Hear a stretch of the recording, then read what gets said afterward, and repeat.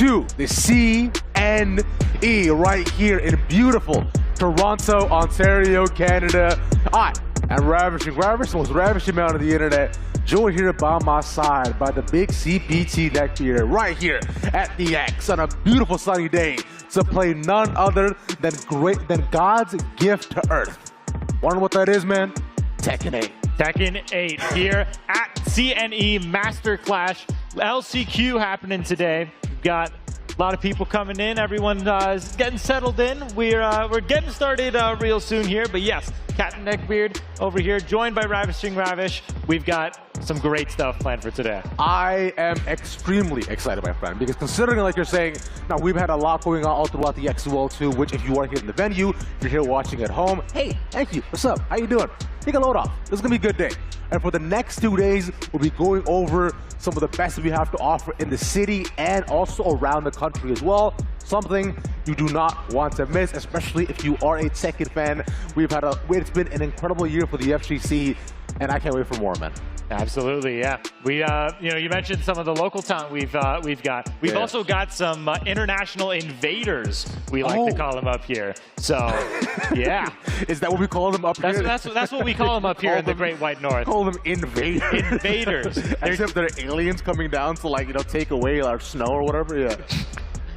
They're coming to take away our prizes is what they're trying to do. Yeah, our prizes. They're our pride. This is come take away all my little goodies. Yeah, it'll be fun. They're gonna come and take away our Intel laptops, which, by the way, once again, big shout out to all our sponsors for, of course, helping put this all on. But I mean, that's gonna be the coolest part about a lot of this too, right? We've got a lot going on here too. Before we get into all that, what I do want to get into is how we got here. In terms of the invaders, I want to take a quick peek and a little sneak peek at our bracket, my friend, just to see, what we have going on here today, what might end up happening, what kind of players you might see. And you mentioned that key little thing, right? That local talent, which is going to be so fun to see for sure. Yeah, absolutely. So we had the previous qualifiers that have been happening around the nation, one in Vancouver, one in Calgary, one in Edmonton, one in Montreal. Toronto, we didn't get one yet. So this is our chance here. Last chance qualifier bracket. Everybody in this stacked region is making the trek out here. Top 32 going to advance to the next day, but otherwise you make top 32, you're playing for pride. You're playing for seeding. You're playing to send a message to everyone else who qualified. Exactly. You want to ensure that you come out on top today. This is it. It's called LCQ. You know what that stands for? Tell me what that stands for. Last chance qualifier. It's simple. That's simple English. It doesn't stand for what I thought it stood for. You thought it stood for something else? I thought it stood for something completely different. Yeah. Literally can't pee. That's not. They got nothing out of you, eh? That's nothing at all. That's crazy. Honestly, I'm sorry. I'm sorry. I tried to, have a little fun. I joke around with you. My bad. It is bad. Yeah, I'm old and miserable. I don't like having fun. I just want to watch some Tekken. That's what we're all here. Just because you have a real job, because you have to, you actually go outside, see the sun or whatever too. It's fine, bro. Some of us have to play ranked. Some of us are locked in. Some of us bought a new stick and don't know how to use it yet. That's not for anybody specific, but it's fine. But like I was saying, it's but you did mention before too, right? Because like to talk about a bit more about our bracket as well too. It's been a lot of talent that we have going on as well, right? And we've got a decent amount of matches today too. Just today, in fact, we'll be looking at 4 sets throughout. Just like I believe about 16 games or so, right? Just approximately. There'll be all best of 3s throughout the entire time until we get to our finals, which will be BO5s, with same sort of format for today and tomorrow as well. Yeah. Absolutely, yeah. So yeah, going to be looking into more of the format we got here. LCQ today, but prizing for the final tournament that will be happening tomorrow. There is $12,000 Canadian up for grabs here, ladies and gentlemen. Going to be distributed amongst the top 8. So top 32, whoever gets within to that top 32 today is going to be moving into the bracket tomorrow. And hey, they get to spend another day at the CNE, why not? And yes, everything is going to be running in a best-of-3 format, meaning first to 2 for the regular games we have here until we get to winners finals, losers finals, and grand finals. Those 3 types of sets are going to be held to a best-of-5, a race to 3. Which is the best part because it creates some of the most incredible moments of the FGC. It creates so much hype and it gets even better too. But You talked about our top 32 and our LCQ. In fact, we can actually talk a bit more about that, because if you remember at the top of the show, we said that we had people coming in from around, but we also had not only this LCQ, but 3 other brackets from 3 other cities in Canada, right? Vancouver, Calgary, and Montreal, all running to converge together. The finalists of those are here with us and will join us here tomorrow. But to get into a bit more of that, let's start a quick video just to see how we managed to gather all these fine people and see what happened there, shall we? Absolutely. Let's take a look. I agree.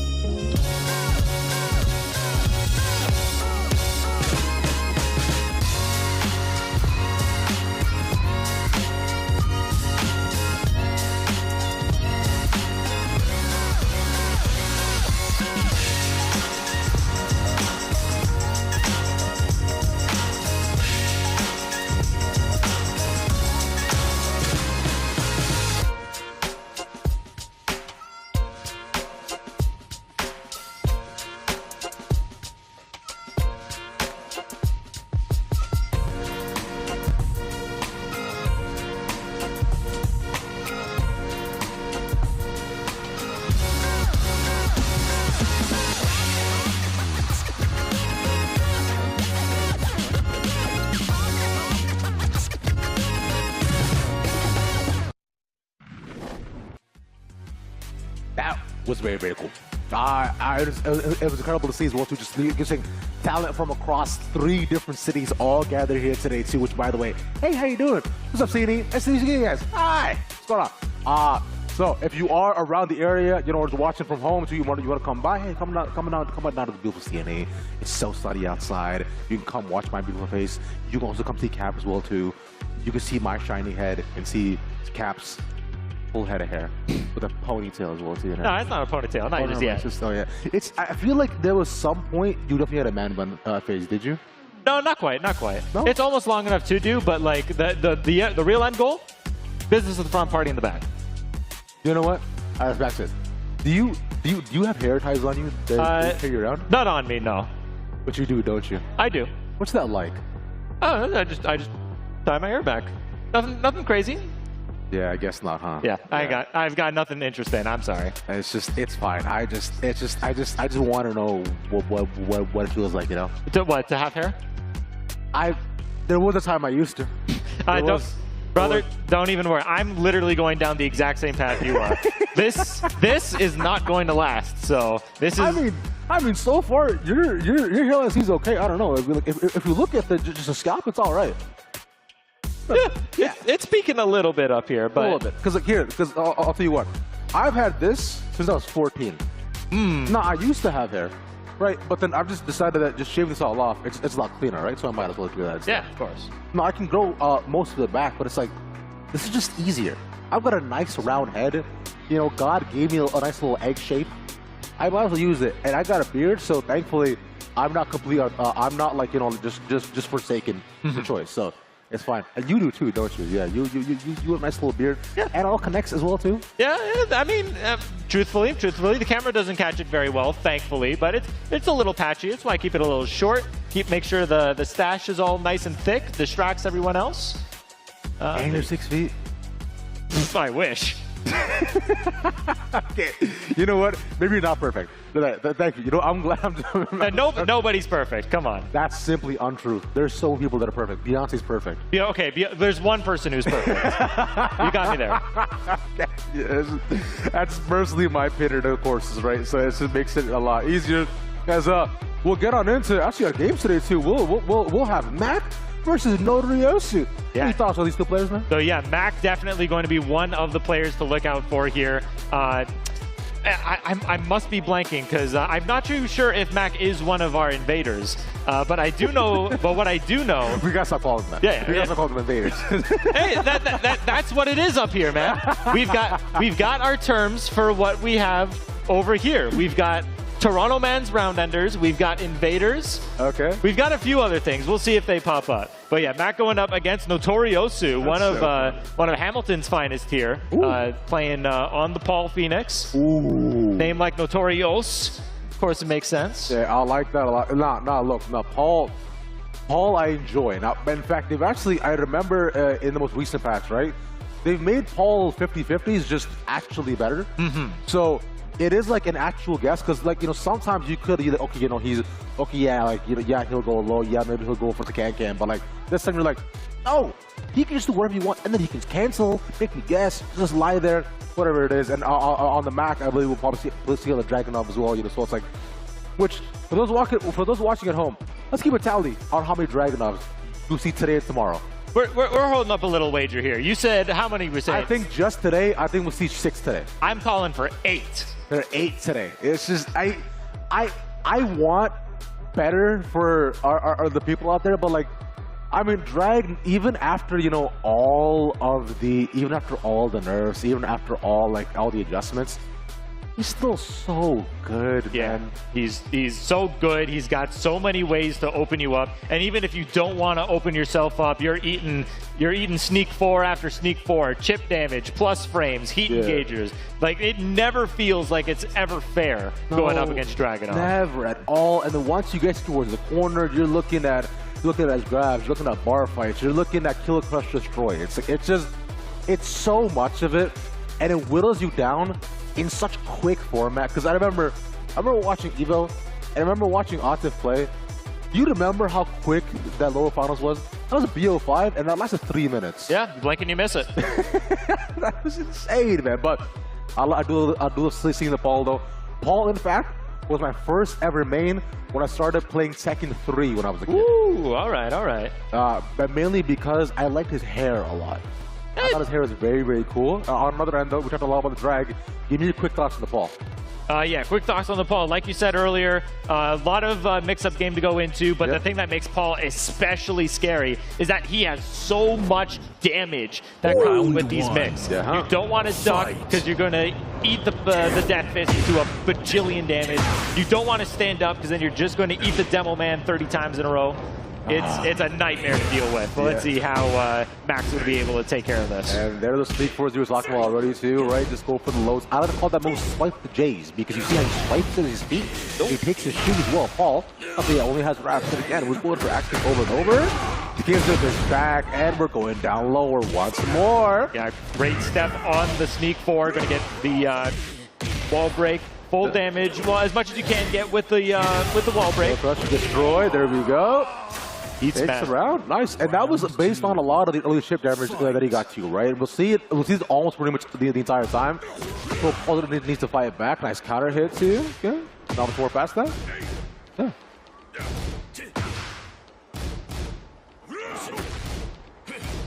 Yeah, I'm playing real small now. Yeah.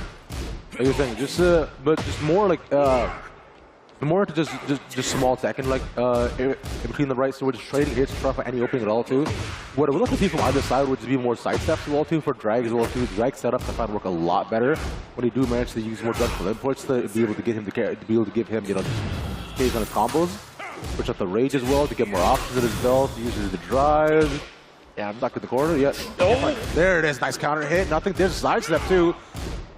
There's a low. I had a massive whip punish opportunity on that up four, or that forward four, excuse me. Yeah. Got a little bit off of it, but yeah, just kept that pressure going.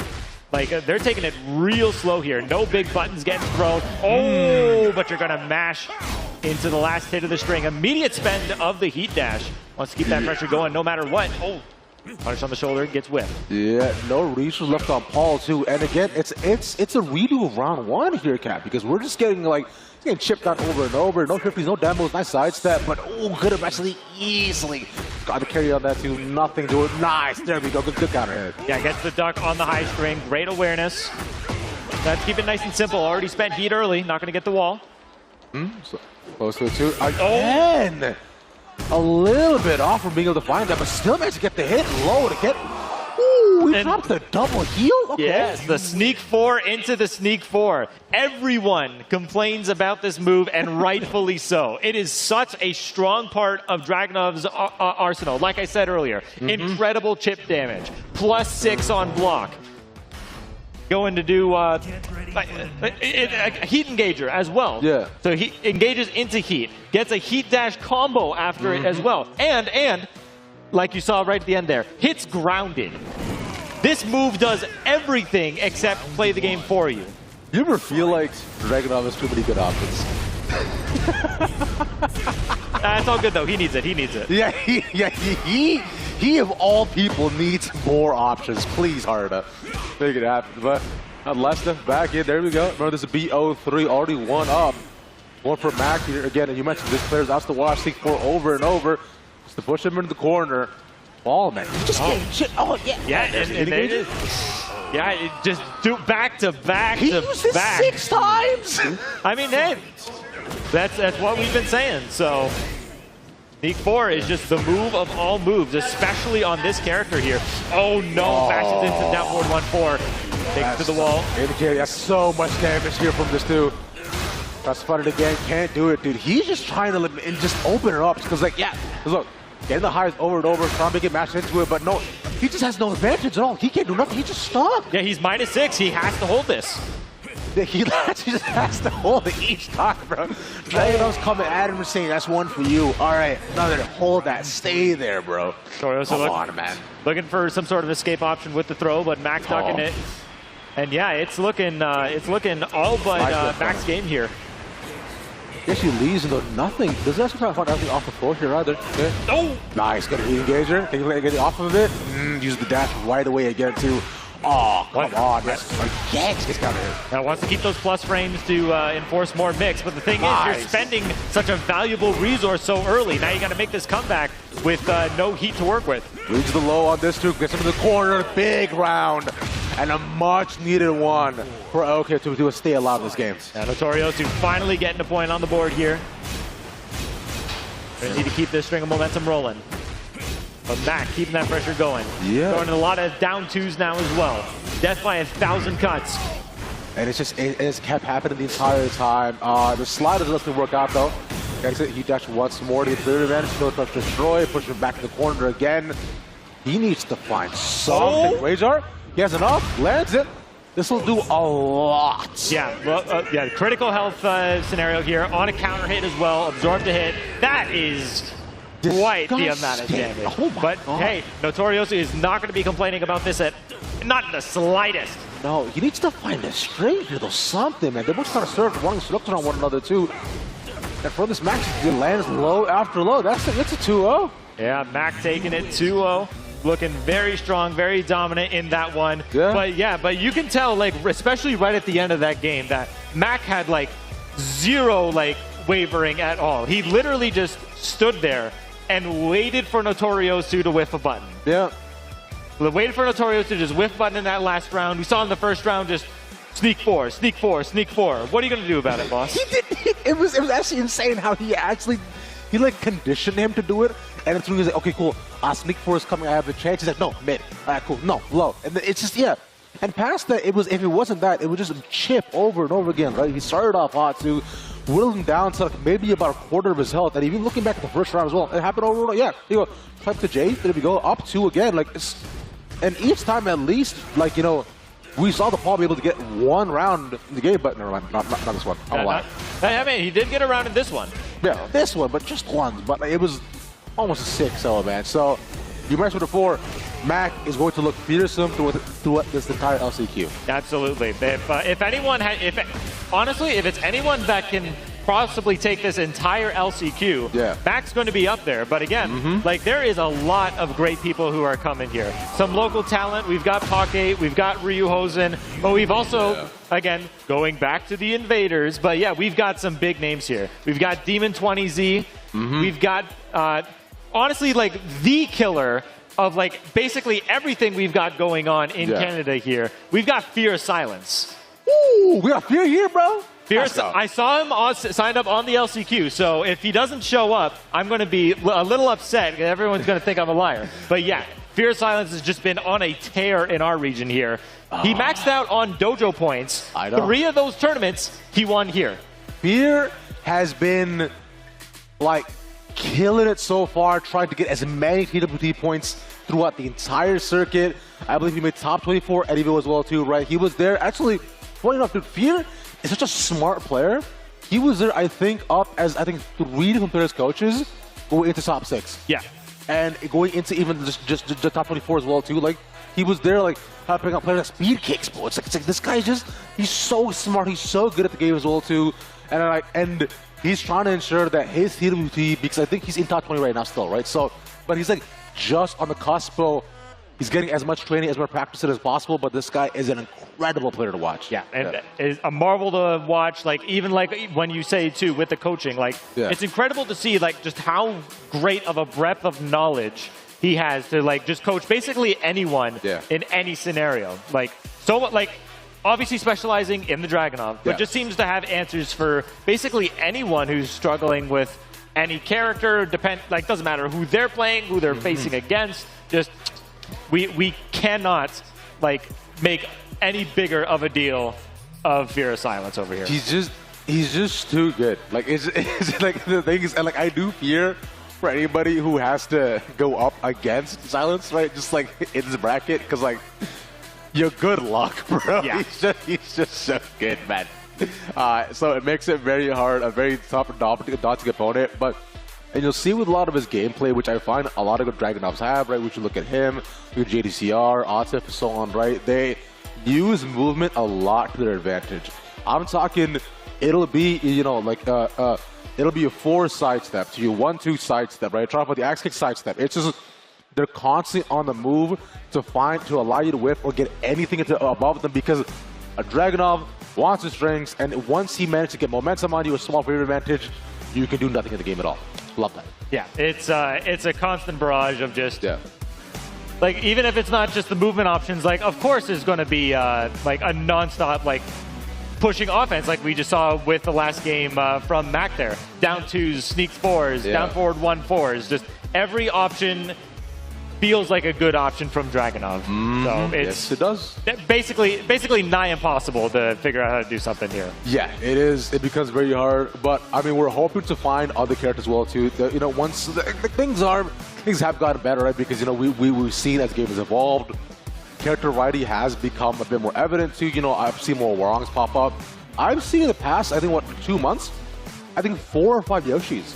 Right, that have actually made more of a name for themselves. Like I remember, I'm looking at just the UK on its own. Like a guy named Sin, who's been like carrying our bracket in tournaments. There, he's been insane, right? And when he does control, in his words, right, he's actually quite good.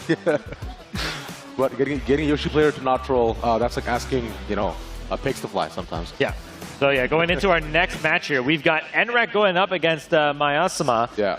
Dragunov from the Enre, fascinating, because I don't quite recall like seeing Enre on the Dragunov before. Like we were talking about him earlier. Usually on the Victor, always has the Pocket Brian. But hey, if you want to win a tournament, this is the character to do it with. So this drag, yeah, man. But I would say Jun, especially after all the nerfs that she managed to get too, it's like I'm so surprised people are playing her too. But she is such a flowy, good character. But no flow able to get off this round though. Yeah, it's Jun's a bit of an interesting predicament. A lot of the Jun players that I've talked to, like, it's weird. Like, I've never seen someone like be so into their character, but yet at the same time just say, oh yeah, like, yeah, this character's boring. But I'm sure the game feels boring when Enre is going on an absolute tear here. Finally getting whip punish. There we go. Should be able to complete the string, push over the wall. I mean, the angle's not good enough for a wall break, though, but that's what I'm talking about. That's still some massive damage. The readjustment still there. Keeps blocking. Almost the perfect, too. Managed to land that funny Enre on the comeback. Puts out the rage. There we go into the dash. And oh! Nice low berry. Bends the heat dash immediately. Wants to keep those plus frames. Has a good 50-50 there, but Enre knows that MyAsma wants it a little too badly with the low and is now giving him a chance to just go behind the back and turn that whole round right on its head.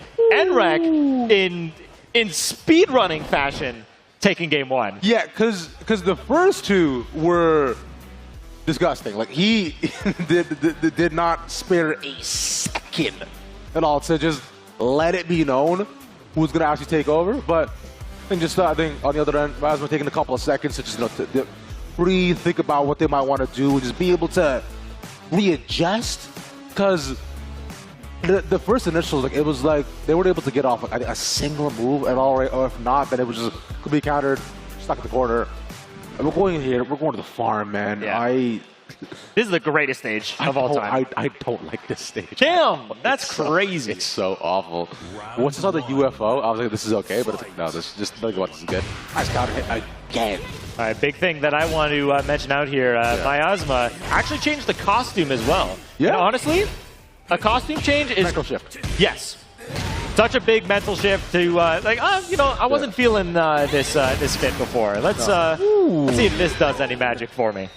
No, but that will though. The slide of the down two again. That was just clean another just hot start for the round, and we're gonna keep that going as well. Ooh! Tried to go big with backswing blow, not gonna work. Great step on the down forward one. That though. Right. Yeah, there we go. Spent the heat dash well out of the corner. Big damage on the wall. Gotta find a lot of it. Down again you go, and swipe.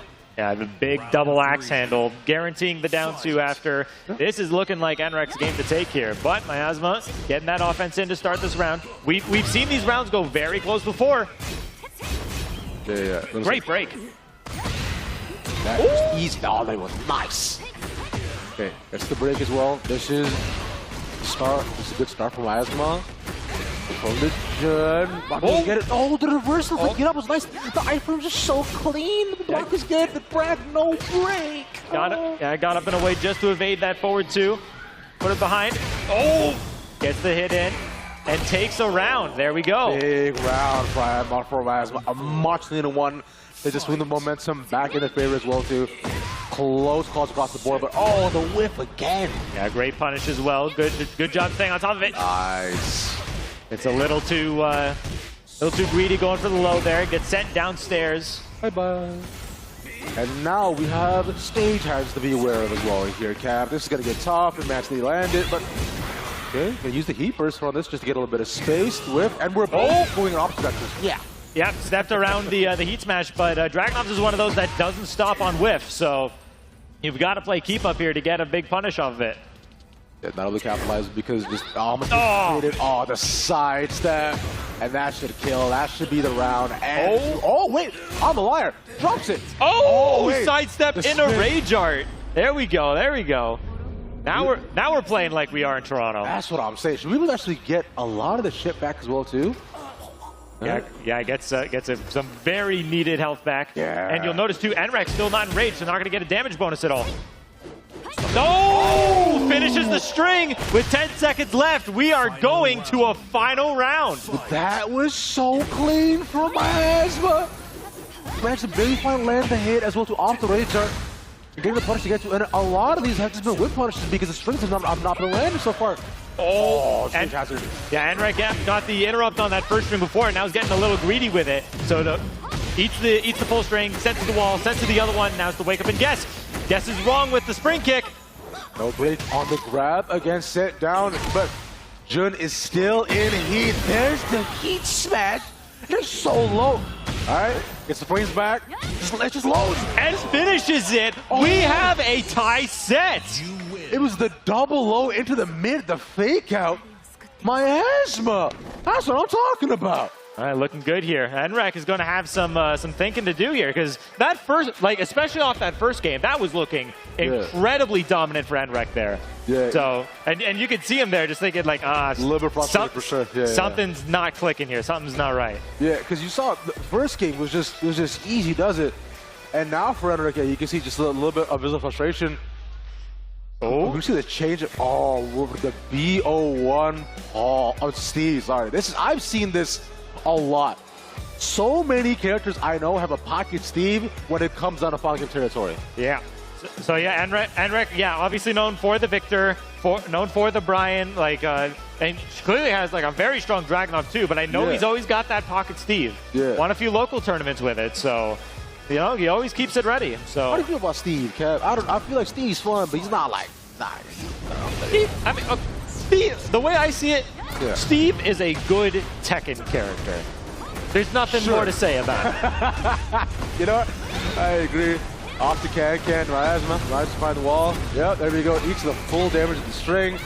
Look at that, just right in the red stuff. Here we go. No break on the grab there either. Oh my. Goes for the wrong getup, gets clipped by it. All right, MyAsma now on the round advantage. Finally taking it over Enre is in the lead. Yeah. That's the 4th trick again too. Off the wall we go. There we go. Finally gets the break. Get off me. No one activating heat. There we go. As I was talking about that, gets plays back in the favor. Just does it again. Run it back. Oh my God. He's just doing forward over and over. Boom. In the mid. There we go. Nice. Activate. Engage. Sonic Bang to start. And look at all that heat that Enre, or all the health, excuse me, Enre has. Oh, I was not too sure if MyAsma mashed into that, but yeah, right as the animation ended, we saw the throw. Big damage, not going to kill because it wasn't a counter hit per se. Oh, expecting the low, so actually dunks on that too, but straight mid, like I thought with Steve, you never truly know as well, right? But nonetheless, around the piece from both sides of our final game territory to move over to LCQ, the only chance they have. There's lower bracket here too, but staying in upper is so much nicer. Absolutely. You don't want to go into loser side if you don't have to. Yeah. Oh, no break on that. Ooh, nice. I think he engaged, push the dash right away. Oh! Eats the can. Should have go right into the wall from here as well, I believe. Yeah, that'd be some more damage, but really clips on it. And the fearlessness to go straight into can. No that break. Kills. Yeah. No break again. Same throw. Now Enre, once again on set point here, does not want to linger in this territory any longer than he has to. Oh, mashes into the string. Drops the combo. Keepers. Oh my God, does it again. Maya's been doing that a lot too, just to put some space between them and Steve. And now with this new Steve in heat, looking for any option to push that out. Oh, gets interrupted. Yeah, stays just out of range of the heat smash, gets the interrupt. Nice. But not going to be able to close this out as Enre is going to be advancing with the Steve Fox. Still well played by MyAsma there. Like you saw the readjustment after what was like a really tough start against the Drag. You know, the readjustment that they had and the right after that as well too. Just a close game by the end, but that pocket Steve does works for a reason, man. Absolutely. There's almost 40 characters in this game, so there's a lot you got to be prepared for. And Steve, truthfully, you don't run into Steve very often. You don't see him in quick play. You don't see him in ranked. You'll probably get a couple in tournament, but you know, not super often. So. No, not at all. Yeah, it's a tough one to study for. Yeah, exactly. Yeah, because like now with Steve with all the stance as well too, right? So that makes it like maybe more interesting too as we look at the run back of this entire set. The first one you saw, it wasn't even close. But then, you know, eventually things got a lot better. Yeah, and then we saw it here. MyAsma almost took it with here, but got a little too greedy going for that low to try to close out the round. And right from there, Enre just spun this game completely 180 on its head, made so much health back. But look at all that chip damage that MyAsma was taking there. Just was a recipe for disaster going forward. But yeah, but MyAsma in this game really woke up here. Was starting to get some important sidesteps, getting some great evasion in there. And even just like simple stuff as that, sidestep, rage art. Big damage, simple, easy punish. No sidewall is going to ruin what you have there. And then, yeah, just varying the timing, throwing in some new unorthodox stuff that Enre was not used to. Got some big stuff in there and was able to close out this game. Yeah. I think the word of the day on that is patience. Oh, hold on a minute, too. There was something that we didn't quite catch there. What's that? That second game ended with a key charge from MyAsma. Oh, so you want to know why Enre locked in right at the end? There is nothing you could do to really. Oh my goodness! I can't believe I saw it. You're going to do that to Enre? That's crazy. He did. Oh, I can see why there was that frustration on his face, and after that, where he was like, "Ain't no way." Yeah, there's always the frustration of, oh man, I should have won that. Yeah. But that, oh man, I should have won that, and you're gonna key charge. His head, right? He's like, all right. He's like, yo, y'all want to play? Let's play, right? Let's get down to business here, yeah. Because like, ain't no way. Actually, there is Fear right over there. Yeah, I'm seeing it right there. Yeah, what's up? Look, he's in the bracket. Oh man. We're gonna have a good day today. Oh, it's gonna be nothing but some great Tekken. I am excited 100%. As with that though, we'll take a quick 2-minute break. We come back. We'll see for 1 second and some more games.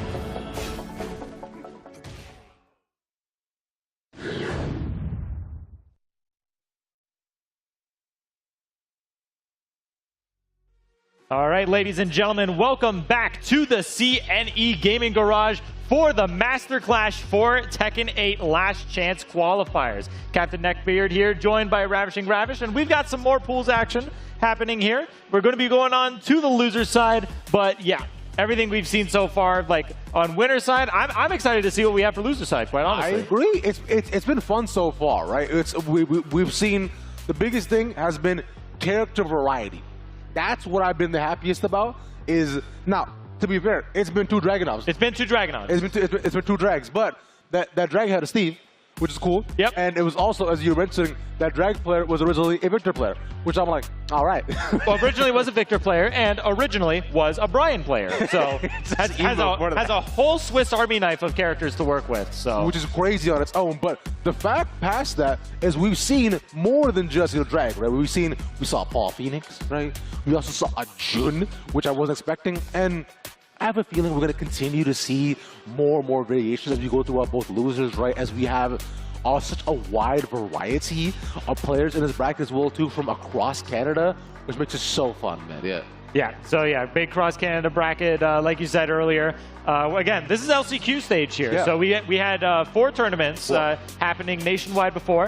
Vancouver, Calgary, Edmonton, Montreal, and all of them are going to, the winners of all of them, going to be coming here. Yeah. 4 finals tomorrow, but for now, we've got our last chance qualifier. Toronto never got a qualifier event, so this is the time to do it now, Tio. I mean, considering you're holding it in Toronto, right? So you probably want to have at least something here. I feel like that makes the most sense, but who am I to say, right? But yeah, like you're saying, well, finally we do get some going on here too with a lot of fun players, and we were talking a lot about the local scene and players that we will probably see. In fact, you recognize a lot of them too, including the ones in front of us right now. Absolutely. Booster Blast and Beeron. So what a name. Yeah, so that. Booster Blast, possibly the king of our region here. He's a lot of things. He's a Xiaoyu player.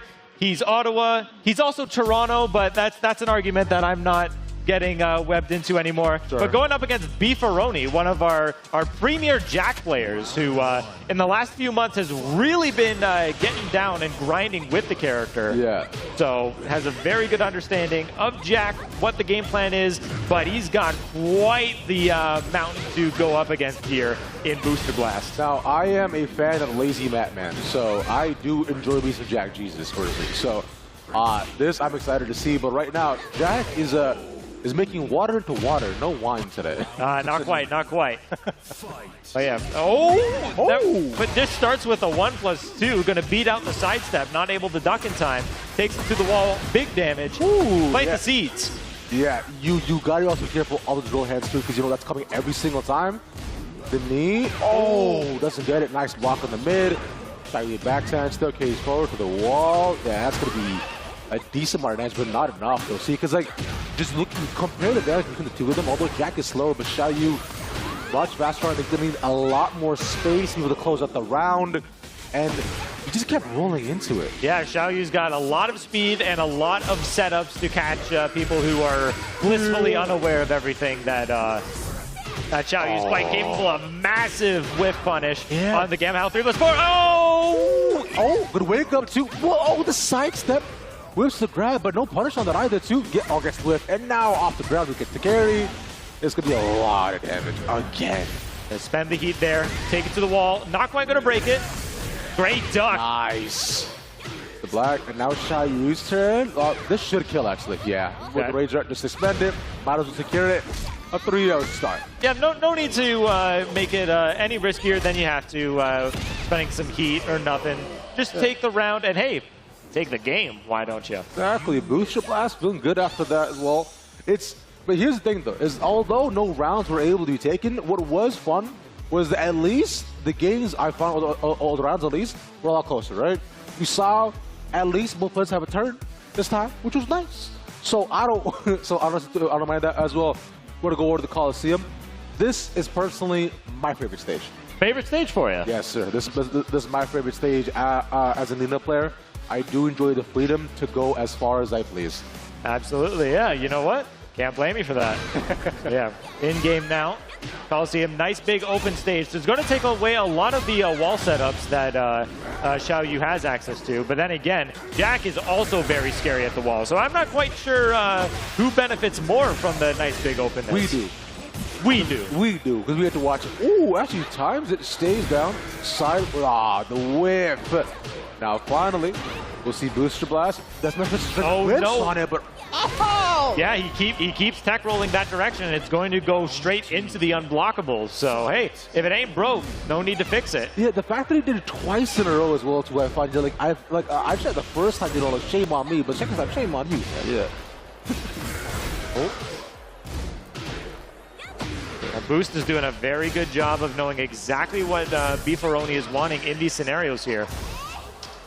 Not giving them the big advantages. Yeah. Great stabs. Again.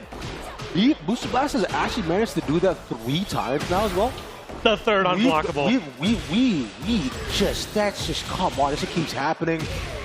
And because Beeron is actually committed to a lot of these Jack moves, he's just leaving himself out in the open to just get hung out to dry. Yeah, immediately goes into Gamma Howl stance, breaks out of the attack that Boost was going for, and gets to keep it going.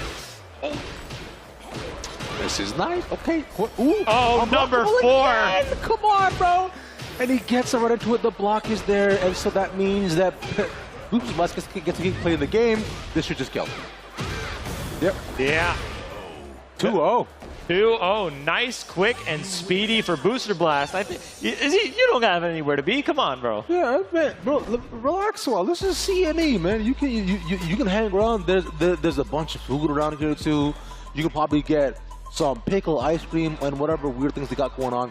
By the way, if you guys are in Toronto, come down to CNE because they have a collection of just such fascinating items consistently. It makes me question what goes on there.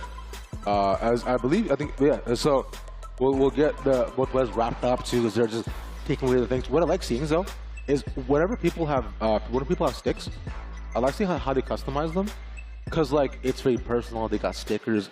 Do you have stuff on your stick? Yeah, I've got some art that I put together. Nice compilation of the characters I play in the various different games that I play.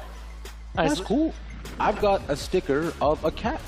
Very nice. We'd love to see it. That's it. But it's sticker that my friend Basil made. So I don't mind it.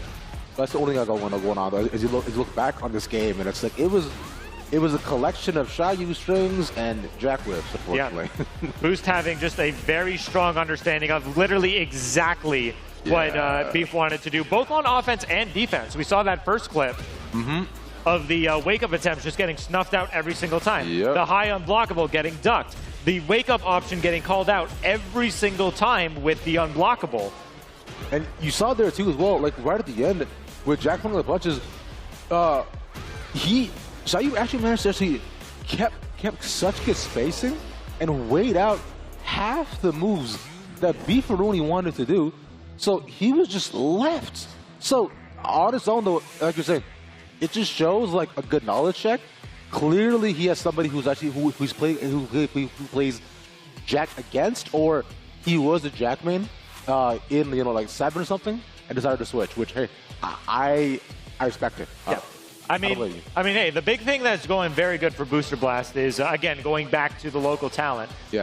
We've got a big like it's weird. They don't have a leader. They don't have like any sort of like organization, but it is a team known as YCR. Yeah, They're just a big hive mind. They all play their games together. Yeah. Like not that I would know anything about it, because I genuinely don't, but I'm sure they've got one great big grind server where they get all their games in. We've got Piano Man, who's very good on the Jack. Couldn't be here today, I'm afraid. But yeah, but again, with Booster Blast, very experienced with Tekken 8 Jack, and a long-time legacy player as well. Went on a massive tear, you may remember, during the Tekken 7 days with the Armor King. Harada, please bring back Armor King. No, he's dead. Let him stay dead. What do you mean, no? What about the story? What about the story, man? I'm not too sure I'm going to be hanging out with you after bracket today. That's fine. I'm okay with that. Armor King is bad. He's just, look, bro, King is bad enough as it is. You guys, remember at the beginning of Tekken 8 Remember what we dealt with? Remember how many death rolls we had? Remember how many alley kicks we suffered?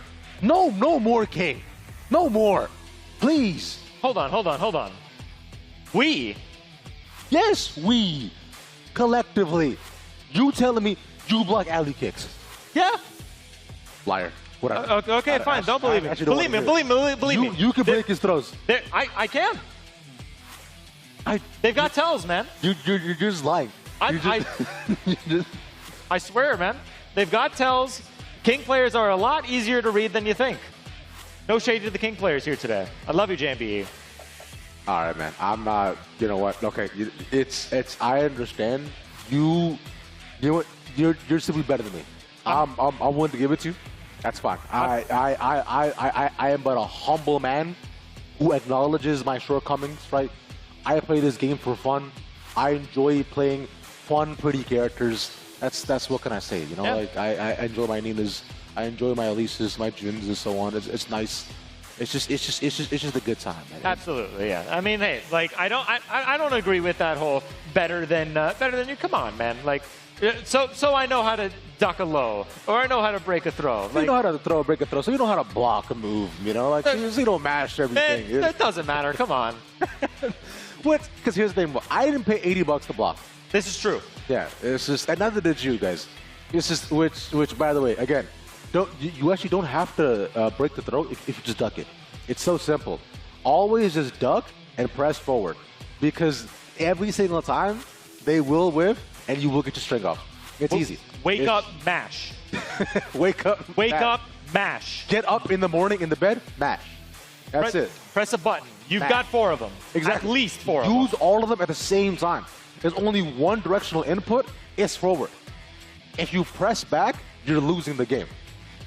I mean, you know, you joke about that, but like the big thing too is that like the biggest change that we got in Tekken, in my eyes, with Tekken 8 is the inclusion of chip damage. So if you're sitting there and you're trying to block something until your opponent gives you something punishable, you'll blink and realize, oh, hold on a minute. I am missing literally all of my life bar.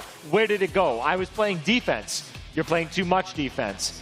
Tekken has always been a strong legacy game based on your defense. But what separates Tekken 8 from anything else is that you need to play active defense, not passive defense. You can't sit and wait and understand your opponent. You have to just hop kick. Do it. Doesn't matter when. Yeah, you're right. Hop kick, forward, just down 4. And remember, every single time they're low, just press low, just go low. They'll never read it. It's as simple as. It's simple. Because look, no one blocks lows, right? So surely, if they have like, you know, like, surely if they're down to just their last little sliver of health, it's always just, you know, just, down 2. They're not going to block it. They never do. What are you talking about? That game we saw with Enre earlier. Psh, come on. No one's going to expect a low. No one's exact. See, that's what I'm saying. No one expects a low when they're low, right? It just doesn't happen. It's not like it's the most common thing that you used to close out rounds, right? Oh, of course not. Of course not. They're not gonna low parry, carry forward a string, wall break, and then rage art. No, they're not gonna do that. Not possible. That hasn't happened to me 1,000 times. No chance. No chance. It's just I realized because I have a friend who I play with a lot, right? And he plays Yoshi, which so my life isn't fun. But because we both have tells. Like, for example, he usually wakes up and grabs, and when I play Nina, I like to fuzzy duck a lot, fuzzy duck into the grab strings, but I almost always, as a string, I always complete, which is the 1-for-1 that I do, right? Which allows for a ground splat, and each time, and after that, I usually go low, and I'll land the string, but then afterwards, he'll always read the low.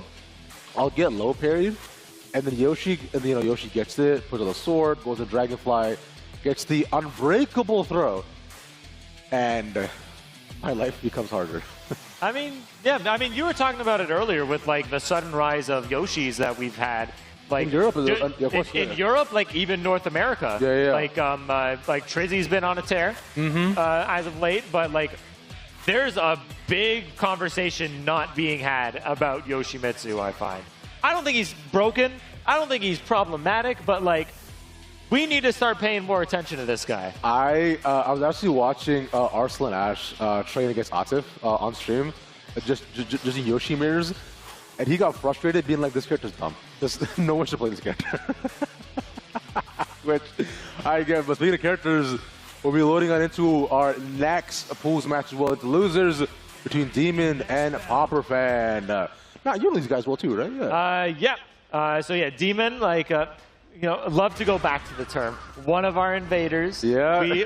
But hey, we love these guys. So it's honestly, we're at a spot where it's like them being able to make the treks over here as often as they do. It's truly a blessing to have. It is indeed. It could never be a bad thing. But yeah, going up against PopeFran here on the Fang. So. Ooh.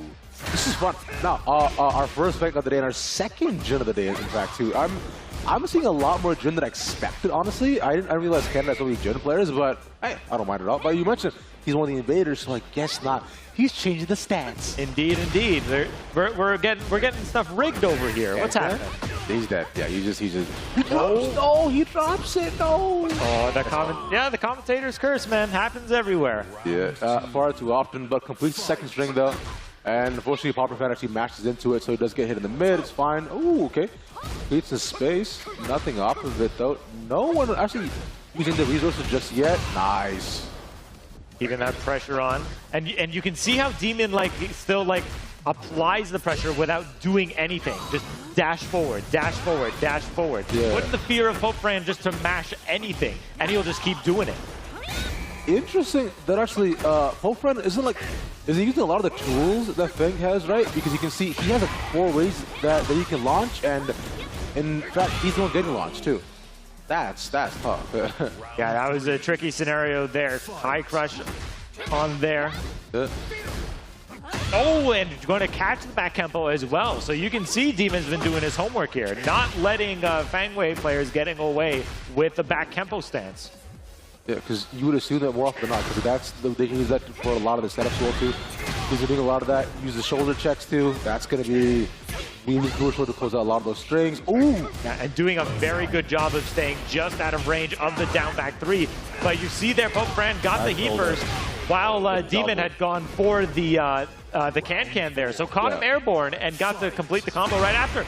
Into the quad launcher. I'm loving this. Just right away. Dude, Demon's done this in I think every single round so far. He starts it off right away getting into it. Oh, okay, gets the hit on the wall. That's gonna do so much, man. Oh, needs to get up. He's just stuck there. He's going nowhere. Bye-bye. Yep, just gotta sit there and hold it. Jun Kazama, everybody. Oh, love that too. And it's like, and bear this in mind, this is Jun well after, I think, 4 patches. Yes. Right? Where she's got reduced damage on the string, she's got reduced healing as well too on her heat. It's just, God, yeah.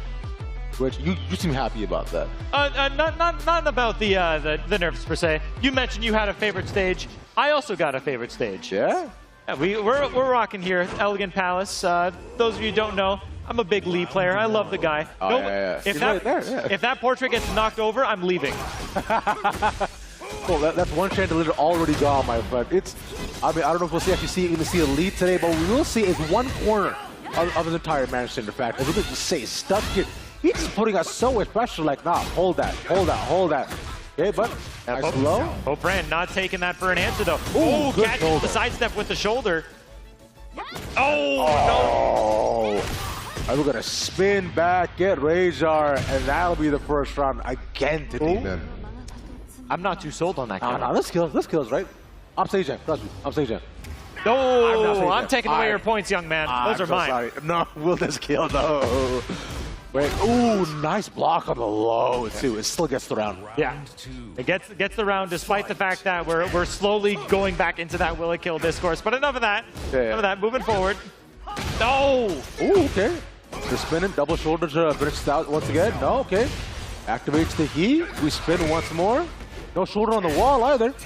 Oh, gets it again. Oh, not getting these optimal combos at the wall.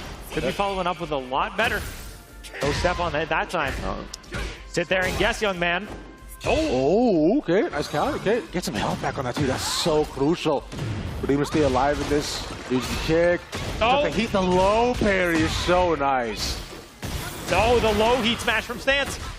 Wasn't quite looking out for it and checks it out with the mid. Here we go. Tie game. And the portrait's gone. And bye, man. See you later, bro. But you know what? We didn't see it drop. You know, let's assume it got stolen. Okay, right? that's fine. That's fine. That's fine. I didn't see it fall. Yeah, it doesn't matter. It's okay. But what matters right now, though, is that PopeFran finally waking up a little bit to being able to read what he wants to do. Ooh, okay, that was nice little yeah, got a little greedy with the sidestep 4 attempt there, and is now going to eat the entire life bar, possibly. Oh, and you're stuck in the corner, too. Not where you want to be against Jordan. Just a wake-up shoulder! What? What did I say? Wake-up mash. Wake-up mash. You did not pay $80 to block. You want to make sure that you're going to go ahead and press R1. That's what I have in mind to do. But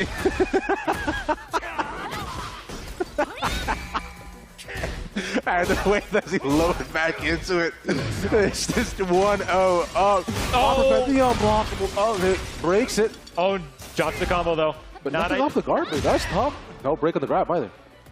Yeah, and you can see Demon now just standing perfectly still. Nice. But standing still a little too often here, opening himself up to potential guard breaks. Yeah, gets a second, but again, that's been twice now, almost nothing of the guard break too. Both the heat, rage, this should land, yeah. But does it kill? Huh? What do we got? What do we think, Cap? Yes, what do you think? yes. It kills? I think not. Oh! I called before. I called it right before. The low goes for the mid. There you go. Nice, clean, simple. Don't need to put any risk into it if you don't have to. Throw the quick mid, catch the wake up. We've got a tie game. Yes, we do. 1-1 once again. I am very happy about this. I was afraid that we would get, you know, just 2-0s almost the entire day, so I'm glad we're making this competitive. No switch up on the characters, but this time we're gonna go to we're gonna go to Dundas Square. Young Dundas Square. It looks a little different here, but you know what? In the world of Tekken, I'm sure we've got all the big fancy signs and everything. We've got the stairs. We have a statue of Leroy Smith for whatever reason. Yeah, which is insane to me. You know, I think when Leroy says I'm not going back, I think he means home. He just wants to stay outside. But I know, king of being outside, Fang is gonna stay right here, just catching all this smoke. Oh, look at that rise! Gets the launch there, gonna send it to the corner. Sidewall, gonna mess up the combo just a little bit, yeah. Yeah. Tough scenario to be in. You always get thrown off once the sidewall takes away your combo, but Demon taking full advantage of the opportunity given to him. There are some options that Fang has to if you want to try to continue the combo from there, because he could actually shoulder to at least, like, you know, try to make it a bit more lateral and try to make it, and try to continue the combo from there, but he just gets it again. Come on, that's so clean. Man. Yeah, wake up mash, wake up hop kick, wake up shoulder. Working great for PopeFran here. Yeah, but that's what I'm talking about. No wake up mash this time, but at least just the patience of anything. To wake up 1 second, going all the way back to the corner once again. Gets the full string off too. Oh, the sweep. No duck on the low this time. Demon now once again finding himself in set point territory. Again, 2-up, 2. Seems like both players adapting to what the other wants here as well, even especially after the previous game, right? He's been playing this a lot more patiently, waiting for the shoulders, gets the heat. No. Nice. Yeah, this keeps it going, ends it nice and early. Blocking the low, but it was a little bit off axis. A little bit there, but still kind of hard in the corner there too. It's not ideal. Oh, doesn't want a second. Down back 3 gets the counter hit, knockdown. Oh, they both go for evasive options. Right, able to get it. Still has the heat though. Comes to the corner. One more low. Oh, the whip. Heat smash. Gets the wall splat into the rage art. Rage arts. Oh, it doesn't connect because it already hits. Wait, what? Wait, what? They stood up. They stood up. They stood up. They both put their controllers down. They weren't expecting that to happen. Yeah, PopeFran had a chance there. Demon20Z had his pants down for but a moment. No. But unfortunately, PopeFran also dropped the ball there. Demon cleaning up after a scary situation there. Oh. And it will be Demon20Z moving on in the bracket. He could have pushed it to a final round at least, but no, they both thought, yeah, it was all just over, and they're waiting for it to happen, and then I guess they're looking away, but they're like, wait, the game's still going on. So You tell me, with interaction, the Rage Art, did it just not clip? Or Okay, so this is something that I know does happen with Rage Arts pretty consistently with this game. Yeah. So you do a combo, you get it to a wall. You can't hit them against the wall while they're already, after they've already been wall splat, and then do the Rage Art.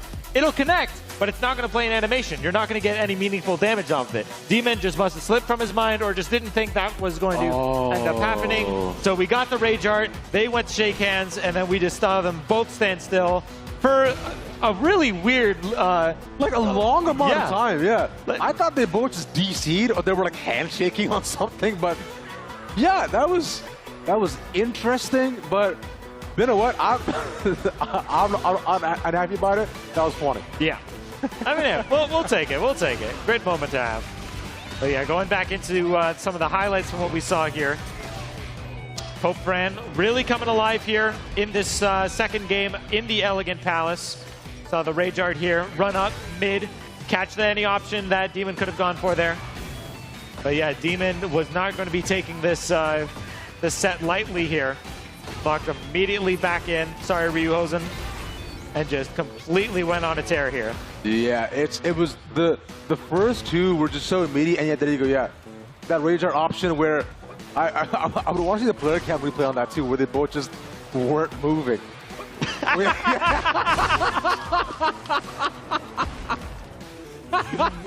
He's like, wait, hold on a sec.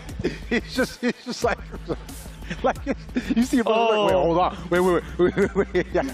like there was stages to it. It was like on the GGs, whatever. Yeah. Wait, what's happening? Oh, it's not over. That was so good. Oh man, you know what? Out of all the things I was expecting to see today, that was not one of them. But I'm really happy about it. Yeah. That was awesome. That was quite possibly the best outcome we ever could have gotten out of a scenario like that. So. Yeah. Which means that with this, we still do have one Jin player alive in the bracket too, right? Which is nice. And I believe there's one Jin player still to Dragunov as well, right? So that's moving through. And with fear, that's 3 Dragunovs already we're seeing. So, you know, closer to closer, I find like my numbers looking pretty good, man. Yeah. I mean, but hey, this is only like the first block of matches that we've seen thus far. That is true, yeah. So there's still probably, you know, those 8 Dragunovs are sure to be here somewhere. Guys, please show up. Don't make me wrong. No, not at all. That's what I'm saying. So that's what I'm saying. That's something, right? It's like there's still 3 more blocks to go, right? That we still have to run through, right? That's still 4 more matches, which I mean, we'll be here for some of them, but there's still a couple more people that you know. That gonna come in, like, you know, like some more beautiful faces we gotta see. Get some time in, get to hear their voices as well. Give them some time to shine here at CNE. Exactly, it would be very, very nice too. Which in fact, so you know what? I think we'll actually see them quite soon too. Which by the way, I gotta say, man, it's the stage, the arena, the area here, man, is so beautiful. I'm happy that it's like a bright, sunny day right here in Toronto. And it has been for the past little bit too. There's a lot going on this week as well too. Where the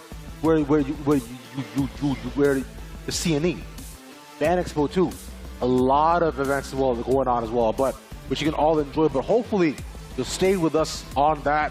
Speaking of which, we'll be back after about 5 minutes with 2 new faces and a lot more Tekken. We'll see you then.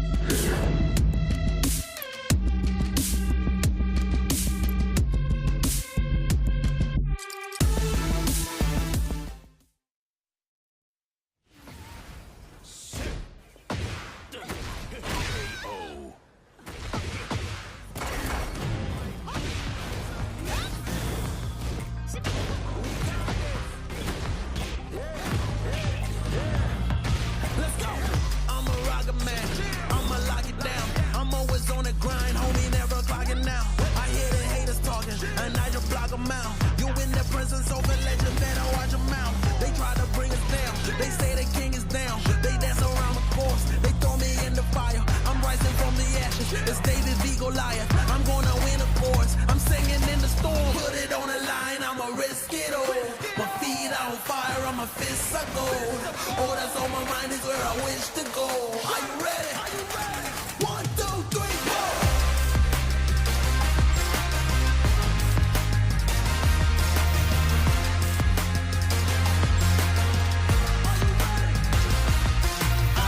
searching for something that was worth it. Didn't know that the journey would just bring us back home.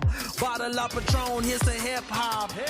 Didn't have a lot, now there's Gucci on the flip flop. Sailing till the ship stops. On El Dorado we be riding. Forget a saddle made in God's image, yeah I live with him.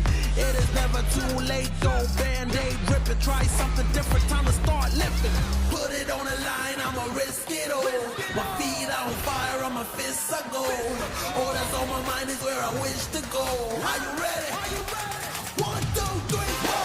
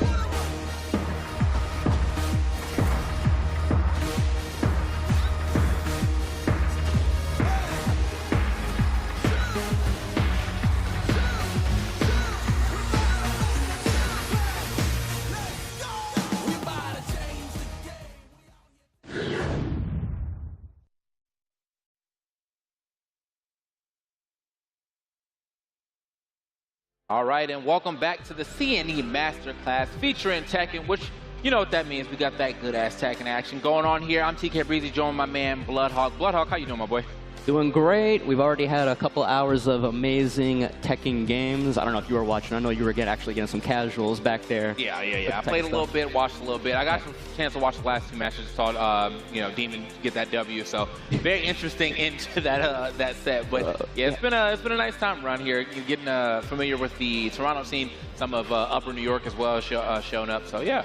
Yeah, if you haven't been, if you're just joining us now, you've been missing out on some great matches so far. We've already seen like you said, from Upper New York, we've seen Mac play, Demon 20Z. We've also seen Canada's own Booster Blast put it on a display with the Ling Xiaoyu. And we're only going to get even more great matches to come. So I'm excited, and I hope everybody here watching in Toronto at CNE is excited as well. Oh, yeah, man. And I think this is like my first time being here for CNE as well, which has been like a... I didn't know we were getting into when we first showed up here. I didn't know it was like their actual, like, it's basically like a state fair, but a countrywide fair. And yeah, I've been outside, kind of walked around. There's a whole like amusement park thing going on over there too. Yeah. So once we're done here, I'm gonna go see what that's about. Yeah. But overall, yeah, I mean, I'm just happy to be here hanging out in Toronto one more time. Usually come here like 2 or 3 times a year, and this is probably number 3 right now. So, you know, getting a little late in the year, so I'll get it.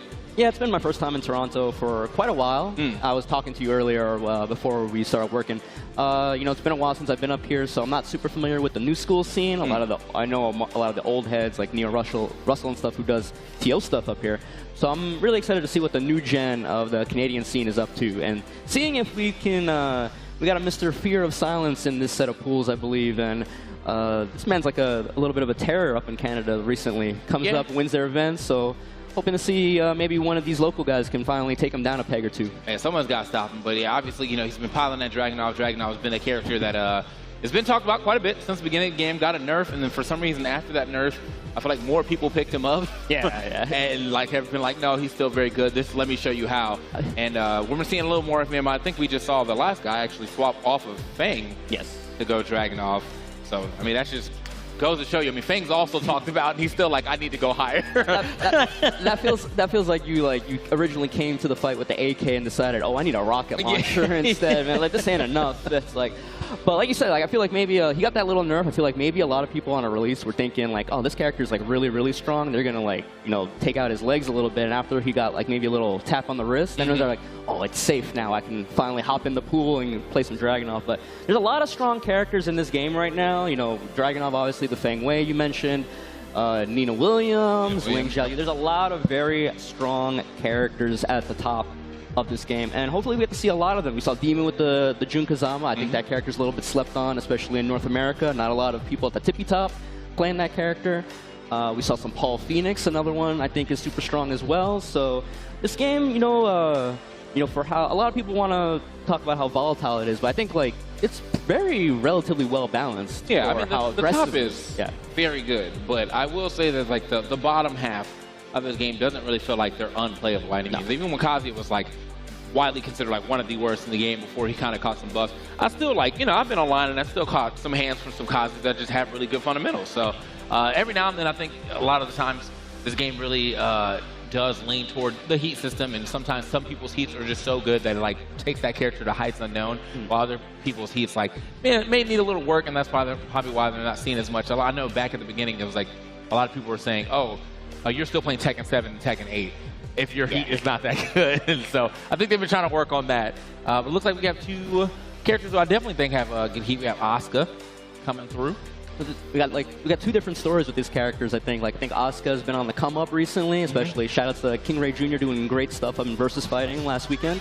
And I think Reina is like maybe the stocks have come down a little bit on Reina until maybe Yagami at EWC did a great showing this weekend as well. But we'll see how it goes on, how this first match does. We got Madison on the Asuka and Dracus with the Reina. We got the first launch. I'm actually kind of surprised that, like, you know, the Reina stocks that went down. I think, you know, obviously a lot of people wanted the player to choose a new character. Yeah. So you obviously see what she could do.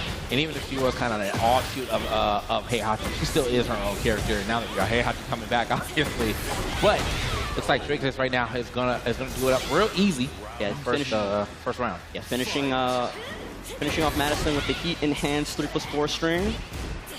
And going Heaven's Wrath, gonna chip away.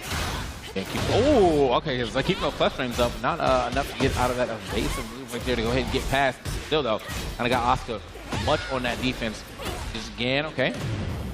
And it's like Asuka as a character can be so scary to try to get continued pressure on because she has so many good options to get you off her. She's got the reversals, she's got can kicks, the back 3, the dragon wheel kick, on top of having the attack reversals and the sabakis as well. So, you know, you start chipping away at her defense, all of a sudden you start feeling like there's something wrong going on here. You start feeling hesitating a little bit. Yeah, right there. It definitely makes you want to like hesitate. Her panic options out of stuff like as you saw the back two right there, and on top of the big carry is the one you really want to look out for when you're trying to put some pressure on. You're jabbing and whatnot. Next thing you know, you get rolled into the wall. There it is. Oh, actually got grabbed though. Very very smart from Dracus. Realizing, all right, I put the pressure on. I know you're probably getting a little shook. Gonna try to drop the carry. Guaranteed grab. Big punish right there for the game. Dracus really piloting that Reina to great success. Yeah, really strong first game from Dracus. Like Madison had some, decent spots here and there. Like, it's one of those things where it's 3-0, but, she didn't look super out of it with the Asuka. Hopefully, just makes a couple of small adjustments going into game 2, and then hopefully bring it to the game 3. I mean, I never like to see blowouts. I always like to see competitive games. I like to see people making the small adjustments and the counter adjustments. That's, that's top-level fighting games, right?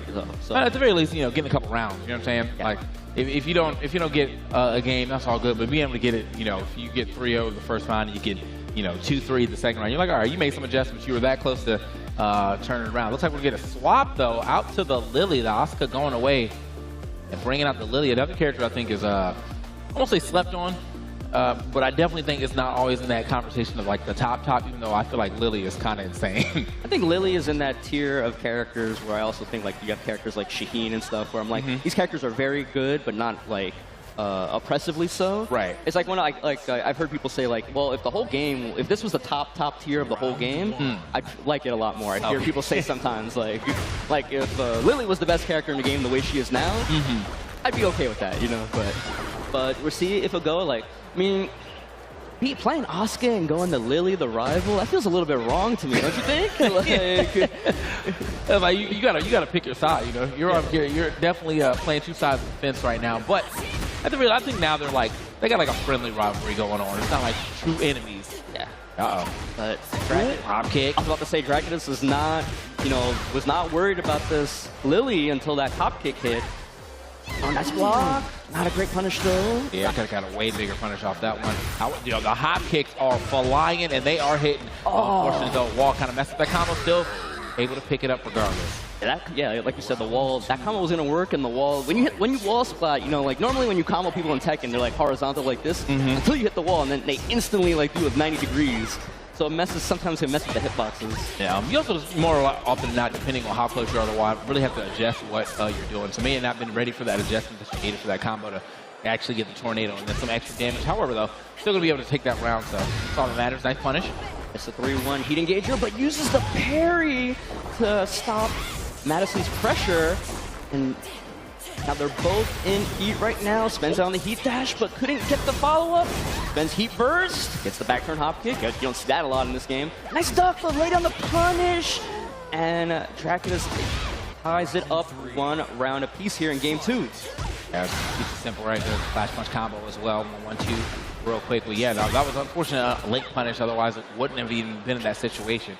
However, here we go. It's guaranteed damage off that. Could have got the voila. The frame trout, the hop kick, no dice. Does unbreakable throw from Sentai. Have to duck it. I like that faking out with the little wave dash, just trying to like provoke a response, because Madison's been doing a lot of like sidestep, hop kicks kind of on prediction. This launch, she's going to take it, and now Dracus 1 round away from moving on with this pretty strong Reina. Yeah, Reina's definitely looking good. Been piloting to great success now. Oh, scooped up again. These grabs definitely working out for Dracus quite well. Oh, no punish on the power crush? Yeah, you definitely got to get a nice little jab punish on that at the very least. It's the pressure. I mean, it feels sometimes a little overwhelming, especially when you're going to these arenas and they get into the groove. That was the type 3 right there. They get those plus frames, immediately jumps into the electric after, and the grab, the command grab at the wall. Go ahead and finish that off. Good stuff to Dracus, taking that set. They will be moving on. Let's see where they actually go. Yeah, looking real strong on the bracket. Yeah, looking real strong with the Reina. I like the ending sequence right there. I think she was testing her opponent with the sentai throws in the open a little bit, and they're like, oh, she's not ducking here. So she ended with that sequence at the very end. She did a heat burst into the Heaven's Wrath throw. I thought the angle was a little bit off. That throw does do extra damage when they throw them into the wall. But, you know, sometimes the Tekken gods smile on you. The angle was just right and got the extra damage for the killing hit. So, it's up to them. The sidewall, the sidewall giveth and taketh away this time, but it seems like it gave Dracus. Like, you're close enough. Here you go. It's your wall now, so they will be moving on. You see right here, early on, we were talking about the Asuka panic moves, and I think right before that throw came out, Dracus was pressuring with the Reina down forward one, and then sometimes you just feel like, when you get enough experience against Asuka players and stuff, you like, you poke a couple of times and you feel like, okay, here's where the reversal is going to come out, here's where the can. So definitely left the gap and then punished it with the throw. Really smart stuff. Yeah, no, it was definitely like quite a bit of, like, it was like, I felt like the way that Dracus was hit those jabs was the intention of, all right, we're going to bait that out, because it was like, jab, jab, okay, now I'm going to go for the grab, because I've hit you enough where you're probably like, I need to get you off me, so let me go ahead and use the parry for the to get off the next jab pressure. Nope, not going to happen. Yeah, and, you know, Madison tried their best. They had some good moments here and there, but, you know, sometimes, you know, your opponents just, sometimes you just get outclassed a little bit. It's something to be ashamed of, though. Yeah. I mean, like, that just means you got more things to learn. I mean, sometimes, like, that's one of the biggest things I like to try to take away from ranks. Like, if I get triple perfected, I'm just going to play a game regardless. Like, I don't care. Like, if you triple perfect me 6 times, then sick. But if I'm like, I'm not going to just leave because, like, oh, that guy's way better than me. He is way better than me, but I could probably learn something from this match later on. So. Yeah. On the opposite side, too, like, no matter how good you are, until you can, like, triple perfect, like, a Tiff or Arslan Ash, you know, you can always be better. You can always do something better in those matches. So I always like that part of fighting games. There's always something to be better at, something to improve, always some aspect of the game that you haven't explored yet, and that's why I think they're amazing and fun. Yeah, fighting games are, I mean, definitely fighting games love, fighting games life. We got a lot of actual setups. I don't know if they're still doing free play, but they were doing a little free play back there. I actually got a chance to play myself too, so if you're one of those people like, I want to get into some Tekken, you might be able to go over there and play right now. I know we got some free play area here in the retro arcade as well. I saw a couple of setups over there too. I saw Tekken 7 over there. Oh, they kept it super retro. Yeah, no, if you want to go back in time for a little bit, I know I've seen a couple people on the time I talk about some, they've been playing some Tekken 7 recently, and they were like, yo, this game, like, don't do that. Y'all always do that. Like, you go play the new game, and you're like, no, honestly, that last one was, the whole time we were playing it, for real, we were still complaining. I saw the last, I think the Lydia patch when it was down for, like, you know, like, obviously, like, it's down for, like, half a day or something like that. Yeah. I saw some of the streamers on my Twitch, like, that's when they decided to go play Tekken 7, because, like, oh, Tekken 8's down, well, we got to play some kind of Tekken, let's go play Tekken 7. So, you know, even when you can't play 8, the itch is still there, and you got to satisfy it somehow. Yeah. I'm definitely a lab monster when it comes to this thing, because if I'm not playing anybody online, that's totally fine. I'm just going to sit in the lab and continue to hone certain combos. There's a current Lydia combo, which I don't know why this has been so hard for me lately, because I play Nina. She has quarter circles in her combos. I never drop them. I'm dropping them all the time with Lydia right now. And I just like, so every now and then, like after I drop it a couple times in a tournament, like, or in a ranked match, I'll just sit in the lab and continuously do it until it stops dropping. So it's weird sometimes, because even though it's the same kind of motion, some characters feel like they can buffer it throughout stuff, and other characters you can't. So that might be part of the issue. I haven't tried the harder Lydia stuff myself, but I think I know the combo you're talking about. And, you know, it's just weird. You just gotta, you know, like, I've done this before too, like in other fighting games and even Tekken. Like, I can't do something and I'm like grinding it out for hours, and then like I give up. I get mad, I go like take a break or even go like sleep, and then I come back 2 days later, and then all of a sudden like it hits. Like all of a sudden it's hitting for no reason. Sometimes you need that break. Yeah. Yep. Looks like we got our next match coming up. It's going to be Pocket and Unexcited. Pocket, pretty short place wall ring. I remember from when I was at Gamo, they actually did quite well at Gamo as well. On the other side of things, not sure too much about Unexcited, but we will find out soon because we have a big screen in front of us, and it's going to show us playing. Unexcited's one of my boys, actually, NYC Tekken guys. Okay. So, yeah, plays Jack 8. Okay, word. Yeah, I'll be interested to see. He's definitely one of those kind of players that play by feel. He'll ask you questions and stuff, but he's not a numbers first kind of guy. He's like, okay, let me figure it out, and then if I get blown up, then I'll ask people like, what can I do here? So we'll see. Jack 8. He can get bullied sometimes, especially by a character like Horon that just always, like, especially if you're not used to the matchup, it always feels like, when's the pressure end? That kind of feeling, right? Where's the gap? Where's not? Because the flamingo pressures, you know, that stance dancing kind of stuff where you're going from stance to stance. If you're not ready for it, it can feel really overwhelming. So we'll see if Unexcited can navigate the pressure, or if Pocket's gonna string him up, so to speak. Yeah, I feel like it's a little bit on both sides too, because I feel like Jack A definitely has very good, like, if you let me play plus frames games, then like you have to deal with a lot of that too. You're not ducking gamma hop 4 or whatnot. It becomes a real issue. So, okay, speaking of, I'm coming straight through though. Heat engaged. Okay. Uh-oh. Now blender time. Get off me. Ooh! That's a good choice. The power crush. Like, so I like that from deep. Couldn't actually. I think Watering definitely has a couple of moves to try to get him over there in time to keep the pressure up, but didn't hit the right one right there. So that can activate Heat for free and gets a full combo. Keeps it simple. Still has Heat. Oh, tried to spend it on the bubble, but too far away. Spends it on the Heat burst.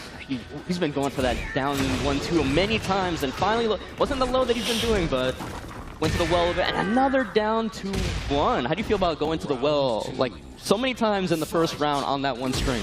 You know what? I'm actually okay with that being a favor. If it works, it works. It's one of those things that, like, I think your opponent has to really show that they're going to block it more. Yeah, we got a low parry, sure, okay, right? So he got it one time, but for the most part, you still are pretty successful with the down 2-1. So, oh, get off me. Uses the bubble to absorb through the Heat burst. Heat on Heat action right now. Nice duck. There it is. Only a small punish though. Getting some counter hits. Gets the heal lands. This should be dead if he does the right combo. I was like, yeah, we can either take it all the way to wall. I mean, Harang has amazing walking in this game, or keep it going long enough to do the correct amount of damage. Okay, try the power crush out there. Must have hit on the same frame. Nice break on the 1+2 throw. Switches sides. Block. Warren should be able to launch that with lost ending 2, but wasn't ready for it, I guess. And a 6-4 punish. Still damage, but yeah, could have got a lot more damage off that with ooh. Hey. Peacekeeper, Heat Engager, trying to have this wall pressure, but another power crush from Unexcited. Gets him some space. Absorbs with the Heat burst. Down back 1. Okay, here's to the wall. Simple? Yeah, I was going to say, don't think about the wall combo. Keep it simple, cash out with the Rage Art. This should be enough to kill. I'm gonna say yeah. I'm gonna say yeah. I had to look real quick. I was like, it was probably like just over the amount, and it was also a short combo, so not as scaled as it could have been had he had to do a much longer combo to get him to that wall. Okay. Power crush. Through. Okay, since the second part of that spring, and yeah, it's still my turn to actually. Ooh, big round actually for Pocket. Yeah, a couple of real strong hits. Cleaning up that round, and we're going to final round, game 1 here, going downstairs. Okay. Got to test him sometimes, see if they're walking. Like the idea. They just say he's a field guy, bro. Yeah, I mean, actually, I've tested it with him. That move, surprisingly, round start especially, he like leans back a little bit at the beginning of the animation, so if somebody starts the round with like a jab or something, it can avoid it. Oh, okay. Does it count as like a counter hit to you? No, it's just a natural combo, and it leads to like tornadoes right away. So it's actually pretty beefy, but it didn't work out. And Talk A, Unexcited looking strong in the first earlier rounds. I feel like Talk A tried to made a couple of little adjustments, and it all cashed out in those final 2 rounds. Like maybe started figuring out like, okay, I know where this guy wants to press. I know how he wants to do. He's having trouble dealing with my string pressure, so let me just amp that out to 10. And I feel like Pocket is actually playing quite cautious too. Like it doesn't feel like he's on kind of like balls to the wall type of warring. Like I'm in your face blendering the whole time. But a few times that he was able to start mixing, he got a lot of damage off those. So I mean that's really all that matters. I think first game when you're not used to how your opponent maybe is adjusting to you, especially ever since they nerfed the down 3-4, where now it's consistently launch punishable. You have to be a little bit careful. Like how does this guy like react to my pressure? Does he twitch duck a lot? Does he use stuff like that? And we'll see if he kind of goes a little bit more aggressive like he has been in the second game. Nice fuzzy duck. Another power crush. And yeah, I thought he was going to hit that wall in a way that would have allowed Jack to maybe do a little more damage than that. But unfortunately, though, nice little step and then immediate down back 1 punish. Yeah, Jack's a little big boy, but he can step a surprisingly number of a lot of things that you wouldn't expect him to for being so big. Another backlash. I feel like a tale of this match has been like power crush versus power crush on both sides, right? Yeah. Oh, I was like, I'm gonna have to go through this wall, but no, not gonna have to go through the wall at all. Just a perfect, good stuff. Pocket yet again. Wall ring looking quite strong. Not too far away. But gets the engager with the flamingo. Grabs through the power crush. Yeah, a little close to the wall, so couldn't really get the best combo. So you take what you can get sometimes. Right. Also, I think you need to get the blue stuff, right? You need the blue stuff for the combo, or to get the yeah. So kind of got to grab there, but still though, damage going to another one. This that's one's the blue stuff. Yep. There we go. Nice. Exactly how to confirm that into the game as well, or to the round. I think the thing that a lot of people don't think about too much when you use a heat dash when you're on the heat is that it turns them around.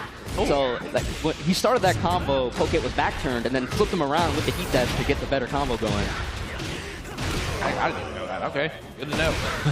Yeah, it's Start using my heat dash more often. Yeah, if you get a combo on a weird axis and you tornado, and then you get heat dash and then turn them around, and then you can get a more stable combo afterward.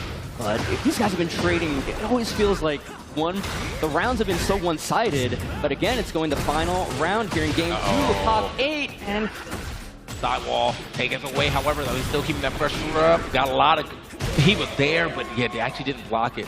So it was a little too late. Pac 8 was able to draw another move, and they clash.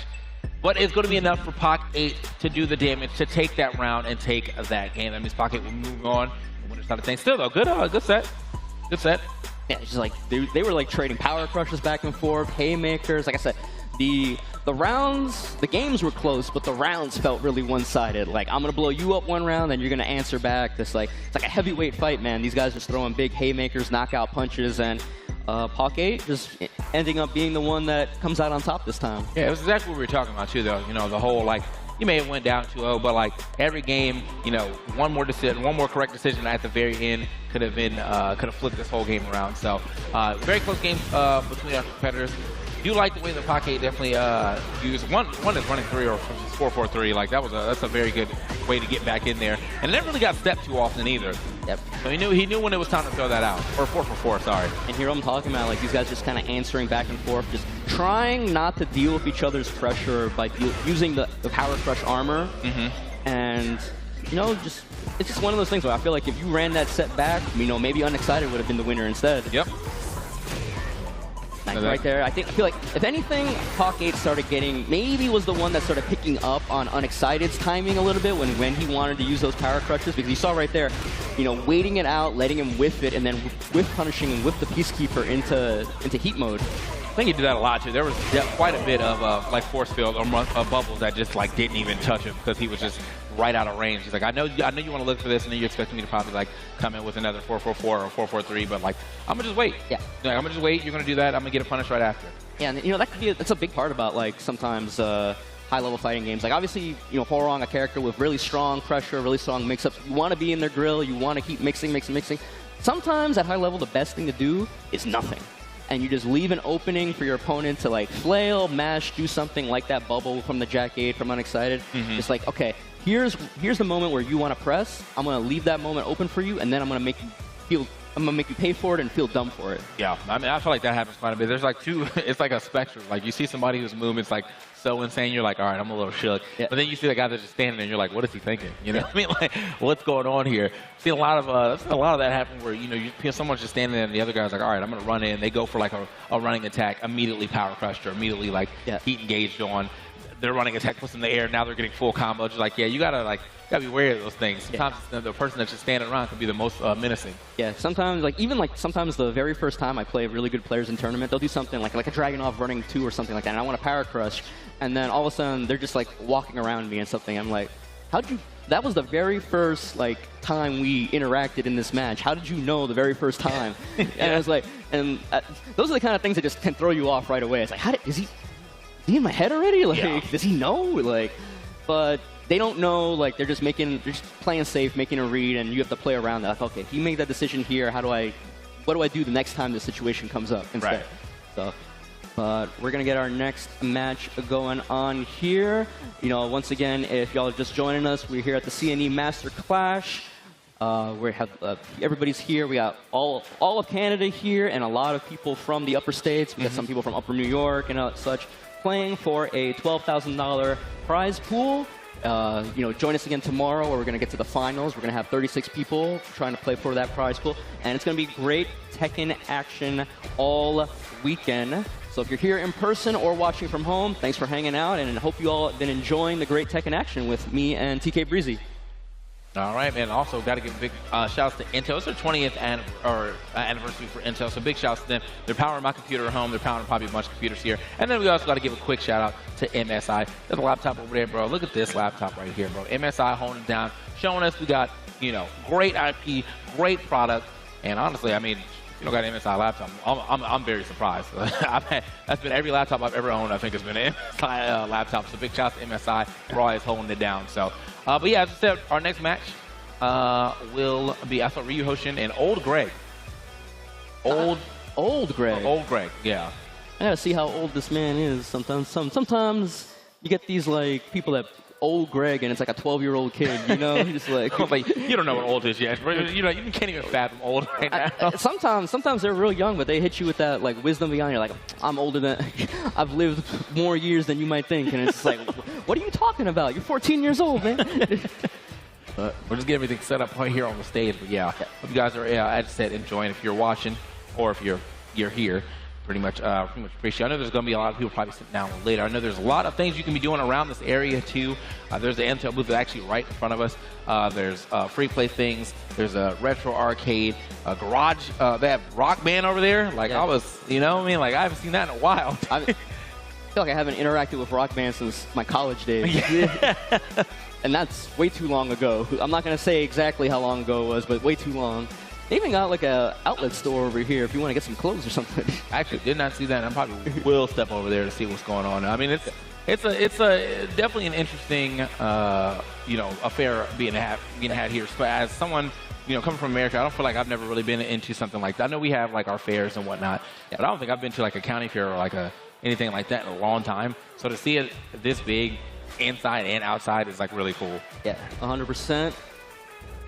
Up to 80% off the jackets, bro. You know where I'm leaving. I feel like I want to browse the footwear. Sometimes, especially in places like this, sometimes you find like real like hidden gems and stuff like that. It's like, hey, you got a pair of, what is these pair of Jordans doing here for no reason? That kind of thing. Like, and then you just like kind of like you look around and you just like pick up the box and you like, all right, I'm gonna buy this and I hope nobody else knows it's here. That kind of thing. It's like no one watched me, but you guys can't watch though. We have some of the footage of the qualifiers before this, so let's go ahead and check some of that out real quick as we kind of slide through the rest of getting everything set up. Do I have that? Is that what he said? I like this one. Am I tripping?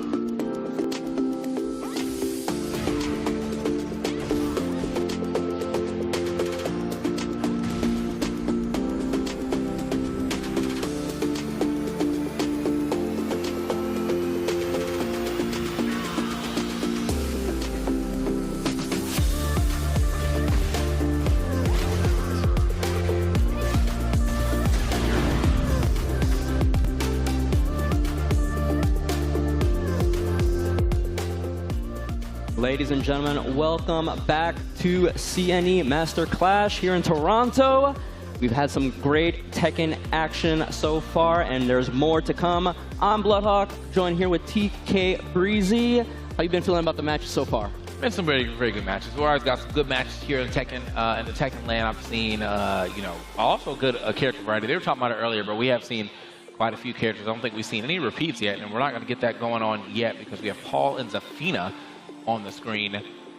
Which just goes to show you, I mean, like, again, you can pretty much play anyone in this game. One of the things that I know about this region for sure from when I came here the first time is there was quite a bit of bear players, and at the time that these bears were played, they weren't even like considered like that great. So to see bears being played that early, and now knowing that they got buffs and they still kind of play a terrible game, or like a terrible game to like a terrifying game. That's what I meant. Yeah. Yeah, it's just like it's lovely to see how you really can't just play who you want to play. Yeah, I mean, if people don't know, we actually there were 4 qualifying tournaments for the finals tomorrow, leading up to the event here at CNE, and I believe 2 of those players qualified were bear players. Look at that.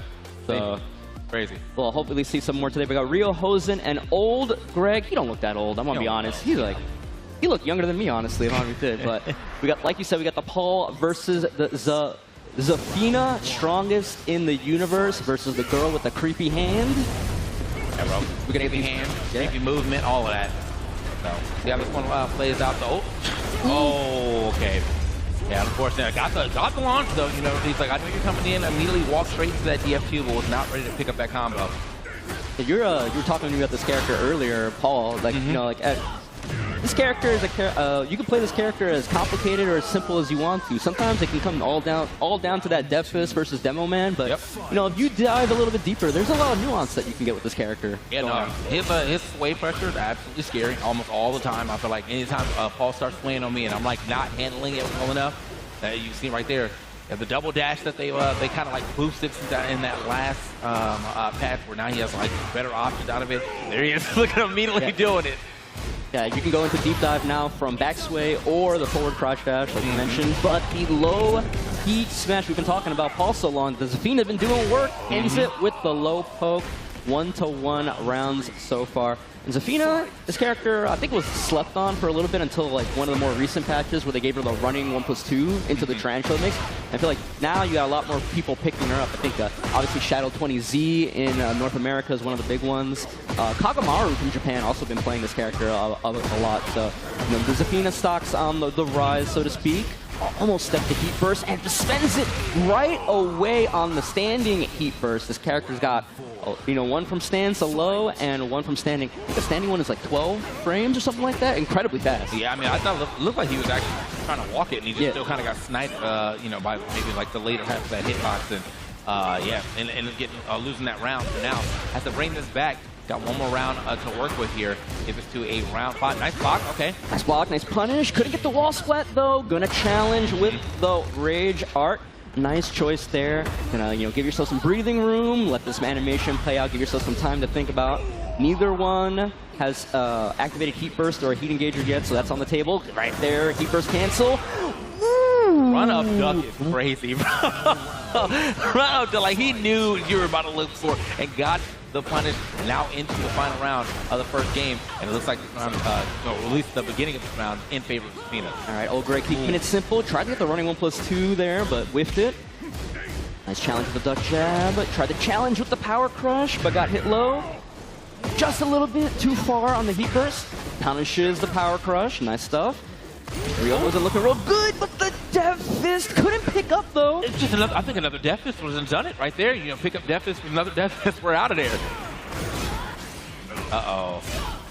Now we're stuck at the, oh my, not like this, not how you wanted to go out. You just missed one Death Fist. Okay, but managed to find a little 2-piece to go ahead and finish. I was getting a little scared for a second.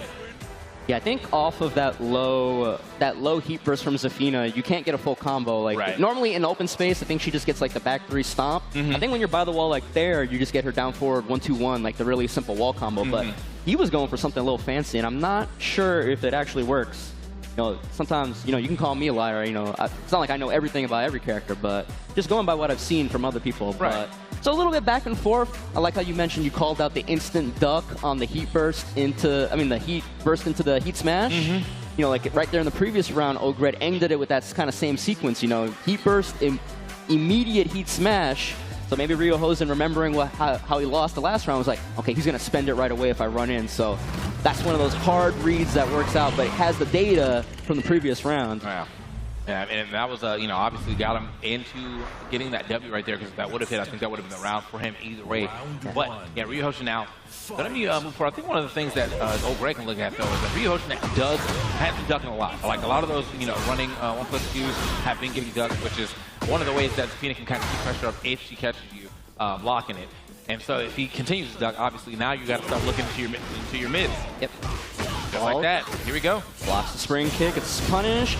Calls out the low heat burst that time. I mean, heat smash, I'm sorry. Yeah, and all those low heat smashes are very punishable, as you can see. Look at the amount of damage he's able to get off of just blocking that alone. Ooh, full damage. Didn't actually wait to see if he tech rolled, just committed to the heat smash right away. But Ogre got up ducking and ate the last hit. All right, went under. Harassing with these harassing glitches. A little surprised with the amount of ducking that Hosen's done, but I guess, you know, you were talking about earlier, sometimes it's okay to just get your legs beat up right here at the beginning. It's only a little bit of damage than what it could be if you get hit by a mid when you're looking low. Yeah, Tekken, especially compared to a lot of other fighting games, it's like something like Street Fighter, for example, your default is to block low, right? So there's a lot of blows that can catch your legs. Kind of the opposite in Tekken, where a lot of the scary moves are the ones that you want to block standing. And, you know, not always. There's a lot of messed up lows sometimes, but usually if a low is going to lead to a big combo, you can train yourself to kind of see it on reaction. Yeah. Okay, I'm actually going to keep it here on this side of the wall. That's one of the things I definitely noticed about like higher level plays, and that not everyone just immediately breaks the wall. Usually there's a lot of characters too in this game that do have like way better at the wall damage than going through the wall damage, so it makes sense. But it's like, I'm always like, everyone's like, oh, through the wall? Like, no, and they almost never go through the wall. Nice stab, and he's got his back, and that was all guaranteed. The first game was close, but, you know, Rio Hosen making some small adjustments, and then ends the second game with a pretty clean 3-0. Nice stuff to him. Yeah, no waste of time right there. Obviously, it caught on to some things in that first game, and we're able to apply them very well to the second game. So, big W's for Rio Hosen. But I think, if I recall correctly, he might have also made it into that top 8 during Gamo as well. So, yeah, I expect to see him going pretty far. The Paul's been doing it up. Also got the Combo Breaker merch. Big shout out to my boy Rick. Yeah, I was a little bit worried in game 1. I think if I'm remembering correctly, I think the very first round started with Rio Hosen getting that down forward 2 launch, and then immediately dropping the combo. So I was a little bit worried right there. He made it up for with that amazing combo that he did in day 2. I hope the team got it on the highlights, because basically almost went like wall to wall with how he used the resources. But we saw it right here. This is the call out, the beautiful call out, the run up duck on the high heat smash. You see right here, kind of doing the wrong combo here. Like I said, I don't think that's what you want to do there. And here, yeah, this was so cool. Another character like Paul, where like you think it's a really simplistic character on paper, and you can play him really simple. But then, you know, you see the Paul players bust out stuff like this that makes you really pop, like make you go, ooh, that kind of feeling. Yeah, I feel like if that was me, that combo ended with a 4-4-2 way long ago. I get the slam, bro. That's just one of my favorite things I see Paul doing. So, but yeah, that was a very good match between our competitors, Rio Hosen and Ogreg. Rio Hosen obviously going to take it 2-0. Ogreg definitely put up a good fight. You know, not to say that like he got absolutely wild in that last game, or the last game or round in particular. Yeah, definitely had a hard time dealing with some Rio Hosen. But as I said, you know, from the beginning, maybe just had some nerves to get out off that drop combo, and then after that was able to just run the whole gambit for the rest of that set. So yeah, and we see the crowd here at CNE starting to stack up. Yeah, you know, it's still a little bit early in the day, but the seats are filling up, and I hope everybody here in person's having a good time watching all this great Tekken 8 action. But there's more to come. I think I see Fear of Silence. I think I see my boy right there getting on stage. Fear of Silence from New York. Like I said, a bit of a terror up here in Toronto. I think he might have maxed out on Tekken World Tour dojo points. Okay. But we'll talk about that more later, because I believe we're going to a short break. And when we come back, we're going to see some more great Tekken action here at CNE Master Clash. Stay tuned.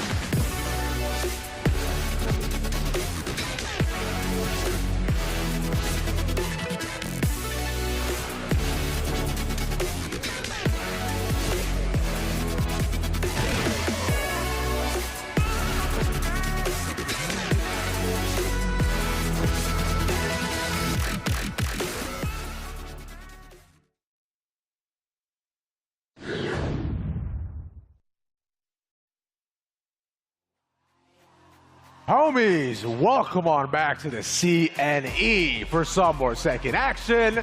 I'm Ravishable here by Captain Neckbeard, and once again, we're ready to run it back to keep seeing some excellent players right here in TO in the LCQ to see who'll make it to tomorrow for top 32. Yes, indeed, indeed. So one thing that I do want to mention, as you mentioned, top 32 happening tomorrow. So we are very close to pretty much deciding everything that we have for what we know is going to be tomorrow. Because we're getting like pretty close. This is well, the match we're about to see is a winner semis match. Yeah. So as far as I know, you're going to that top 24, which means if I'm not mistaken, this would be the qualifier match. Yeah, it most definitely will be too, and I am interested about it. I'm excited about it too, and considering we're getting closer and closer to like just fun games, right? It'll make it very interesting to see what we do manage to get. But as you do to load on in, we do got Fear of Silence versus PF Free or Palestine Free, right? It's this is look, we talked about Fear a lot at the top of the day. I was just talking to him back there as well too. This guy just comes out, grinds all these events too. He takes the game very seriously, very smart about it. And PF Free as well. On the outside, playing the Leroy. Let's get into it. Yeah, playing the Leroy. Also has a... actually, no, yeah. Always been on the Leroy. But regardless of the character choice, this is... I say it a lot, talking about having a big mountain to climb. There is nothing bigger than Fear of Silence in Toronto. No, sir, not at all. Because, in fact, Fear of Silence does decide to just come out to a lot of these Canadian events and just win. Yeah. He does this far too often. Yeah, this guy maxed out on his Tekken World Tour dojo points, most of them coming from this region. Yep. Gobble earlier this year, as well as Toryukin and UMAD Battle of Z. Everything that we held, this guy came, pillaged and plundered, won it all. All from New York, all the way from Queens, to come and take it all, man. It's crazy. Oh, nice on sidestep. That's it. It's what's cool though is that because I was just talking to a couple of the guys, or as you call them, just the invaders who came down, right? And they were saying about how, like, you know, they're still very, they were thinking, you know what, because like maybe this might be a bit smaller in terms of people who've come out, that they may want to try to, you know, play some more the side characters, get training in the theater. You're saying, like, no, hey, yo, y'all make sure that you're still playing as serious as possible. You're still on your mains, and you are ensuring that you are playing the best deck you can to keep with the same mental too. Absolutely. Yeah, Beer going on a tear here. Already up 2 rounds. Beefree trying to make a comeback here. It started with the heat. Leaves himself just punishable to the back 4-3. Spends the cane, but just out of range. Just staying back, keeping it back. Yeah. Gets the whiff punish on it. Fear of Silence, taking game 1. And in good, controlled, I wouldn't say in like extremely dominant fashion, but in good control fashion. Like you saw that he slow played it, he found his advantages, and just chilled out until he could, you know, get his strings, get the hop. Easy does it. I believe we'll go back there to slap for him, like reset, think about it for a bit. Let's see what PF3 and they're going to the forest. We go. Yeah, getting a costume change as well. So, you know, sticking with the character, but giving it a little change. Big ups is always going for the costume change. Throw off your opponent. It's a shame that you can't pick your stage in Tekken World Tour rules, because you could absolutely use camouflage techniques, but those aren't a thing anymore. I think if we could pick stages, I would go to Evil Arena every single time. Yeah, if we could pick stages, we'd only see 2 stages. Yeah, I agree. Nice slow parry, yeah. To be able to get the full string. Oh, okay, in fact, yeah, maximize out the damage in the space wall here too. Just have to get a bit aggressive if you're a Silence side. Oh, gets the knockdown. Ooh, okay. Yeah, not so sneaky too, but much more to be. I think it's some chip though, but it's not enough to be significant, and yeah. Yeah, getting everything to line up perfectly. Even the sneak 1, you don't see that too often from Drag. Especially, like, it's a launching move, sure, but it's a high. So why on earth would you use a dangerous high when you have sneak 4, hits grounded, +6, everything you need? But still, using it to perfect ability, finding the windows of opportunity to get every single little iota of damage in that he can. And speaking of which, there it is. Use the light expenditure of the sneak 4 to get the heat dash in. Come up with a favorite advantage. Speaking of which, nice little lockdown to Leroy, but PF3 has to play a lot more careful. Oh, he gets countered. Yeah, that's it. Yeah, I kept the string going, wanted to keep the pressure going, but again, this is Fear of Silence. He's going to do his homework. He's not going to get caught by strings that end with highs. Perfect duck, perfect launch, and punish, and is now in set 4. Yeah, there's a reason why this guy is hailed as such an incredible player, and like not only that, but he's a good person overall too. I've got to talk to him a couple of times, both at Gommel, both in and off the stage too. Like he cares a lot about the game, but let's pause for a second here. PF3 gets in the first round. Finally takes a point on the board. Hey, not everyone. I know if I went up against Fear right now, I'm not taking him. I'm not getting a hit. No, got him. You know what? I've always been curious. Is like on setups like these, if I can just ask someone to run a casual, like you know, someone like Fear, and then see how much he would just cook me. Like if I get around, oh, I'm the happiest man on all out, probably. Beefree finally spends the king. 2 success. Oh, the tackle. Oh, just out of range. Good position here still. Gets caught by the backswing blow. Immediate spend on the bound though. Yeah, it's Rage here too. You could use that to close out the game. The stop, if it doesn't get it. He dashed forward. Rage from Leroy. Lands it. That's 2 rounds for PF3. Not out of it yet. Still sticking around in this game. Not letting Fear of Silence just run away with it. I respect him, and that right there too. You know, PF3 just playing that a lot. Well, careful, right? And utilizing the Leroy chip. Ooh, okay, that clever hits. I like that. That's counter hit launch. Good damage.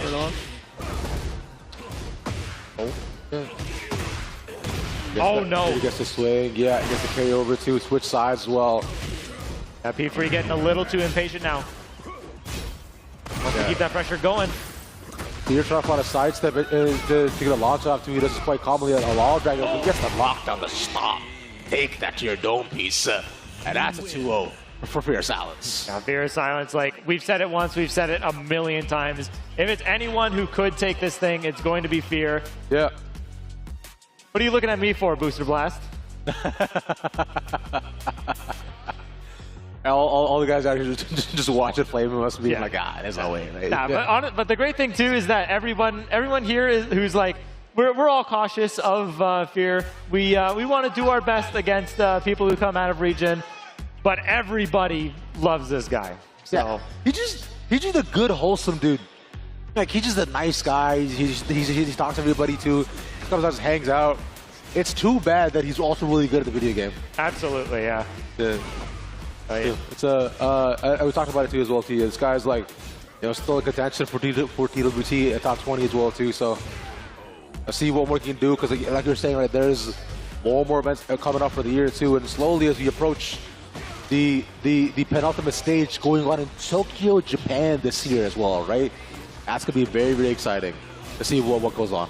Absolutely, yeah. But looking at the highlights of this, we see P-Free not backing down, getting some good offense in. But like, again, like such a tense scenario here. Like, a lot of things just could happen there. Went wrong, unfortunately.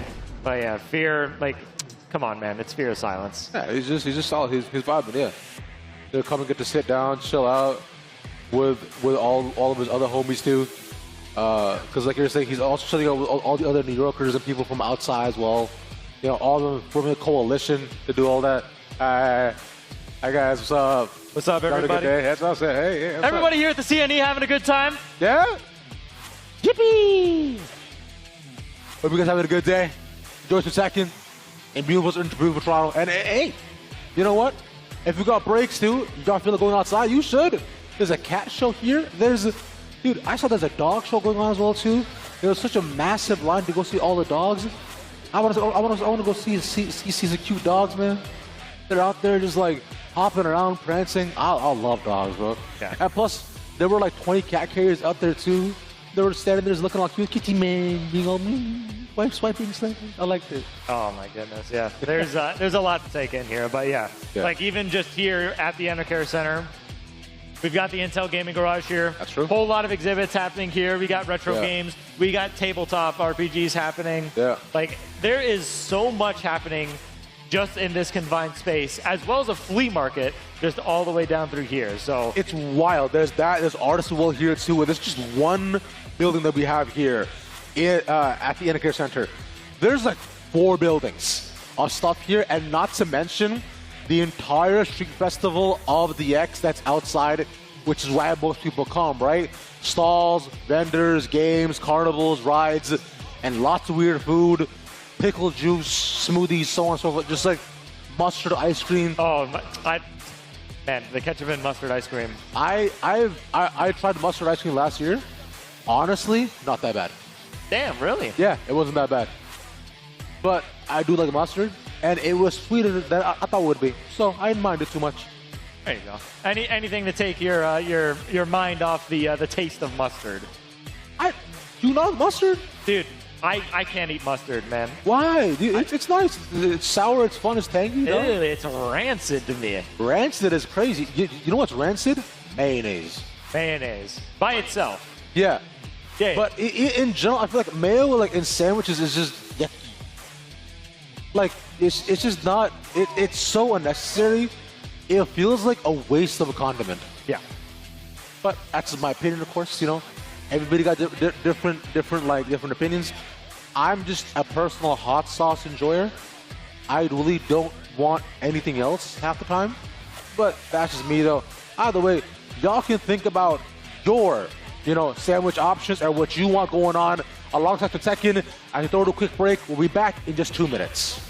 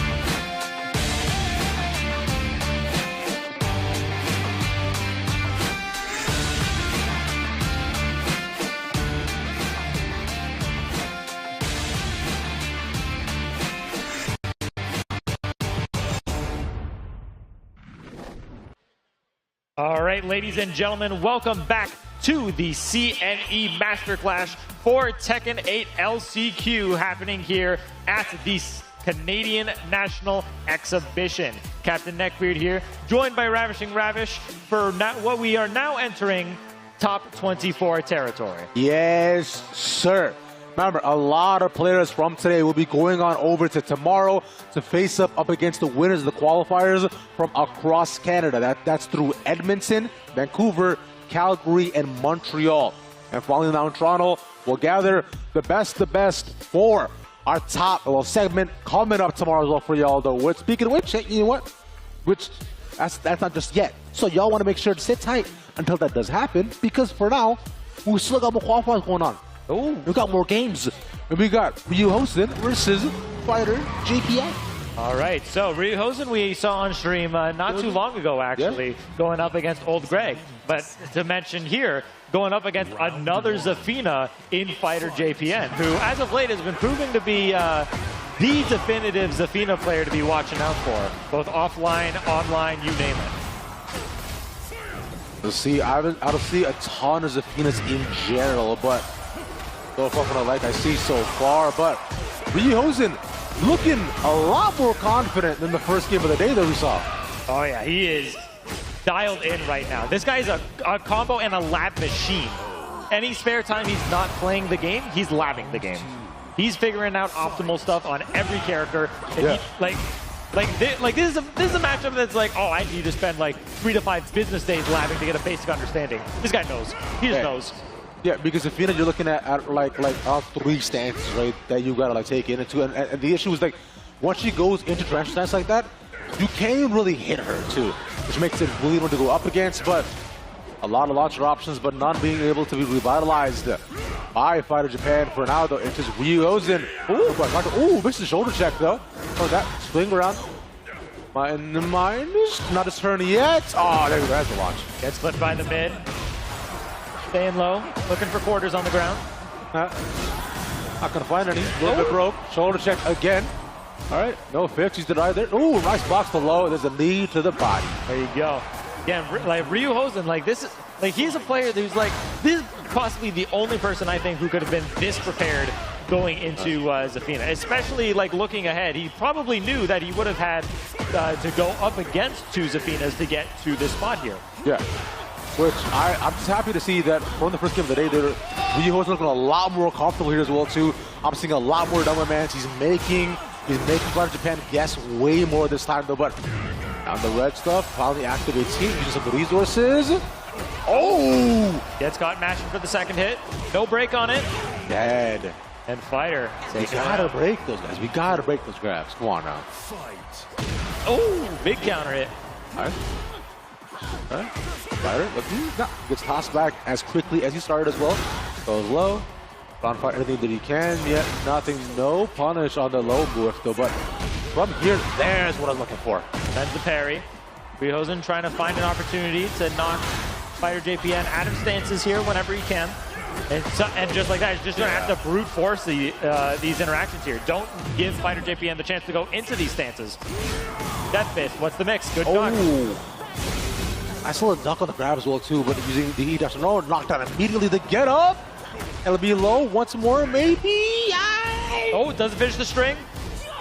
And goes for the 10-hit string. Tries to mash out of it, hoping to get something back, doesn't land. He immediately gives the back to the opponent the side, said this is gonna hurt. Oh yeah. Yeah, what? Great awareness, just the back dash away from it. No, drops the string though, no! Oh, finishes the string, gets the duck. And you saw earlier when Fighter JPN just waited for the string to finish. Very patient, knows exactly what to look out for with these strings against Paul. Both players been doing their homework. Yeah, clearly being studied up. Nice block on low as well too. It's a counter get off that as well, both in the red stuff. And the down one. Let's go all on the floor, baby. Ryu Hosen taking game 1 in the arena. I like that from Ryu Hosen as well too, but it was very, very close on the side because it was just the first 2 rounds once again that were very dominant, and then it seems like Fighter Japan Fooled up a little bit too, right? Found some of the counters, read into what Hosen wanted to do, and got some stuff off on his own. I imagine this next round should be much closer than the last. Yeah, all right, going to the Midnight Siege, much smaller stage. Yeah, very tight, very compact. Yeah, very compact. I feel that it's not going to be like to the benefit per se of Fighter JPN on this one, because smaller stage, a lot less room to move around with. But something that I've noticed with Fighter's gameplay, he loves to be in your face. He doesn't really want to stay too far away. Like there's a nice, good mid-range, about 3.5 he wants to stay at. Catch the whiff punishes whenever he can, but also have the ability to put on this pressure whenever he so desires. Yeah, because you see quite commonly too, like most of the Phoenix will, like when they go stance like that, it's usually to dodge or to be able to find space back to get actually the launch off to. But he's using the transfer to continue forward and make space for himself. No break on the grab, which even in life so far. Oh, nice block. Punish, good patience from Hosen. Hosen's been he's been doing a good job of knowing when and when not to challenge, especially as the set's been going on. Death Fist. Just like one. Oh! Big hit on the low. And it was also because, too, that Fighter Japan managed to get some chip back from the hits as well, too. So it's really to stay alive. And that's what he's looking for. He's looking for that the entire day. Gonna take to the wall. Activate the wall blast. Yeah. Take it away from Paul. The last thing you want is Paul damage with a stage gimmick. Oh, continues off for that too. He's been able to cook it the entire time from corner to corner, wall to wall. Gets caught ducking off the heat engager, goes into the dash with it. Now, Fighter JPN up 2 rounds. There you go. Finally stops his approach as well too, punishing the stance as well. But Hosen is going to need to get a lot more comfortable with playing against Fighter JPN on the ground, because you see just how low he's been because of the grab is not even working out here either. Oh, nice! Great whiff punish. But like you had mentioned with how Fighter JPN is using his movement on the ground, like through Tarantula stance. Yeah. Like you've seen how many down ones that Hosen's been using specifically to catch that out. So I like that he's adjusted, right? And again, that was airborne? Ooh, wait. How do you manage to land that too? But no break on the grab once again. That was some damage right there. God damn. Death Fist, what's the mix? Use the heat dash on a 2. Oh, there we go. 4 right to the body. Make yourself sit. Final round. Once again, we find ourselves in final round territory. Hosen able to take it the first time, looking to keep that momentum rolling. Okay. Continue, use the but no, can't capitalize off of it. Mashes in, just gets punished off of it too. This is gonna do a lot of damage, but Fighter JPN can't get it to the wall. Instead, Hosen gets his chip back. Oh, heat of his own. Spends the rage out immediately. Does this kill? I don't think so. I'm gonna go no. I think it might be. It'll be close. No, no, not quite, not quite. Like one hit off, and there it is. Yeah, it pretty much killed him. That was a very tricky spot to get out of. Yeah. But we were saying before too, we knew the next game was going to be close considering how we already saw the first was going to be. And that's the cool part, right? As we get down further and further in this bracket, these games will get a lot closer in terms of just the ability, the back and forth, and what we might see these fighters do against one another. The movements, the combos, the gravitas will just get better. Absolutely. Going into what will be final game between these two, unless they find each other later on in bracket. But as for now, this match here, no. Yeah, because I thought it was 1-1 before, because I was thinking because it had been so close. I was like, oh, surely we're on game 3 now. And never mind. By the way, Hosen has just chipped him to death. Yeah, keeping that pressure on. We were saying about how playing defense too long, you blink and suddenly half your health with the bar is gone from chip damage. Oh, the wall bounce there too. That's tough. Okay, drops the combo to 2, but gets the grab break. Of course, that's happened all day. And the perfect 7 golden letters to close out round 2. That's got to feel good for Hosen. DERFECK, my favorite way to spell it. No less the 2-0 up, looking really comfortable. Hosen very similar to how we saw game 1 start from him. Off the wall, gets the grab. This is going to take it to under half. Sends it mix, no break on the throw. Oh. And that's it. Yeah, blink. Just like that. A blink and you'll miss it. Game 3, Hosen moving on, beating fighter JPN. That was nasty. With how in the first 2 you were thinking like, it was going to be at least a bit closer, but with 2 rounds in a row in the final, landing 2 massive grabs, getting him to bounce off the wall, and then from there too, he just like kind of standing there airborne, waiting to be dealt with. It's just a really unopposite situation, especially on a stage like that too. Paul does so well. Yeah, I think the biggest difference maker that we found in game 3 was that, especially while like sitting back and like watching game 2, fighter was going into stance a lot. Yeah. Hosen was giving them so many opportunities to like even get stuff started, whether he wanted to or not. But game 3, he just kept the gas going. No breaks. Just don't even let him start anything.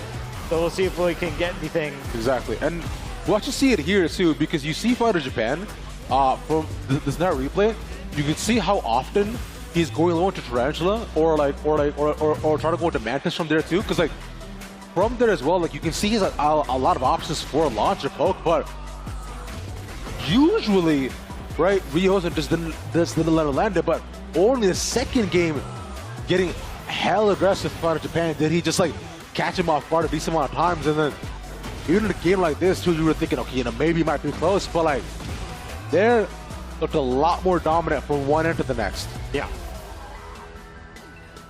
And see the replay here. I mean, yeah, you're right. That basically killed off the Rage Art. Yeah, it's because like he doesn't do much off of it too, and off the break as well too. Good grab, and like from there too, he's turned around like that. Just really did well. In terms of what Hosen wanted to get done. Yeah, let's look at this, man. Just yeah. Big punch out right to the body. Take that. And you see at the end of that second round, like even the opportunities where Fighter JPN was getting into stance, immediately Hosen was saying like, no chance on that. Yeah. Bro, you want to go into stance? Well, let me tell you something, yo. Let's see. Why don't you hold these hands instead? Right? That's just it. That's my personal philosophy on a lot of it. Because if you're gonna do all this, like mumbo jumbo business where you're gonna crawl on the floor, be all weird, like trying to like raise your shoulders and do voodoo. It's just stop all this. Yeah, we're gonna shut that down today. But instead, I believe we'll actually be seeing the continuation into the matches of Hosen, right? And finally a switch up, and I'm just waiting for that to be locked in. We're gonna see my GOAT potentially. Yeah, exactly what you're thinking you're going to see. You're going to see.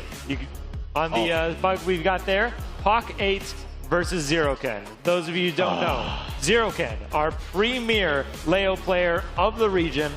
I literally can't think of anybody else.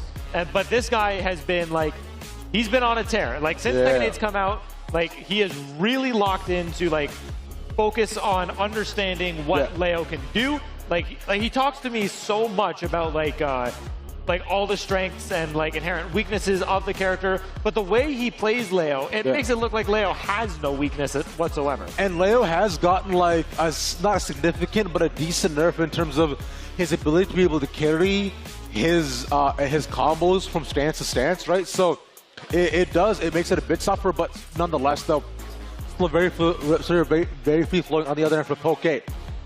Bringing out the Warong. Now, fun fact, Warong was my other favorite character growing up. I tried to learn him a lot in 6 and 7, and just did not land for me in terms of stances, but one of my favorite players is Speed Kicks. So seeing him cook on this character always inspires me to like just watch more Warongs and learn a bit more too. Absolutely, but hey, if you love watching a very good Warong player, you need to look no further than Pak8. I know, I'm seeing it too. It's just that's what I'm no peacekeepers to get it closer. Oh, look at that 4-3, right? Down 4 again, 1-2, 1-4, 1-4. He's just this is the Warong style. If anybody watching has not gone on Warong yet, he has this thing where if he gets a little bit of space, he can continue to poke you down and keep up so much pressure. You don't get a single second to breathe. His leg has you in a choke wrapped around his beautiful neck. Absolutely. If there's any character in this game that personifies, give an inch and they take a mile, it's Beeron. Yeah. You cannot give this guy a chance to breathe, otherwise he's going to strangle you. And so far, though, we've seen that Zeroken is trying to take some stances back to. No guesses in terms of stance what he was able to get. But yeah, but you saw it just in that sequence alone. Every single option that Zeroken had gone for was getting beaten out. Go for a power crush, it recovers in time. Try to mash out of the string, you get hit. Yeah. Nothing able to happen too, and okay, it seems like he seems to be going with the matchup too, because you can see how he's been spacing it out, and like he's not actually getting caught by the RPS, so he's maintaining his distance and his time, and he's waiting for his chance, and there it is. Just stay just out of range. Perfect use of the back three. Send it to the wall. Big damage. Because you'll see a lot too. Zeroken and Leo in general will have to use their stances to actually close the gap a lot too, and. But with his stance, you get opened up, and because of Warong's legs, like you can easily be cut down with those if you are in stance. And because that Poke played that beautifully. Yeah, I would dare say flawlessly. Yeah. Honestly, if you got 3 perfect, it would be flawless. But yeah, I think just in general, it just shows his knowledge and his comfort at the game of itself, and him playing his own character. I love what I'm seeing so far, and. As frustrating as Warong is, I like seeing Warong cook, man. It makes the game like it takes you to a whole just like another plane, you know? There, honestly, like for as much as I do not like fighting this character at all, there is such a profound appreciation that I have for players who know how to finesse this character. Yeah. What's been cool though is that Poke actually hasn't done a lot of stance precision either. He's been keeping consistent pressure, which is 4, 3, 4s too, and not even a single, and that's just one peacekeeper off of that as well. So it's been good. Nice. Reach the forward. Zeroken finally gets space back. Oh my God! Come on. How does he keep doing it? A little too greedy with the snake edge attempt. Gets the Rage Art off. Let's finish that off. As we get that little side swipe. Little axe looks beautiful like this. Poke taking the first round. Looking real good here through this set. Yeah. Oh, great interrupt. Yeah. Good for him. It goes down. Nice. The rising 3. They can push him all the way towards the wall for this. That's the incredible burst of damage too. And this is your game plan as Leo. You make them guess.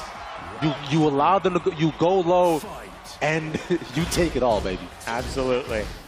You have to find just the right bit of momentum to start rolling with. Yeah. You have to understand your opponent's tendencies as well, because we saw earlier when Zeroken was going low, he was getting massive punish for it. He was getting crouch cancel back 3 punished. That was a nice sweep as well taken from him, but good power crush to actually dodge the cans. He burst on his own from Zeroken. Using the dash, but I like that. It's a chip off too, but now he's in red.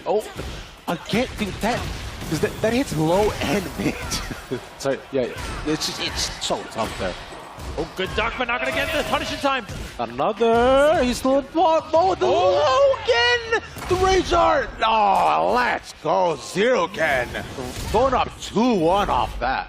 Great placement of the Rage Art, but also doing a better job of like staying attentive to what the properties of each string being thrown at is. Like, I guess like Warong he's a tornado of limbs. Like, it's almost impossible to know what exactly is coming. Ball to the bus 4 to get the knockdown here. Okay. You just heat early this time though. Doesn't want to necessarily let Leo do what he wants and execute his game plan. Nice 3-3-3. Okay. And again. No break. But yeah, but now you see Poke throwing out those 3-3-3s because those stance transitions, they kept low profiling all of Poc's offense. So knowing that he has an option against it, possibly going to be in the back of the mind of Zeroken now that it might not be as viable an option as before. Has to change up the offense, has to open him up somehow different. Let's go 3-3-4-4 again. Just trying to find some poke. 3-4. Continuing, and this is again, we were talking about before. Oh! He used a punch! That's illegal! Already had the sidestep going, so it completely dodged the heat burst from Zeroken. Down forward 2 to close it out. Pak 8 moving on. That was great, and the fact that he used, and the fact that he used up 2 as well on that, just you would never think a Warong would, actually use his fist, but I respect it. Poke truly using the entire arsenal Warong has. I mean, hey, we got characters who are supposed to only throw punches but have kick moves, so it's not that. I always get so tripped out when I see Steve kick, bro. It seems wrong, right? It's like this is, you can't do that. Yeah, that's wrong. It's weird. But yeah, just looking back at the game here once again, right? You saw another strong start from Pak A2 that just out the rage as well, but. Small glimpses and comebacks as well, coming back into the second game as well. That Zeroken was able to get a couple rounds off, but like Pocket, again, kept the pressure, not allowing Leo to do much. Yeah, keeping that pressure on. Even when Zeroken had the opportunities to find these evasive pockets, luckily here, this was super low health, so he was able to get the confirm off that. But, fool me once, shame on me. Fool me twice. That's just not happening. Not with Pak. Yeah. Well, so it's fool me once, shame on, fool me twice, shame on you, and then it's fool me 3 times. I can't remember. It was some president who said that, where he said fool me, can't you fool again? It was George Bush who said that. George Bush said that. Shout out, with throwback, all the way there, all the way here. He said, because he stopped. He said, fool me thrice. Well, can't get fooled again. It's which is fair, because if you get got 3 times, you need to reevaluate your life decisions and ensure you're improving as a person. Because look, bro, insanity is defined as expecting different results for doing the same thing. I don't know who said it, but the point is that just get good, bro. GG, come on, what are you doing? Simple as, yeah. Just be better. National wake up. Yeah. Simple. Yes, moving on. We got another big game here with some, again, these I can't stress this enough. The local talent we have here, such a great pool of players we've got. We've got Yuma Dracus going up against Luca. Ooh. Going to be happening soon. Luca, another Dragunov player. That's 4 so far. That's 4. Is that 4 so far? That's 4. No, it's 5 because I forgot to include Fear. Oh, of course. So that's 5 drags so far. So I'm getting closer and closer to my bet here, which I'm a bit scared about personally. Oh yeah, going up against Yuma Dracus, who is a very big enjoyer of the Mishima archetype. Has a Reina and a Devil Jin ready to go at any point. Yeah, because I believe I saw them actually playing the Reina a bit before in warm-up, so I would like that. Personally, I think Reina is a lot of fun to watch in general. And I know people say that she doesn't have any lows, but she has lows. Nah, she's got lows. She's got lows, man. It's fine, but again, someone plays out the wall wrong, right? Reina has her 15 strings, because you never really know when the strings really end. And aside from that too, another character where a lot of pressure built up to, and tons of options to catch you out of the open. Yeah. Very tough character to just have a, you can have a game plan, but Reina is so versatile that she can do basically anything to change it up. Yeah. Put you through a mental guessing game. Speaking of the mental guessing game here, Dracus still looking a little unsure as to here. Yeah, I was gonna assume the Reina, right? But I wanted the fist spot. Luca ended up shaking the fist. Man, that's such a gamer moment. I've had that happen to me far too often, and I've just always committed the fist bump every single time because it's just so much easier. It's never truly all that awkward, but we'll go get on in, get a Reina action. I'm excited about this. I love watching Lena players. Yeah, going up against Luca here. Luca been on a tear in our region here. Yeah. You kept saying it, man. We have an incredible ocean of local talent here in Toronto too, which I'm excited to see more of. But big damage. Oh, suppose. Oh, the dock was nice, but not to capitalize. Bar fight in the corner. Yeah. Bye bye. Duck on the high there. Luca doing a very good job of like just within that one round. We saw how much like confidence he has against this character. To push buttons in the middle of Sentai stance to like know when the throw's coming, and like yeah, just what else is there to be said? Yeah, good duck there as well to again reading the high from Rainer. So this is like Lucas been able to get off twice now to not able to get the carry. He'll crush, destroy, and another strong ending with what was a pretty even start so far. Good sidestep from Dracus finally in the third round here, but again getting caught. Ducks the high again. Luca is just on top of every option that Dracus has been going for. Oh, here we go. I like that. That's the heat. Down forward one. Don't let her take her turn back. No, not gonna do it. Uses the heat dash well too. Bar fight again. There's gonna be a lot of damage. Puts Rain in the red, which is nice. Will Dracus move the string? There's the question. Oh, the interrupt. The first low that Dracus threw all game, blocked and punished. Luca. Now, fun fact about Luca, he told me he's here on no sleep. So what? Dude, why? I don't know, man. It's a tense competition. Like, you get nervous, and sometimes you just can't fall asleep to it. But if this is what Luca plays tired, I shudder to imagine a well-rested Luca here. You guys can't see me, but I have my mouth agape. I am so excited for what you are about to see. Now, we do have a character switch from Dracus, and I just want you all to experience it together because it makes me very happy. Love seeing some Devil Jin, eh? Devil Jin, look, Devil Jin players are few and far between, but the ones that are there really love this character and have a lot of tech on them. And plus, why would you want to fly, dude? Flying's hype. It's a sidestep on the laser scraper. Take it to the wall as well. I don't know why he got that, but I guess he did. Yeah. Oh, wait. No, Brave got that. That should kill, yeah. Yeah, just immediate into the tackle. Oh, no way. I believe that's a 2 break, I think, right? 1+2, I believe. 1 plus 2, okay, yeah. Okay, yeah. It's a counter hit. No drop down. Nice, okay. Heat engager on that. The laser, too. Oh, it's a little bit short. Just out of range to keep it going. Oh, the hop kick. I like that. Not scared. I think there's a lot from Devil Jin too. You lose hop kicks a lot for setup too.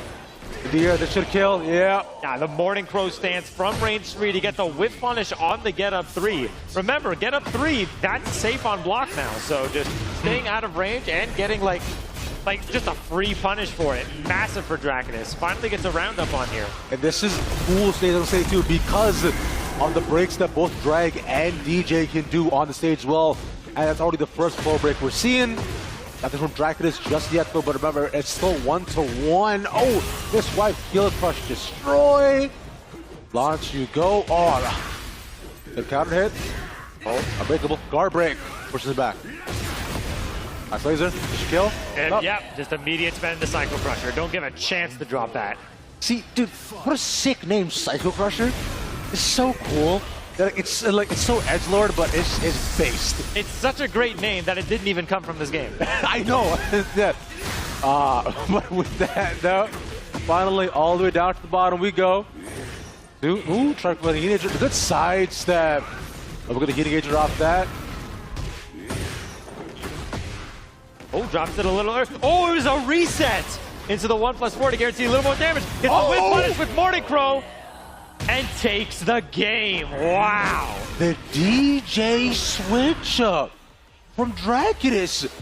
paying off in dividends. Yeah, that last combo where like you go into the air, like there's that last hit that goes into the laser. Just opting not to go for that, and it guarantees a 1+4 if they just do nothing. It's just chilling, vibing. That was sick. And I am astounded to see like how well it's working so far with the switch. But the question has to be now is, can Luka adapt to this, right? Now we've seen the switches and adaptations from round 1s to 2s, 3s a lot from the player who was, in the dominant side previously, but right now, not much able to happen. From the laser will go up top, will fly. Oh my god! Just out of range, trying to interrupt it. Interrupts the laser scraper. Oh, Cycle Crusher stepped. Nice sidestep. But there should be a full combo going on for Luka as well. Full combo, but did knock out of the air, so it's a lot of scaling, all things considered. And all the way to the wall here, yeah, too. we made it to the wall of Yakushima. Which is crazy. Oh, the final low. Just a little forward force to end it off. I can count on one hand how many times I've seen the wall get reached in Yakushima. I agree, man, but got her launch again. Two, might be go to the wall again here, too. 4, ooh. Trying to see if he boxes that 4, maybe mash into it, but Dracus playing it safe, activates heat. Oh, back wide open. Back 4-3, full launch. Oh, we're getting close to that wall again. Oh, the bounce still hadn't been spent. Backswing blow, trying to get something. Oh. Not going to work this time, though. And that was just a dominant round for Luka after a couple rough ones in the previous half. So from this too, he is slowly finding his swing back here again, but although Dracus changed up their game plan. Nice grab. Oh. Oh. Flips on that. Nah. Back 4-3 gets another big launch. Full combo again too. Let's go all the way near the corner. Yeah. Spin one more time. And do all the whiff. The step against the sneak 4. Gets the full combo into launch. Spend the rage art. He's dead. Yeah. There we go. That's exactly what Dracus needed, right? Finally catch whip from Luka, who's been playing so safe almost the entire time. But just a quick little step back. Leaves him out of the open. Puts Dracus up to 2. One away from moving forward the bracket.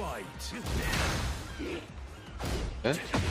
Good dug, but no kind of launch off of that too. Would have been able to get it and put a lot of damage to that flash. Gets a heat engager. Luka playing a lot more passively now. Look at how far away he wants to stay. Trying to find a whiff punish opportunity now. Both of them are. In fact, I find Dracus too, as I said, slow down their plans so much as well that they're waiting to see if they can get a Psycho Crusher lance. That killed? No. No, not quite. Psycho Crusher used to interrupt the running 2 attempt. Oh, the whip punish! Tries to go airborne, but gets jabbed out immediately. And Yuma Dracus will be moving on. That was very impressive because after the first game too, you saw, although it was close, the Devil Jin switch up that came in eliminated the Dragunov that Luka had there too. It was a phenomenal performance, and I find if Dracus does make even further into tomorrow, I will be excited to see how other players fare with their DJ. Yeah, absolutely. Because the thing that I'm finding too is that like we saw how close, just how one-sided that first game was on Luka's side. But like a lot of it was just like a fundamental understanding of everything that Reina wants to go for. So he's been doing his homework against Reina, but the problem with Devil Jin is that especially since the last few patches we've gone through, like you said earlier, we see Devil Jin very few and far between. Yeah. So he's not a character that is exactly high on people's priorities to start labbing against. Yeah, because like Devil Jin was one of the characters who was hit early and was hit quite hard, like Leroy as well, right after the first couple of patches. So people have kind of just left them behind to the wayside, and especially since the kind of awkward patch where a lot of his moves, weren't necessarily carrying or wall breaking too. People just say like I lost muscle memory of him or decided that there's better options, which to be fair, more often than not there are, but people who love Devil Jin, and it makes him so fun to watch because his moves are so strong and like they're so edgy like it just reminds you of my days like growing up in middle school wearing black T-shirts and listening to like 3 Days Grace. You know, it's very like nostalgic. Yeah. I mean, we all had something like that. Maybe in like differing degrees of how hard. Yeah, yours wasn't as intense. I couldn't quite say that. No. No, you didn't wear like black T-shirts all the time, wear skulls on your shirt, nothing like that. No.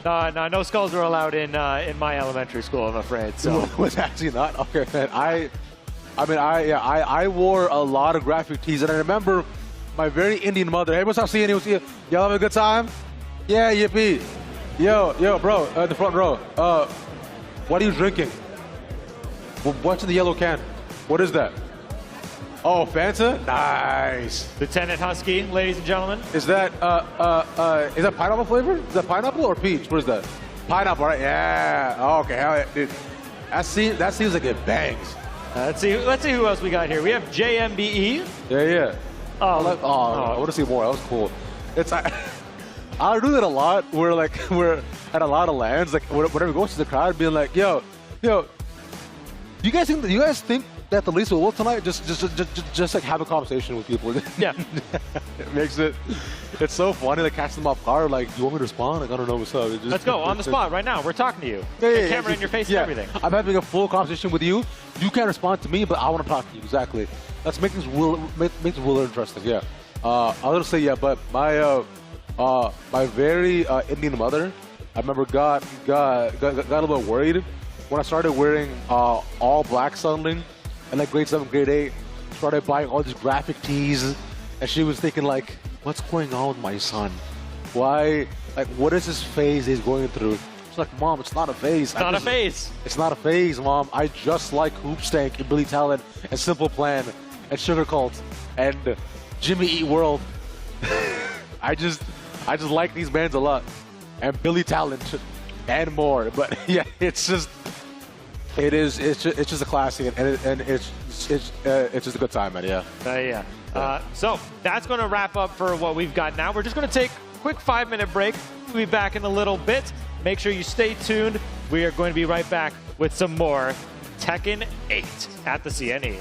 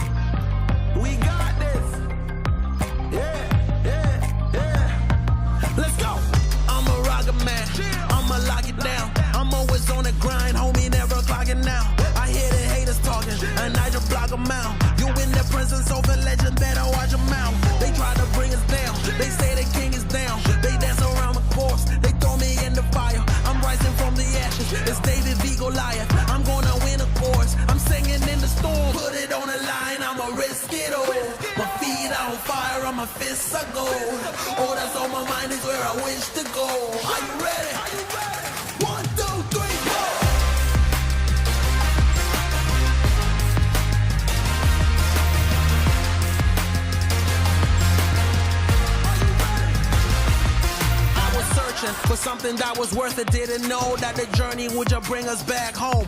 Bottle up Patron, here's the hip-hop. Didn't have a lot, now there's Gucci on the flip-flop. Sailing till the ship stops. On El Dorado we be riding. Forget a saddle made in God's image, yeah, I live with him. It is never too late though, Band-Aid rip it. Try something different, time to start lifting. Put it on the line, I'ma risk it all. My feet on fire, on my fists are gold. All that's on my mind is where I wish to go. Are you ready? 1,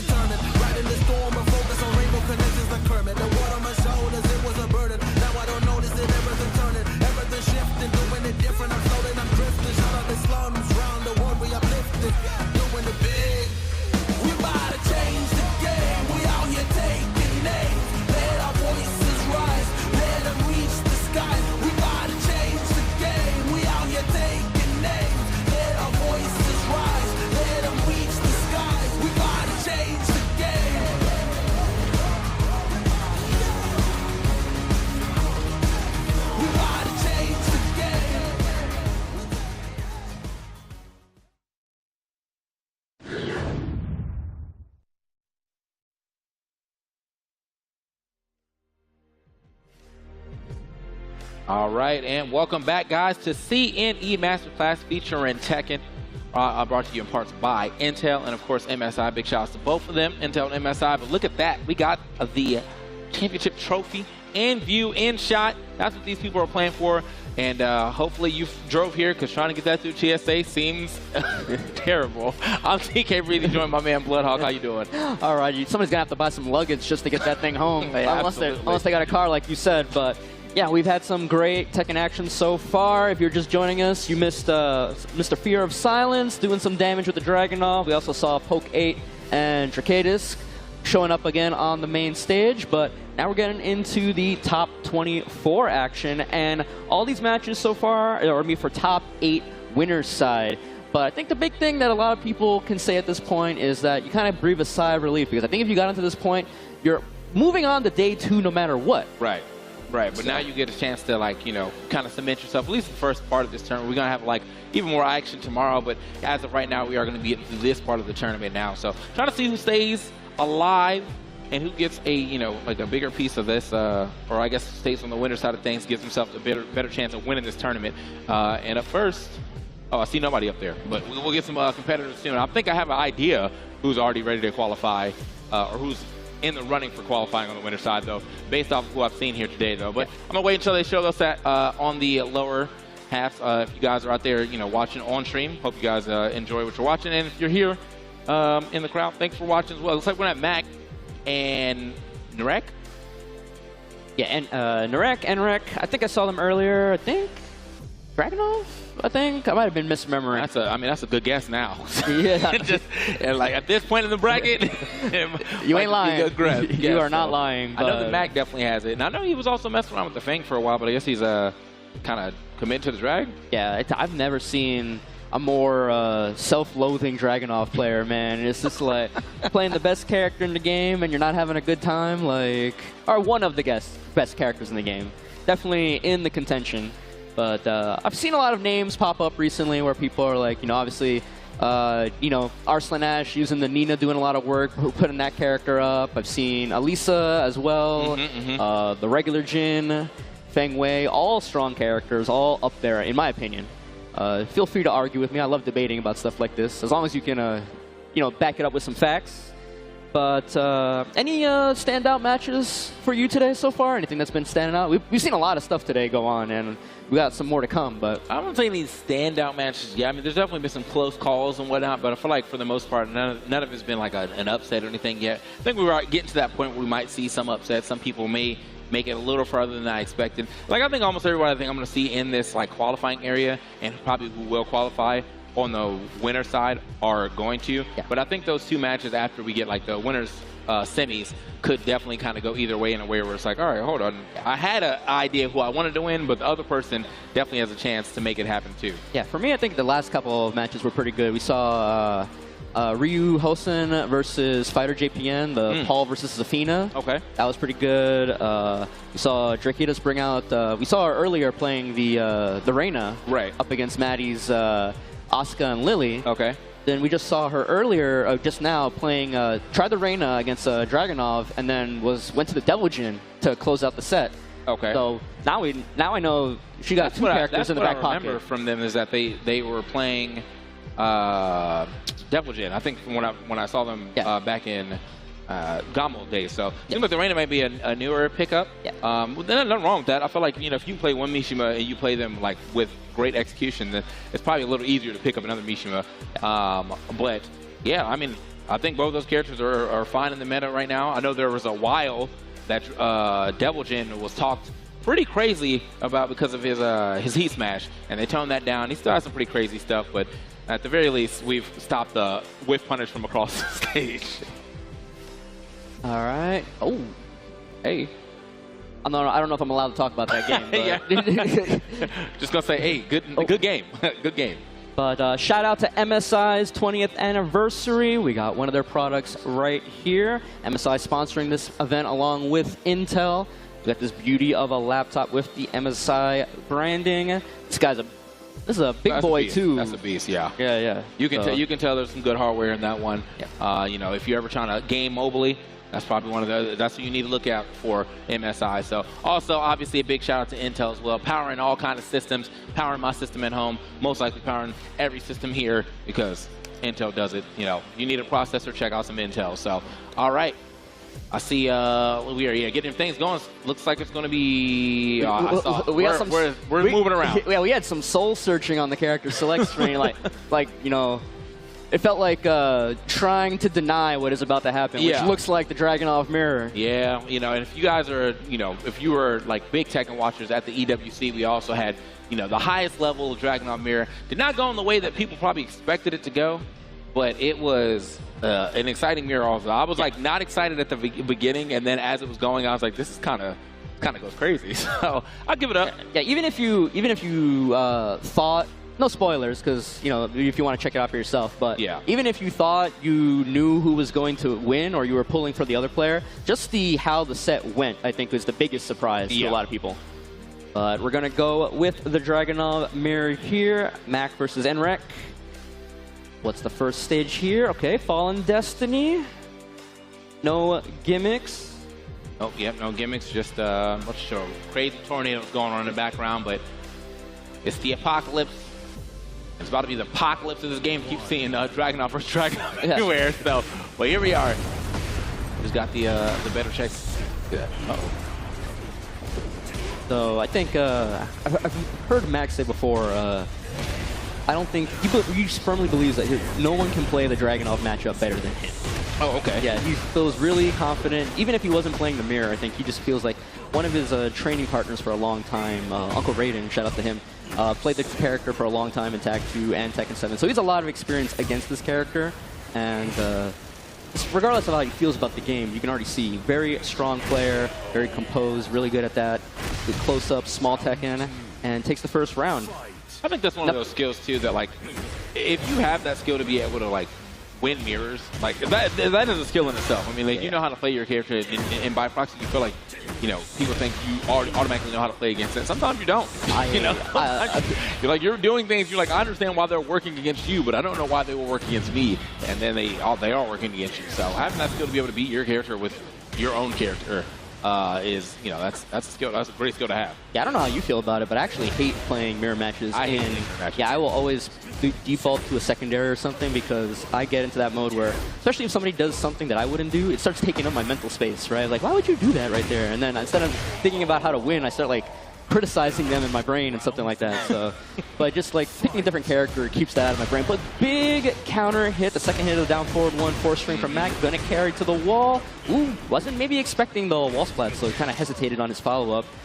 Enrique with the side throw, but Mac trying to catch him with the last hit of the string again. Yeah, I was like, that's one of the scary things about Dragunov is that a lot of the strings, like, he can stop them in the middle and it's still like kind of okay for him. Yeah. So therefore, like, you're like, oh, maybe it's my turn to swing. You end up getting hit by, you know, the second hit of down 4-1-4. You get hit by the third hit of down 4 or back 4-1-2, and it's like, you know, like it happens. Yeah, at some point in time, it's gonna happen for everyone. Speaking of, there it is. Back 4-2-1. Sorry, it's the string. Go ahead and get that heat engager as well, or the dash. Good stuff. All right, you know, it was definitely one of those sets where it's like, you know, Mac looked like he was in. It wasn't anything flashy, nothing big, nothing fancy, but just like slow and steady, kind of Mac in control for the majority of those 3 rounds. And that's how it gets at top levels. Like, you don't necessarily, you know, get every single launch or thing. You just poke away, annoy them, and, you know, slowly build it all up to kind of cash it out for one big moment, whether it's a counter hit or a big launcher to seal the deal. So Enrique got to kind of make some adjustments, try to win the up close, the neutral battle, get his spots in. Otherwise, might take a quick trip to the losers bracket here. Wow. I mean, like, that, it's really like kind of like the law of lamps in this game. Like, you can definitely poke somebody down to 50% and then find that one launcher, and that one launcher will just win you the game. Like, sometimes that's how it is. Sometimes you get 3 launchers in one round. Sometimes you just get one. Sometimes you get none. Yeah. Interesting. Right, we got side swaps over here multiple times. Yeah, interesting interaction right there at the start. Enrique went for the full crouch low from Dragunov, and Mac tried to punish it with the normal, you know, Dragunov wall standing 1, and it whiffed completely. That might just be a mirror match thing that he wasn't ready for. Have to default to the wall standing shoulder. More consistent. I'll say 2 actually. Give him the punish this time around though, and at the wall. But maybe not expecting that wall to be there that close. Regardless. The ignition, gonna re-wall splat here, and just keep it simple, ending with the heat smash. Anything would have killed right there. Yeah, like legitimately, like there's a lot of high damaging moves that Dragunov could have done in that situation, but the heat smash gonna go make sure we seal the deal. Enre trying to fight back here, challenge, trying to not let himself get bullied as much by Max Dragunov here. Yeah. Punish that time. Down 2. I'm just kind of like waiting to see if he's gonna like throw that last hit, because I feel like Mac has been swinging a little bit out of the back 4-2, but he hasn't been hit by the 1 yet because of have to. Back to the wall. Yeah. Oh, beautiful backdash with punish right there. This is dead. Goes to the down 3 string. 1, 2, 3, and Mac 1 round away here from a very convincing 6-0 to move on to winner side top 8. Well, you know, he said he backed it up. That is a super walk right there. My man is all the way to the other side. Still gets the full combo too. One of the good things about Dragunov, you don't have to change up the combo too much to still get like a back turn combo as well. A little bit of a brain fart, got the running 2, but was expecting it to get blocked, I think, so he's kind of defaulting to the pressure. Right. But breaks the throw here, and Rick gotta do something real quick. Oh, he could have cashed out with the back 4-3 for heat engager. He's on a pixel. And another beautiful little backdash and quick whiff punish. Nothing big, and Mac. Very clean, 6 rounds straight. Gonna move on to winner's side, top 8 today in the LCQ. Like we said, everybody moves on to tomorrow at this point, but we're playing for seeding, right? Especially with a lot of the other heavy hitters here. You definitely don't want to get put into a pool tomorrow where you're near another big guy and potentially get knocked into loser's bracket or completely out before you make it to top 8. Top 8 is where you start getting into that $12,000 prize pool. So that should be your first goal for everybody here. Make it to top 8, and then we got to think about winning at that point. Yeah, and I mean, the way that Mac handles business, he did exactly what he said. You know, he kind of showed. He backed it up what he was talking about, like, I am the best drag at the drag mirror. Yeah. And, well, you know, a 6-0 is going to show you that. Yeah. Like, that was clean. Now, you were correct, though, at the very end of that last match. Instead of that last back 4-1, man could have, or 4-2, he definitely could have got that back 4-3 in there. Maybe turned that whole thing around, but just I don't think he believed in the walk there, which is unfortunate. I think that's a thing, especially when people feel like they're playing somebody better than them. Sometimes, like, they're not ready for the small opportunities that they get because they're not expecting to get them. And you have to be right. You know, if you're going to walk something, that means you think something is going to be walkable. And right there, right after here, I think he steps.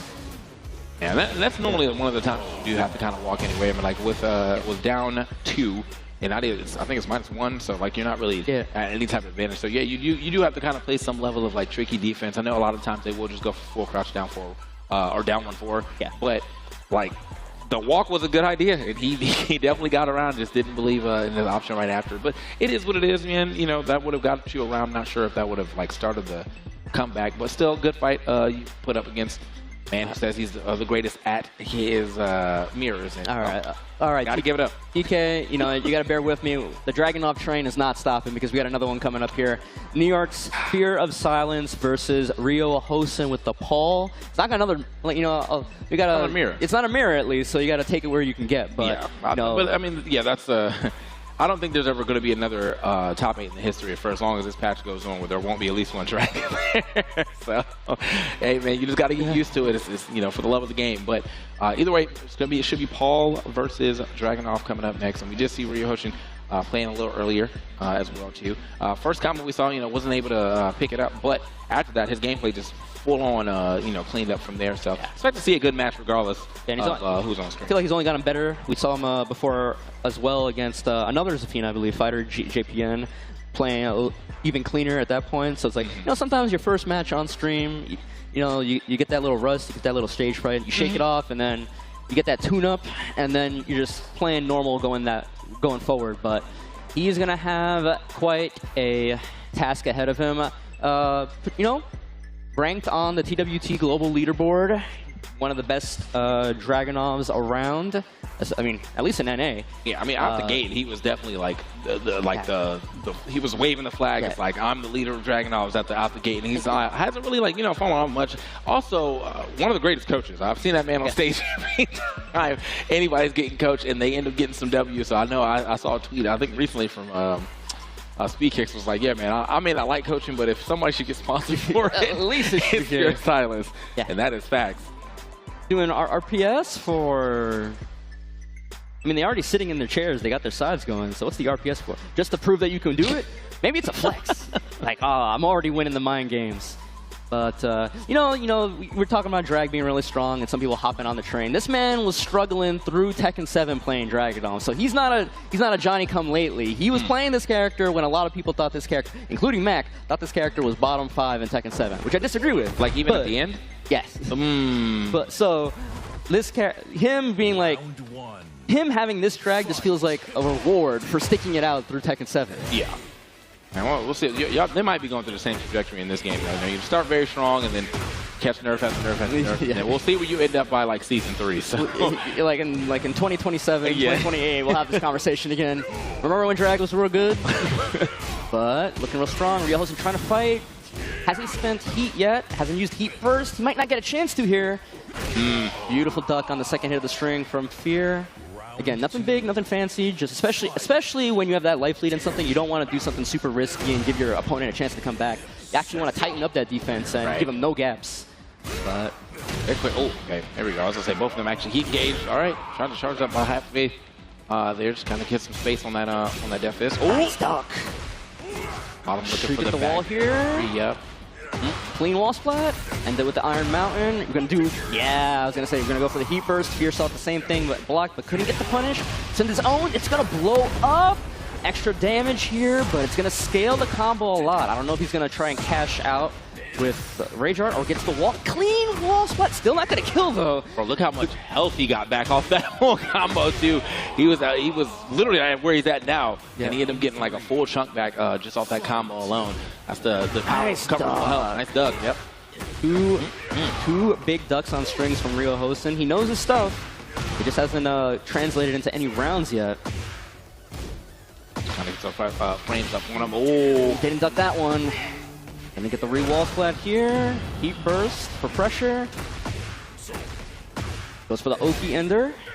right. Blue stuff on the instant run in too. He's gonna send it. Here we go. What's the mix? Actually goes for the tackle. And no break. Oh, broke that leg. Wow, I thought he was going to live with a sliver, but it was just enough to kill. And I thought I was going to have a chance to save it before the round was over, but just like the first round, he didn't have a chance to pop his heat. Oh. Yeah, I said no break, but I forgot that's a guaranteed tackle. Whenever you get it out the heat smash, yeah, it's a guaranteed tackle. So you just got to hold that and hope for the best when you get I mean, put like, on the ground. The tackle is unbreakable, but you can still guess. You can still get out, yeah. But it's a three-way guess, and they all do good damage too. So, and it's pretty smart of him for going for. He went for the 2 break. Mm-hmm. The 1 break takes away, recoverable health, and the 1+2 does the most damage. So, you think about that. They're thinking about those 2. So you go for the one that they're not thinking about the most. And they still did enough damage. Yeah. So, like he knew. We're going into game 2 here. Ooh, the second hit whip on the string, and the third still managed to get the hit for the full combo. Drops it at the end, though. Fear not letting it bother, but Rio hosting another great launch here. But he's still, like I said, he hasn't been able. He's been having some great moments, but hasn't been able to translate them into rounds yet. Mm-hmm. And I remember this is for top 8 as well, so we got 1 qualifier already. It was Mag, and now go for that second qualifier. Stomp for Oki and gets the ignition switch on top of it. Heat for heat. Spends it just to get some space. Hit for Tat. Yo, no, not the can-can. He tried it, but no. Easy punish on the can-cans there from Fear Silence. Now, yep, already at 1 round here in the second game. That's blocked. Blocking lows quite well. Ooh, the thruster going underneath the jab. Beautiful. Clean wall splat. Oh, gets the grounded hit. Demo Man 2. Finally. Rio hosting gets a round on the board. Looking real clean. Didn't get that wall splat, but it still didn't seem to matter. Still left a drag or Fear Silence to count in that spot, so he did have to kind of guess the game there, and unfortunately did not see that second demo man coming. So another grounded death fist. You're in the corner here. Nice duck. Didn't commit to the second hit. He would have wall splat. This round would have been over already if he had gotten that wall splat. But one last hit to go. And the wall standing for. All right, Rio Hosen maybe waking up here. Potentially moving this into a game 2. Yeah, game. Oh, well, yeah, no, right. This is looking pretty good for him. But however, not until you get hit by that counter hit, running to, we going to the wall, and he's gonna keep that pressure up. Oh wow, actually going through the wall this time. Oh, off axis. Yeah, off axis. Wasn't able to get what he was looking for there with that wall, that re-wall splat. Uh-oh. Oh, gets the Death Fist. It's going to be a huge combo. He might get to the wall before he can even finish. No, catches that here. Iron Mountain Ender. Just one more big hit will be enough to take this round. Good break right there from Fierce Guy's Silence. back to the wall. Yeah, this is actually very good positioning for him if he can turn this into like anything to hit the wall. Okay, running two. Oh! Counter hit. Guaranteed damage after the counter hit. Too good stuff to Ryu Hosen keeping himself alive. He was walking the tightrope right there, but managed to get the counter hit at the very end with the guaranteed back 1-2 afterward. And he's fighting for his life, but we're at this game 3 now. Yeah, I was getting a little scared too. You know, when the situation or when the role was reversed and his back was to the wall, I was like, okay, yeah, this like you actually had advantage and then you just kind of got walked around. That's the beauty of attacking. There, like you can definitely put somebody at the wall and then immediately get reversed on you. Yeah, I wasn't even saying that. Like my voice was in my throat for a second because I was like, wait, I was like, oh, this is a bad spot for him. But Power Crush, Iron Mountain, it goes for the easy thing. You can get a Death Fist off that, but it's a little bit more tricky. So he didn't even want to risk messing it up. Nothing wrong with that. I'm always about sometimes, you know, the execution isn't fully on. Speaking of, there's definitely right through his chest right there for the game 2 or for the round. And Ryu Hosen in the lead now with this round. He's pulling ahead in the set. Fear's got to make some adjustments. Nice step on the ignition switch. Little punish, but we'll take it. Spends the heat dash. Little punish with the 1-2 jab. Nice little step again. Fear trying to get some space here. Breaks the throw. Counter hit. Stomp on him. Challenges with the Wasp 3 and no break on the 1 throw. And now Ryu Hosen 1 round away from moving on the winner's side top 8 and putting Fierce Silence into the losers bracket. It's kind of crazy too because I feel like this is just kind of like what Paul does. I feel like all of his hits feel like they have so much impact. I think you definitely can start to second guess yourself. Nice step again. Hit enough, and now he gets stepped a lot on this Snake Dash 4.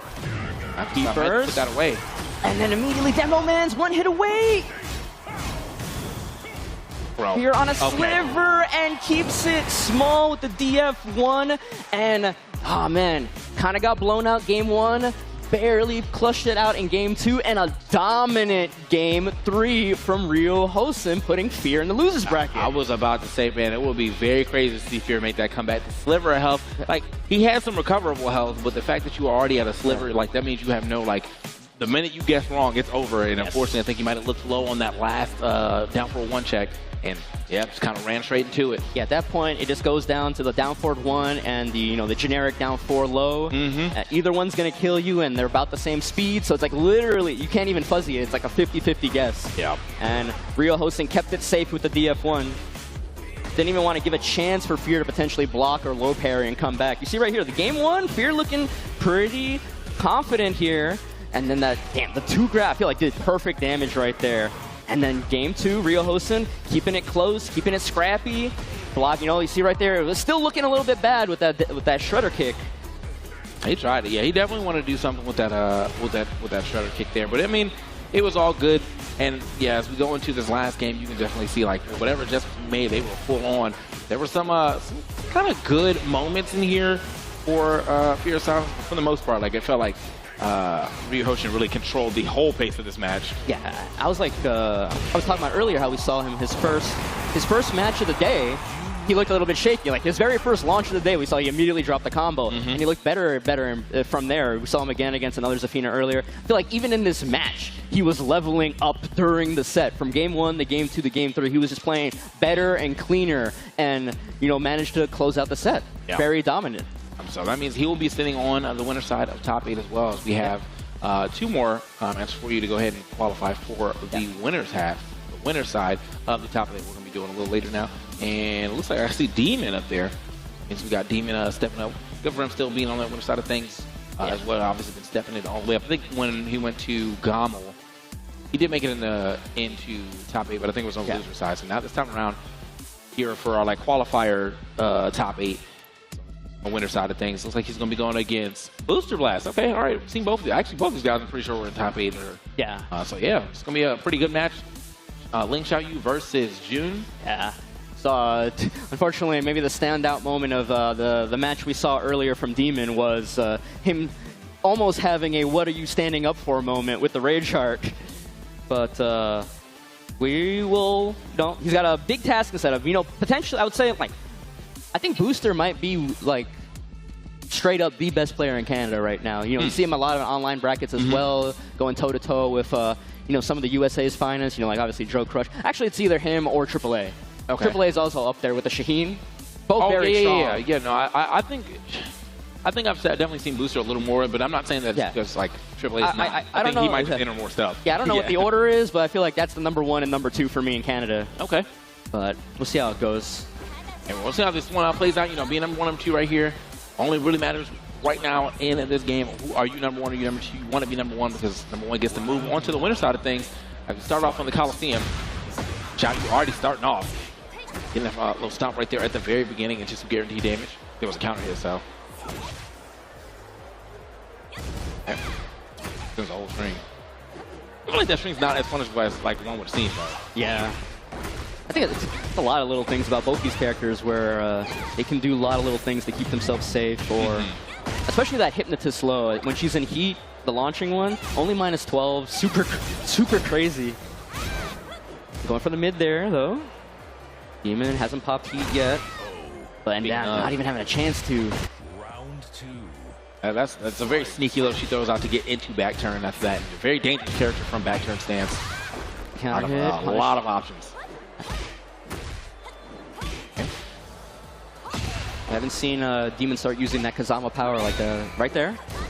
Right, a lot of those moves can be used to keep certain strings safe at the cost of her life bar. You see right there with it takes a little bit of recoverable life and real health as well. But in one of the more recent patches, they gave her more ways of kind of restoring her health. Yeah, she kind of played around with her health a little more, which is, I mean, that's kind of what the character's archetype was supposed to be. So it's kind of cool that they've kind of leaned farther into it. Is that enough damage? It is not. Oh, you are gone though, for sure. Don't even have to ask. It's definite. It's already done before we even get the last hit. Great. And I think a rage art like that early in the set is actually really smart usage of it. Even if it didn't work out, you're 1-to-1 on rounds, it's still game 1. If it works out now, it's like, either way, you keep it in somebody's head where if Demon tries to go for that same situation, you might force him to hesitate. So, really smart usage of the rage art early on. It works even at high level, We've seen people like Lohai and Ulsan and even Atif use it even on the international level, so. Okay, good walk. Doesn't break the throw from Izumo stance. Not using heat mode now, though. A couple of jab checks here from Damon, but it's not really like committed to any of the strings. Unfortunately, though, it is going to get caught up and get the guaranteed damage off that orbital is going to be enough for Booster Blast. Go ahead and take that first game. This character's heat mode is so strong. Zhao Yu's, you use that back turn heat smash. Goes into Hypnotist, and then you have to guess, especially when you're low life like that, like Demon was, either option is going to kill you, and you're kind of forced there to sit there and take it. Really, this character is very strong. Doesn't get played as much. I feel like I saw a lot more Lings, a lot more Zhao Yu's early on when the game first came out, and now they come and taper. Even somebody like Peeling is using a lot more Yoshimitsu instead of Ling Zhao Yu lately. No, I mean, both these characters definitely had a lot more representation in the beginning, but it's kind of crazy because I don't feel like Ling was really hit for any reason for people to stop playing Ling. No. So it's just like they just kind of like gravitated to something that somebody else at some point in time. But yeah, she's definitely still a very strong character. And Booster putting down the full display, but getting the last hit of the string. Demon is can't kill here, but gonna try.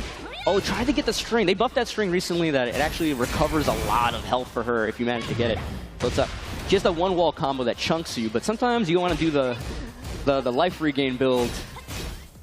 Oh, gets back turned? Oh, probably should have finished that string though. Yeah, no, it would have been, might have actually just been the round. Got the back turn. Okay, round ender, but not enough damage. Go for it, Again, right there, he was like, Demon was like hesitating. He's like, is he gonna rage art again and try to scam me out? But didn't and managed to close it out there. Finishes the string, goes for the low off the Hypnotist. Now Demon in the corner right now. You see him trying to sidestep out to get some space for himself. Uh-oh. Blaze getting kind of blown up right now. Demon has been doing quite a bit of standing around though, like especially within Zhao Yu's space. So I think it is nice to kind of like start revisiting some of these lows. Tries to go for the can-cans.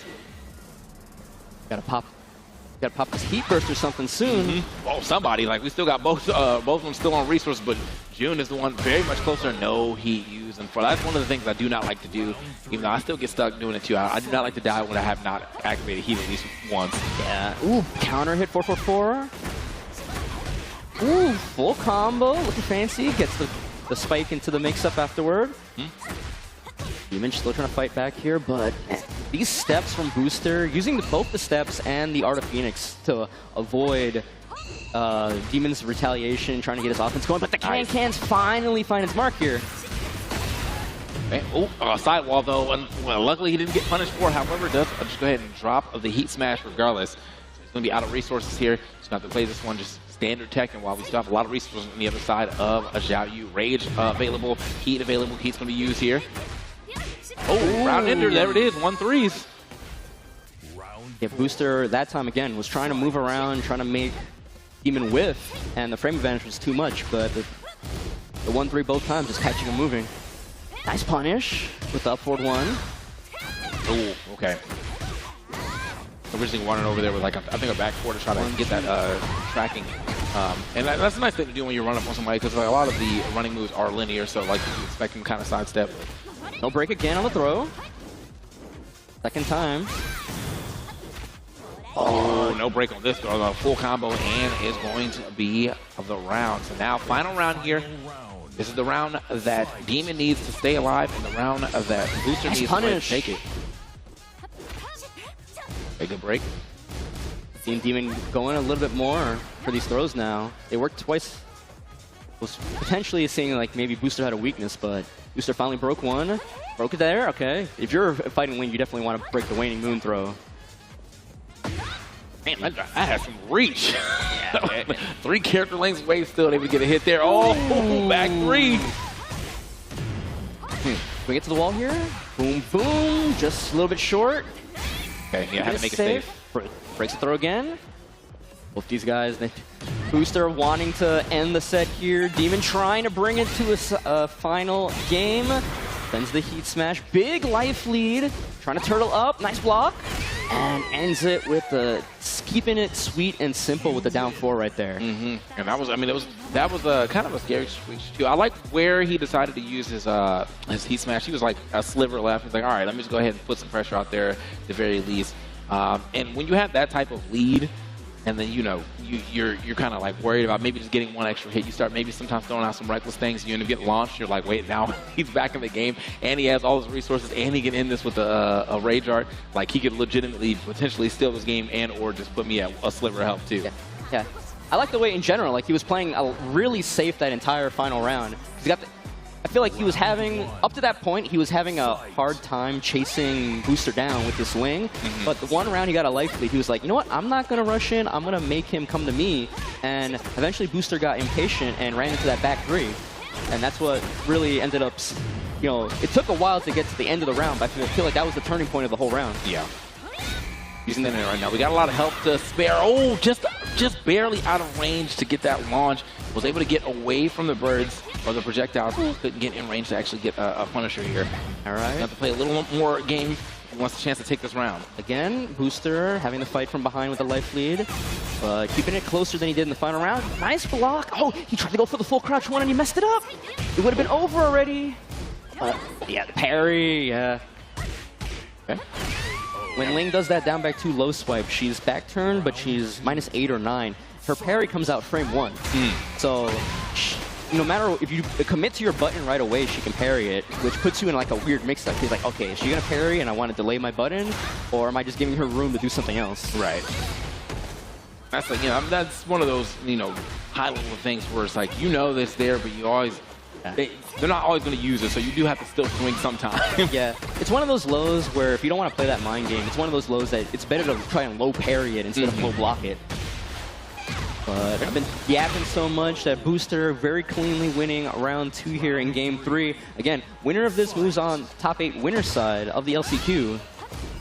You're going to make it the game, you're going to make it the day 2 regardless, but you do want to do well today to get preferential seeding. Last thing you want to do is like, do poorly and all of a sudden you end up in the same the same pool tomorrow as somebody like a Fear of Silence or a Mac or something. You want to stay away from them as far as possible until top 8. Oh, okay, there we go. That's the type of whiff punish you want to see. The F4 might be dead. We got resource. Okay. Ooh, just short. Short of it. And now the comeback. Look at all that help he was able to get back off of that engager. Evened it up. Nice break, but the little sidestep launch is enough. Booster back in the lead here and 1 round away from ending the set. Fight. I'm telling you, bro, the way that the dynamics of this game now because of recoverable health is so crazy. It's like what looked like the scariest game of all time. Well, I got a heat engager and now we're even. What's up? Yeah. Oh, missed the heat burst. Miss input or got his input eaten. Okay. Wake up. Well, yeah, wake up while standing forward. Not going to be it. And now he takes mad damage for that. Actually might lose. I think he's 1 touch away. Even this might not do enough. No, I'm wrong. All right, Booster Blast shutting me up. Max damage conversion right there, and he is going to move on to top 8 winner side. Well, that's definitely that was a very good one to shoot off of that. You know, it was not the worst panic option, panic button when someone's like right on top of you. But Booster Blast obviously had that scouted out, was able to get a nice little sidestep around it, and then a launch into a full combo, which probably did just enough damage to get past get past the 0 mark of that health bar. So Booster Blast can be moving on, as you said, on the winner side of things, and that means we have Mac, Booster Blast, and Ryu Hosen right now. So we got one more match for you to see who qualifies on the winner side of things. But yeah, good stuff to all of our qualifiers so far. Yeah, and we're seeing the highlights here. We see right there the Rage Art early in the set. You know, and Demon, doing a good job of using, Jun's unique traits, right? Obviously the full crouch, 10 frame punish we saw right there. She's got one from standing as well. Using the Kazama power, the heat smash right there. This is a great round from here in game 2 to end it up and bring it to this game 3. But I think game 3 really, there was 2 key points. Then we're going to see one here with the sidestep launch. And then he started right there, sidestep launch, and then in game 3 as well, it came down to a sidestep launch, I think right before here. And then beautiful usage of resources here. I really thought he was still going to be alive here on a sliver, but boom, the Storming Flower ends it. And you know what? 2 really strong characters. Thank God it wasn't another Dragunov. Yeah, but we still got one more match left in this past. I see Dracus sit down. I think they will definitely not be playing Dragunov, but got to see who's on the other side of that screen first. But could see either the Reina or the Devil Jin from Dracus. Looks like I was going to say, they're about to be playing Pak 8. Oh, yeah. So the Reina or the Devil Jin versus the Horong. I don't think I've seen Pak 8 use any other character besides the Horong. Tried and true right there. But it should be a good match. How's it going to play out? I feel like they've probably played a couple of times. I know they definitely were at Gamo as well, so I'm not sure if they actually had to play at Gamo. But yeah, Dracus, back in the day, mostly was on the Devil Jin, and now the Reina has been coming out. Surprised to, I want to know who they're going to pick if we get here, and if we would see any swaps. Hold on. All right, y'all can't. I was like, we're looking at the screen, we're hovering some other things here, but it was not picked yet. So, but yeah, we are definitely going to see Huarang from Pak 8. Everyone who has ever played Tekken 3 probably has fond memories of Huarang, What's the top? Huarang or Eddie Gordo, right? Yep. If you played Tekken 3, those are the 2 guys. Or you throw the curveball and you say something like, I played the little yellow dinosaur. Yeah, when you're at home, yeah. I feel like when I was a kid master, I definitely Huaranged or Eddie. But then when I kind of actually sat and learned some things, I actually played Jin. He was pretty fun back then. Yeah, one thing I like about Huarang in this game, besides I think first of all, I think his redesign is real cool with the ponytail and stuff like that. After having a lot of the spiked hair and the T7 outfit in general with the eye patch, I think he's one of the few characters I think in this game where his combos look really different from the Tekken 7 version of his combos. Like the route looks completely different. So it really, between that and the redesign, it really makes him like a fresh coat of paint on the character. I don't know, because I definitely don't remember him having that level of carry. And I know he probably has some, but it is crazy in this game. Yeah, the up forward 3+4 kicks into Flamingo is brand new, and that opens up a lot more carry routes for him. Here we go, though. As we get into it, looks like they will be Dracus. They will be going with Reina, and then here on the other side of things, Pak 8 obviously going to be keeping the Huarang going, but ends up getting that counter hit grab. Parry grab, I believe. Yeah, hot start. I'm already noticing the beginning of that first round, Reina, Dracus not respecting kind of like the frame advantage that Horon has on some of these stance transitions. She already got counter hit like twice in the first round, which is like kind of like a basic thing, but throws him, counter hit throw on the stone head. Jab, still has time to block the heat burst. Heat for heat, gonna spend it on the powered kicks. Nice break. Spin it too. There we go. I'll break that this time around. All right, no heat involved. Now it's honest Tekken. The joke, there's never honest Tekken. That's the biggest lie that you've ever been told. No Tekken is honest. It's a dirty game, and I love it. Oh, Sentai throw. Speaking of dirty. Forgot kick. Oh, try to catch maybe first a button there, but no buttons being pressed. Oh, duck on the down for 1-1. Go for the Sentai low this time, and the back two to try to check any steps. Coming. Oh no! Try to send a back three right there.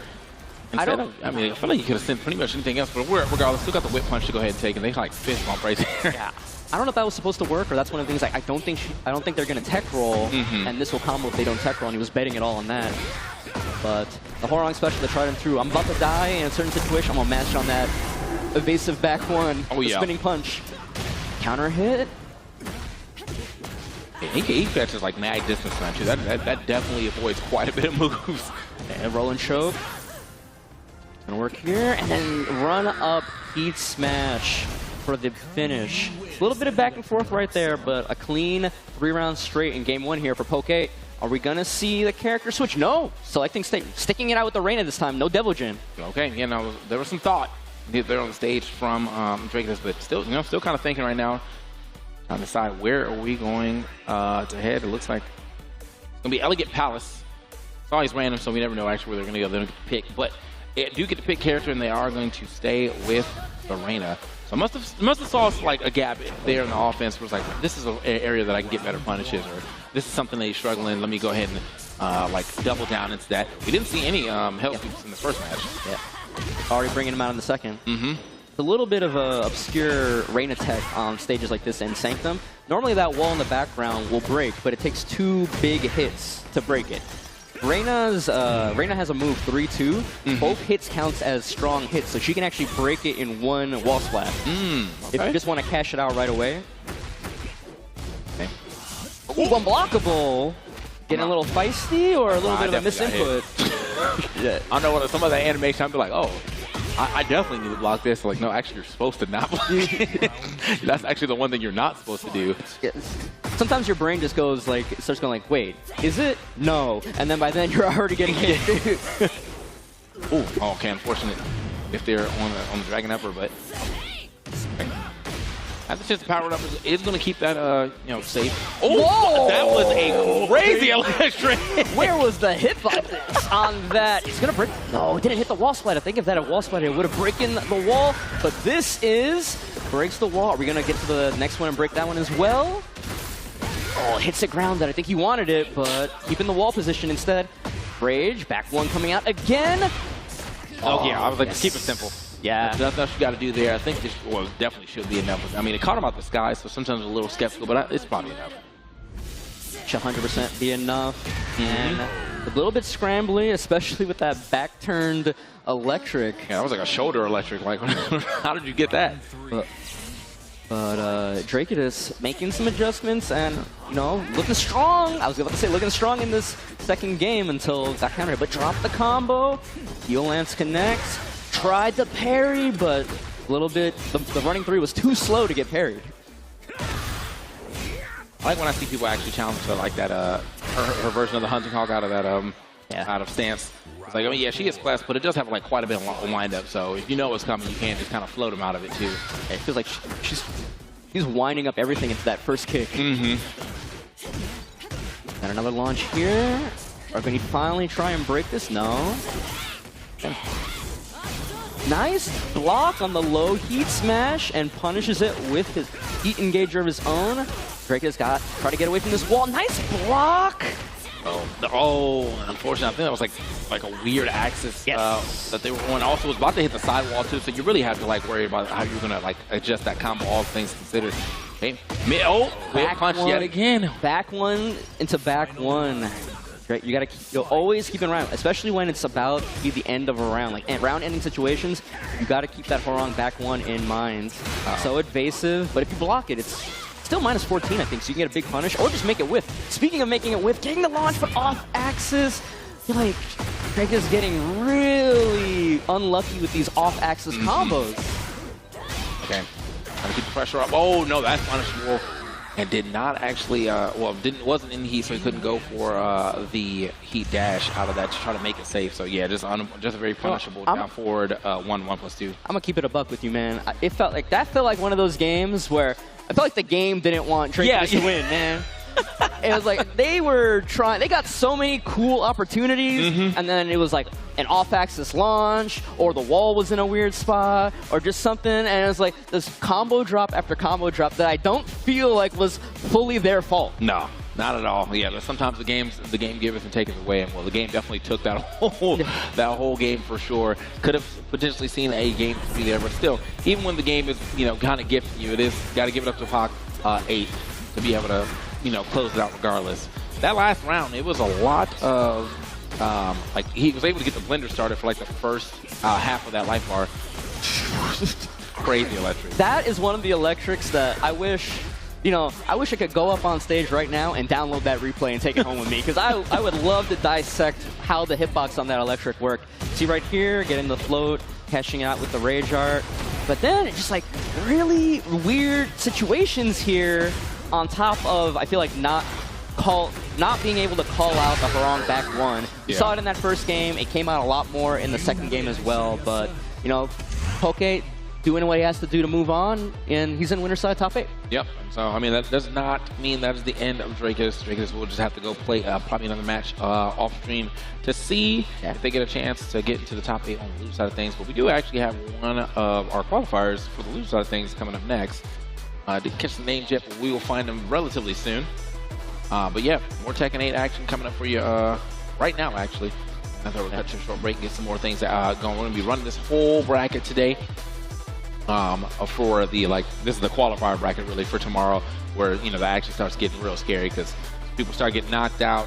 We start getting the 4 heavy hitters that qualified from before. They're going to show up and kind of shake things up as well.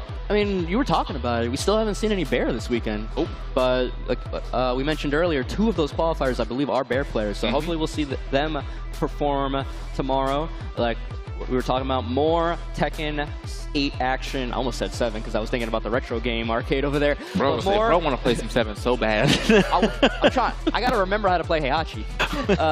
But we got more Tekken 8 action coming up tomorrow, where we finally start whittling it down. We're going to have 36 players, whittling it down to that top 8 for that $12,000 prize pool. So come back tomorrow in person, or if you're watching at home, and there's going to be some great Tekken 8 action tomorrow. All right, there we go. That's the trophy that we'll be playing for, as you can see. Again, if you got to take that home and you're not driving, I mean, good luck. Maybe they'll ship it to you. But it looks like we're going to have Apex, Enjoyer, and Enre stepping up. Okay. So, we saw Enre earlier, but yeah, Apex, Enjoyer, this is my first time seeing him on the stream. And if this goes to show us, we're going to see, might be my first time seeing some Steve, too. I don't think I've seen Steve today. Might be playing the wrong game, going by his handle. Apex Enjoyer. Yeah, you think he knows he can't loot any epic armor here to take less damage? I feel like the only person, I don't think anybody really loots. Oh, the Brian Fury? I think Brian Fury is definitely an Apex Enjoyer kind of character. Yeah, he would definitely be the Apex Predator for sure. That's Randy Orton. All right. Here we go. Nah, it's not Randy Orton. Yeah, I was like, no, Randy Orton. He truly is the Apex Predator. They got to change the title. It's like, all right, Randy Orton already claimed that. Sorry. All right. Let's see what we got here as we get into our match. It's going to be Steve and Brian. Heavy hitters here. Enric we saw earlier against Mac playing Dragunov, too. So we're not seeing the Dragunov in this matchup. We're seeing the Steve instead. So, maybe a matchup thing. And I guess if it gets a little scary, maybe he'll still drop and move over and use that Dragunov instead. But as of right now, the Steve is out. Yeah, two of his first launch. Yeah, two of the best, two of the best counter hitters in the game right there, and we saw it right there from Steve with the back one. Apex got to try and fight away from this wall, but the Sonic Fang, he was probably going to keep it safe anyway with a heat dash right behind it if it didn't work. And Enre, ooh, cancel it. It's another counter hit, but drop the combo. Not letting him bother keeping the pressure up. Trying to step back. Oh, Oh, preemptive duck on the cannonball left. I've seen that enough. Okay. That's forward check right there. Just kind of, oh, nice counter hit knee. Able to get himself some good damage here. Not going to get to the wall from here, but okay, hold on now. I'll try to go for the max wall carry. Yeah, might not hit the wall, but he at least would have put his opponent very close to it. Nice little walk around right there. Of course, with a 4-3. I'm already liking all this. You know, even though 2 rounds in, I'm liking this Brian out of Apex Enjoyer. Like, already making small adjustments. Like, Enre tried to go for the same counter hit setup that he did in the second round there, and Apex already didn't fall for it. Ooh, nice call out with the duck. And he's doing the hard combos, too. Just a little bit short from the wall, though. That fourth one rock right there. And Another duck. He's doing it up. He has the ducks to see if he can actually turn this into max damage this time around. I don't know if these players are familiar with each other, but they're playing like they're familiar with each other's characters at the very least. Oh, getting again. Sidewalled. Oh, the last couple of games, man, people are getting messed up by these sidewalls. Oh, I say, man, sidewall getting taken away, and that time it definitely took like where Brian normally gets mad damage and the round should have been over. The sidewall allows Steve to kind of roll away from the rest of that. Another block, but another duck, but a little bit late on that one. Both these characters in rage. One more hit, gonna take it. Not enough to kill. Nice, wait, but no punish. Finishes the string again and catches him. That came down to a lot of nail-biting moments at the very end right there. And I feel like, you know, oh, all right, no, select stage, I forgot. I was like, are we going back to character select already? But no, I mean, like, no reason for him to change. He got the W right there with the Steve. But yeah, no, I just feel like there was a lot of times here specifically where this Brian or Apex Enjoyer kind of got like a combo.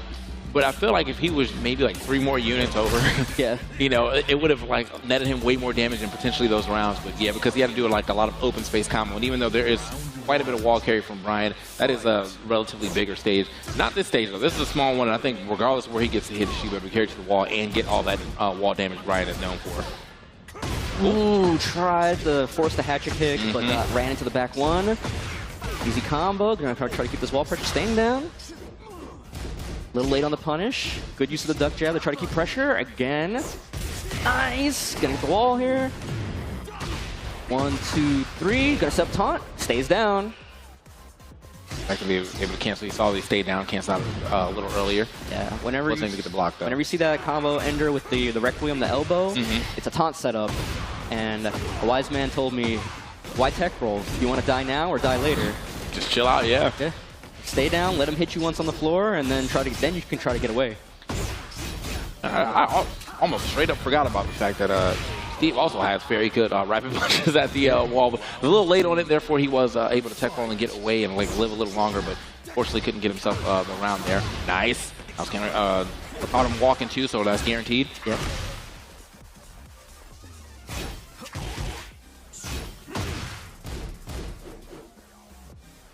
And there's like really, it's too many. Like, they're doing like really small and smart little things to each other and adjusting to each other. Like sometimes it's like the moves that are not being used that are more important than the ones that you see on the screen. But another good punish here. Gonna end it with the up forward 2 string. You saw that damage, bro. End it with wheel kick. Ooh, breaks the throw. Oh, gets caught with the third. Counter hit. Ooh, the albatross low. Nice low parry. Oh, you didn't even need to do the double knees, man. You should have just cashed out with the rage art. The rage art, yeah. But Apex on the board here in game 2. I assumed that he was going to go back to the well on that low, though. He did just get hit with a low to put him at that, like, you know, guess the game scenario. And he was like, I think you're going to go low again. Smart enough to recognize that. Okay. Catches it. Oh. Yep. Boom, boom. Okay. Doing the fancy combos too and stays ducking. Punishes the whiffed high. Gonna set up the taunt. Taunt it this time. Okay, actually does get the grab. Hasn't been able to get that yet. You've seen him actually get broke quite a bit. I think he tried to orbital there, and that's not going to work. Too low on the wall. Got the stomp, but didn't send the second hit. Sends the second hit this time, though, as it's already ducked. And there we go. Let me show you how to do a real rage art. I like lock in. I like not being deterred by the rage art, only hitting rounded and going for the stomp, but maybe a little bit too greedy with the double stomp right there. And like he actually hit the first one too. That was the first one. So he hit the first one, didn't believe in it, then he did hit the second one and believed in it, and just getting launched and losing that round. So now Apex Enjoyer. Catches him out of the Potentially, air. I could give himself a game here. Into the wall here. 1, 2, 3. And taunt. Oh, now he's taunting because he thought he was expecting him to stay down. Okay. Counter hit again. Off axis. Gonna get the sway 1-1. Pops the heat first. Really trying his best to keep this pressure. He tried the Lionheart out of the heat smash, but it tracked him down. Ooh. Get off me. Breaks the throw. Guess it's the 50-50. Man, oh! Just scared him in the corner and then immediately Q-skip1 right there, ball gone. Oh, and beating him up right there. Second stage, not going to the Dragunov this time, but the end of that last game. First the hard duck saying, okay, do a high so I can punish it again. And then just standing there with the weight, and then the instant sway punch for the wall splat. Like, we were talking about this earlier, how Brian is one of those characters where it can be scary to, you know, be aggressive on this character because at any given moment, this man could throw a bomb and all of a sudden your life bar is gone. Boy, Brian, bro. Yeah, that's a demon. He's definitely a counter hit demon, but even so, like some of his straight hits when you just don't expect him to still be very hard. He's looking for a couple of counter hits right now. And like Brian Fury, the character, this guy hits you as if he hates you. But I tend to see, like, the Brian players that I know actually tend to be really nice people. So I feel like they get all the aggression now by playing this character. Oh, that drops the wall combo though, breaks the throw. He's in. Very good on breaking that throw for sure. Yep, sends out on the Requiem into the heat dash, trying to push him toward this wall. You see it in the background. The 1-2-1. Ooh, okay, yeah, break that as well. Run up, heat burst, trying to get something going here. Ooh, the 1+2 looked like it went underneath Steve's jab. Sonic Fang in the heat dash. Ooh, wow! And the counter hit, once we get that shotgun, that's that counter hit throw right there, so it's a little, much harder to break. I think it like almost halves the break window. Again, these hard ducks, like, I don't know if he's like expecting jabs or a back one, but I feel like Enre's just letting him duck instead of like, you think maybe you'd see like a DF2 or something like that, at least just to check the hard duck. Yeah, he's literally just looking at him, like, just looking at him in the Yeah, there's one down there. You know? And a lot of, yes, and a lot of like quick pressure into a duck. Look at that. Spin pressure of the empty pressure, if you will, into a duck. He just waits for some type of jab to come out, but as of right now, I mean, Enre really has not thrown out any jab like that while he's been ducking in his face. Breaks. Gonna spend it on the Sonic Fang. Again, breaks the 10 count. There we go. Sonic Fang got that range right there. And even if that didn't work, you always have the heat dash ready. All right, Enric, 1 round away from qualifying on loser side top 8 here. Ooh, the cannonball straight counter hit. Oh, he tried to go for the... I really like that he's going for these hard combos, but especially when your tournament life's on the line here, maybe you got to keep it a little bit more simple. Yeah, we were talking about that earlier. You're like, you know, the damage differential between like your hardest combo, your easiest combo, and the drop combo. Like the easy combo and the drop combo is way bigger than the hard combo and easy combo. Oh, get off me. Did he hit a button? I don't think so. No, he did not. Okay, yep. Yeah, kept it simple right there with the instant jumping knee for the tornado. Keeping himself alive here. Again, Enrec 1 round away from closing out this set with the Steve Fox. We saw him earlier with the Dragunov, but the Steve is looking real good too. I thought he was going to just go for like command grab there, but I don't know if it was going to do enough damage. So yeah, getting the launch off the Jennifer into immediate screw, very smart. However, though, that catch him a couple of times. It worked the first time, and then he stopped falling for it, and then he kept it in the pocket for, I feel like, a good game and a half, and now he brought it back out when he needs to close it out here. Is he going to live through this, though? Yes, he is! Going to even up the light bar, going to remove all this gray health. With the life span, he's going to even it up. Oop. Actually, he's in the lead slightly. Wow. That chip was insane. That chip was insane, bro. He's like, yeah, you thought you evened it up. Actually, I'm just going to take all that health you just got back. And heat dash, guess for game. That felt like a good 15, 20 points. And then you saw Apex try to backdash out of range of the stomp, but it still reached him and did just enough damage to close up the range. You know what? Like, good stuff to Enrique with the Steve, putting on a display, but also Apex that was the first time we saw him today. He showed out with that Brian. Yeah, no, I mean, he had to. He was fighting for his life right there to get into the loser side qualifiers or loser side top 8. But unfortunately, it's going to fall a little short. However, doesn't mean his day is over, or his day is over here, but doesn't mean his tournament's over because we do have more probably of him tomorrow. Yeah, we're seeing right here from game 1, the cannonball straight. It was real close at the end here. I liked really the patience from Enre blocking the low into the mid. A lot of other people would have blocked the low and tried to punish right away and gotten caught out, but really good discipline to stay up blocking. We see here game 2, again, the double stomp here. Into heat burst, into stomp, and I was like, that's one of those situations where maybe you're a little bit greedy to end it out, where it's like a safe mid would have kept you alive, but if they block that low, you're dead. So maybe you should, going for the stomp, definitely not the right choice in that scenario. But he ripped so much chip, like you said. I was like, you might as well just let that hit. Like, so much chip that did. That was, I mean, I've seen some chip, you know, in this game in my time. But normally when I see chip like that, that's like from a bear. Yeah. That's just a man right there who wants to box. To be fair, that man is running, jumping, and putting his all into that fist right there. I don't know if you beat his story mode too, but he continuously just keeps getting beefier. So, like, he's going to the gym for sure. That's like Season 2 DLC, man. Like, super heavyweight Steve Fox. It's like back 1 just launches on normal hit, like that kind of stuff. But good stuff to Enre with the Steve, moving on to loser side top 8. Yeah, and so I mean, like that means that we are gonna just want to break before we have to do all that. I do want to give a quick shout out again one more time for Intel and of course MSI for holding us down with the laptop as we are now going to be lining up the rest of this here top 8, you know, all the way down to the finals. Mostly for seeding, as we do have more Tekken action tomorrow, but we're going to be finishing at least this version of the tournament today. So do not go anywhere. CNE will be right back.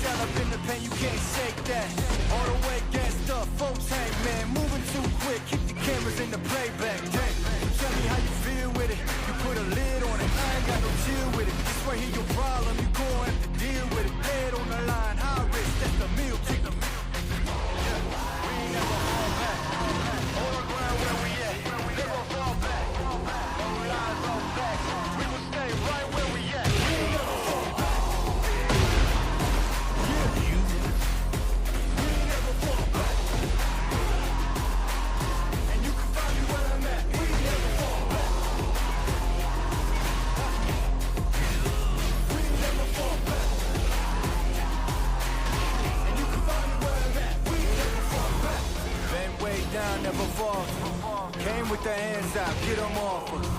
I'm 24/7 in the office. Pay attention cause I ain't repeating offers. Yeah, never met a man I've been scared of. Careful, you gon' get exactly what you asked for. Here for whatever you bring me, get it handled. I answer to no one, I don't need a hassle. Yeah. Never fall back. Hold up, where we at? We never fall back.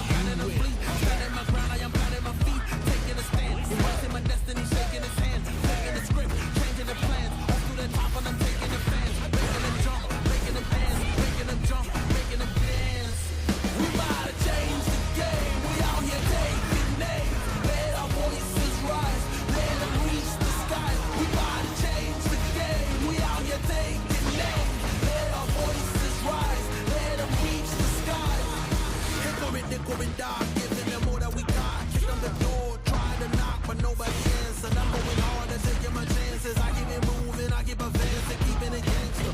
Getting the person, I'm happy to earn it. Mr. Ambitious, give it ambitious, Mr. Determined. Right in the storm, but focus on rainbow connections like Kermit. The word on my shoulders, it was a burden. Now I don't know if it's turning. Everything shifting, doing it different. I'm floating, I'm drifting. Out of the slums, round the world, we uplifted. Doing it big. We about to change the game. We out here taking names. Let our voices rise. Let them reach the sky. We about to change the game. We out here taking names. Let our voices rise. Let them reach the sky. We about to change the game.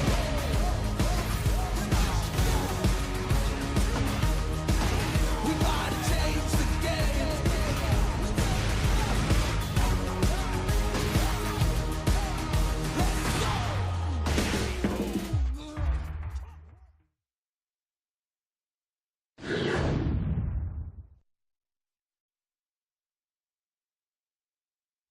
And we are finally reaching the precipice of today after a long day and incredible games that we've seen throughout all of the Intel Gaming Garage. I, of course, am Ravishing Ravish, joined here by Captain Neckbeard as we reach the top 8 finally at the LCQ right here in Toronto. How are we feeling, man? We're feeling good. We've got top 8 coming up now. Yes, sir. And you know what? What I'm really glad to see What's is that we have basically everything that I expected to see from this LCQ is coming to fruition. Okay. We got good Tekken. We got everyone who I was hoping to see in top 8 in top 8.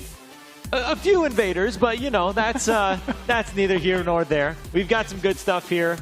Yeah, nothing but a great time we've had today. That is very true. In fact, you know what? Why don't we take a quick look at that bracket real quick to be able to just see how we managed to get here and who has ended up in this top 8 here, Cap. So yeah, absolutely. We're going to be starting on the winner's side here, where Pock8 and Booster Blast, two of the top players of the city here, are actually going to be going up against each other. Winner's semi side. On the other half, we got Ryu Hosen taking on Mac. But yeah, looking ahead into the loser side, Demon20Z beat PopeFran to be move into the top 8 position. Dracus beating Fighter JPN. They're going to be facing off each other. Enre beating Apex Enjoyer, which we saw just on stream not too long ago. But going to be going up against Fear of Silence. So no matter what, had a Dragunov in his path after Fear of Silence versus Luca. But yeah, Fear of Silence versus Enre. Possibly another Dragunov mirror. Probably. Who knows? Who knows? I would assume so too. But what's cool about this too, because I was saying, if we're looking at the top bracket, it was Ryu Hosen that actually sent Fear of Silence to lose, right? Which, I mean, that match on its own was interesting because it looked so dominant until it wasn't. Absolutely, yeah. Like, it could have gone, like, either way realistically, but that third game, like, something clicked with Ryu Hosen. Like I said earlier, Ryu Hosen is a lab monster. He is going to be, if anyone's going to know just how to deal with, like, some of the finer minutia of drag, like, especially with a character like Paul, it's going to be him. So it's got to feel elating to, like, not only just, like, beat Dragunov at this stage of the tournament to move into winter semis, but Fear of Silence of all people, to send Fear of Silence to the loser side. What's cool about a lot of that is too is we've seen, you know, Fear play a ton of times too as well, but then one on Ryu Hosen's side, the adaptations that we saw from him playing the Dragunov, from him playing the Paul against Dragunov too, he played it a lot more patient than I find Paul players would, and you saw that, you know, Fear, heavily aggressive guy, right, wants to go in consistently and plays really technical in terms of movements, but then up against Paul, you know, he's using a lot more homing moves, making sure that, you know, Fear can't get, like, any of the strings off too, no launchers, and so it leaves him in playing Paul's game plan, which is guessing what he's gonna do. Is it gonna be Death Fist? Is it gonna be Demo Man? Just whatever happens, happens, and most of the time it was Demo Man, but then he still made him guess. That's the thing. It's the threat of, it's not so much like Demo Man on its own. It's always the threat of Demo Man. Exactly. Because like Ryu Hosen, like I actually read like a little snippet he put as like some sort of beginner's guide that's available on Steam that anyone can find right now. Really? So he made a big point about how the idea of lows being more of like an idea of chip damage akin to Street Fighter instead of just like another way to attack.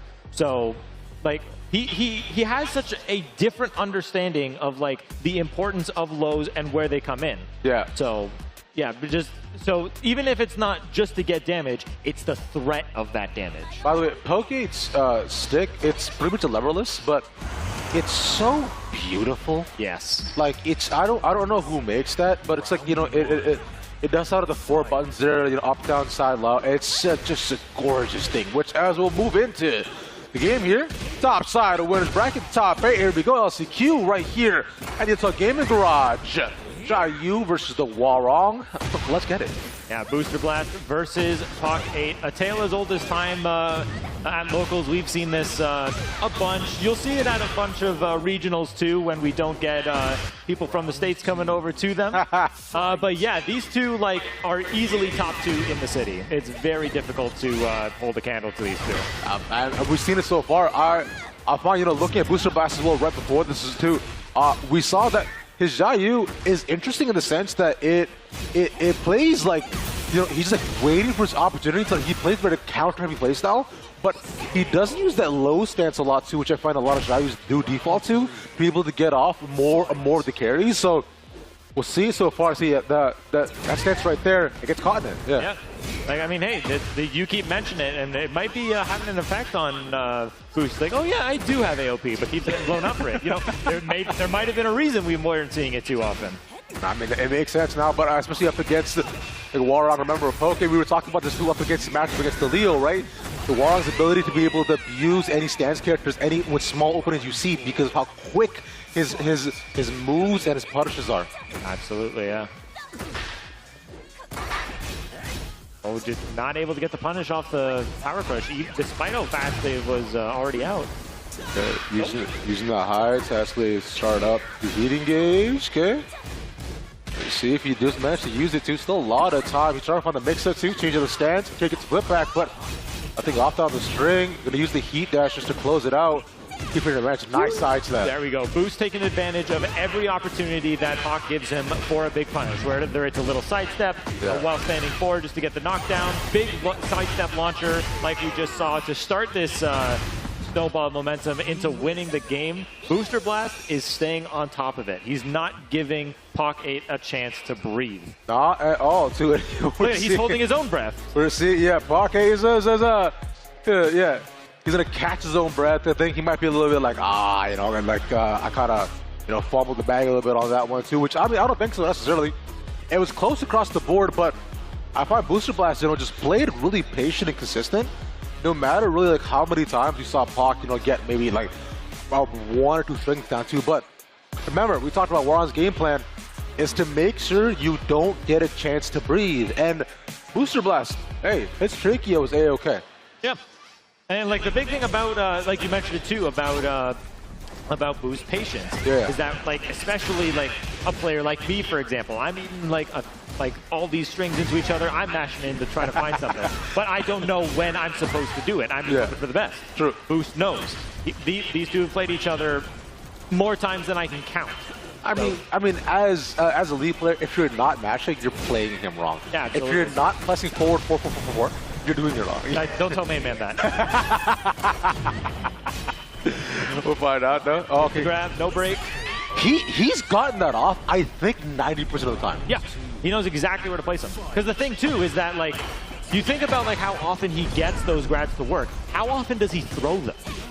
You're right. Yeah, it is a very small percentage of the amount of time that he's looking to actually find that clinch. But unless, though, caught right on the wall. Unfortunately, that's probably one of the few that he's actually managed to miss. But still with the heat dash probably imminent to keep the frame advantage. The sidestep again. Gonna run out of that too. Booster Blast not able to use the resources in now pocket with the advantage, just low pokes, and also the ways are possible. You're gonna use the heat dash because pushback immediately. Super low. One hit could do it. Spending that power crush saying, get off me. I don't want to have any sort of this pressure in my face. And like, yeah, just keep doing a really good job, especially because it was looking pretty hairy there. But like, even if you're not going for like the big damage, just trying to get something big, you're keeping Hwoarong at bay. You're keeping him just outside of a range where he can't hit you, but just in a good range where if he goes for something, you can get a massive whiff punish. I'm looking to see because Pocket is trying to switch this, is trying to side switch to maybe get one of the peacemakers to be able to just push Booster Blast away. There we go. There's a heating gauge, starts things off, push down immediately. He's just He's actually doing the Warhawk style on top of him. The guard break and the grab. No break on it. That was big damage, too. Yeah, it was huge, especially past the guard break as well, too. So I'm thinking, yo, Booster Blast is low-key cooking right now. Eats the engager. Nice side stab. But now you see Pogs, like, even the offense is starting to slow down here. It's nowhere near as fast and furious as it was a few sets ago. No, yeah, and if you're slowing down a Warhawk, then, like, you know, you kind of just, like, disengaging exactly what he wants to get done. That's great. Again, a break on that. I did it too. Oh, and another floor break. We're going all the way down to the bottom of that sand pits. We'll try to go for a reset there. Oh, gonna power Heat rush through available? it. Oh, just barely. Oh, back third into the heat smash. It kills. And that's it. Booster Blast gonna be moving on 2-0. That was seriously impressive. Yes, for that, Booster Blast. Yeah. Now again, like this is a matchup I've seen so often where these guys will go the distance. I'm talking a 3-2 set. I'm talking games that end after 5 rounds of played, at least 50 seconds, but that was new for me. What controller is Booster Blast using? Is that like one of those like PC controllers that he has? I think it's, I don't recall the name of it. I think it's one of those Hori controllers that have like the 6 face buttons. Oh, well, that's kind of cool. Yeah, so we can play on the pad but still have a comfortable claw position. Yeah, looking at the highlights here. Like, yeah, there's actually like a fairly healthy amount of grabs that got sent out here. Yeah, because you saw that past the first 2 rounds, Pocket couldn't do a ton in terms of wanting to get like any of the Warhawk momentum going here, right? Because Booster Blast puts so much pressure on him every single round. Like, that's the first couple of seconds, like he's just in his space the entire time. No space to be given. Yeah, look, Peacemaker stopped point blank and intimidates him, but by even canceling the start of the heat. Yeah, I mean, if I'm attacking into a heat burst and like I see it come out, I'm thinking, oh well, surely they're not going to try to cancel it in my face. Exactly, when you're right then and there, that's, you know what? That's aura. That's a power move right there. I'm actually the heavy boost. Yeah, BB, bro, you're doing something right, man. I respect it. Now I don't look because I myself, I don't know watch you. I haven't seen a ton of Xiaoyu because she's such a specialist character, right? Which outside of the guys from RDC actually playing it. Back when they were doing their creator stuff up against Afro Senju, but that was when I realized a lot of the power that Xiaoyu could have, because she has such incredible mixes, but you also have to know 4 options with her at all times. So it's a big knowledge check for Xiaoyu players on their own as well too. Absolutely, yeah. I'm going to be looking ahead into our other side of winter semis here. We got the returning Ryu Hosen going up against Max. So, like you had mentioned earlier while talking about the bracket, Ryu Hosen, this man sent Fear of Silence to loser side. The losers, yeah. So, you know, with all due respect to everyone that I am in this scene with, I did not expect any of us he's gonna do to send Fear to loser side. Is he gonna do it? No. Okay, all right. So I was talking to Mac before this, and he was saying how he has a couple of characters that he's working on, right? And Jack was one of them that he's learning. And I asked him, I was like, yo, would you pull out the Jack for me? And he was like, you know what, bro? Maybe. Hold on, he's gonna do it. Heard us. My ghost! Oh, my king, Mac. That's my dog. Let's go, bro. That's what I'm talking about. Ladies and gentlemen, a Jack 8 has entered the field going up against Ryu Hosen. So you know what? I don't know how much of a this is probably going to play into Ryu Hosen's psyche a bit, because he was definitely prepared to go off against another Dragunov. Yeah.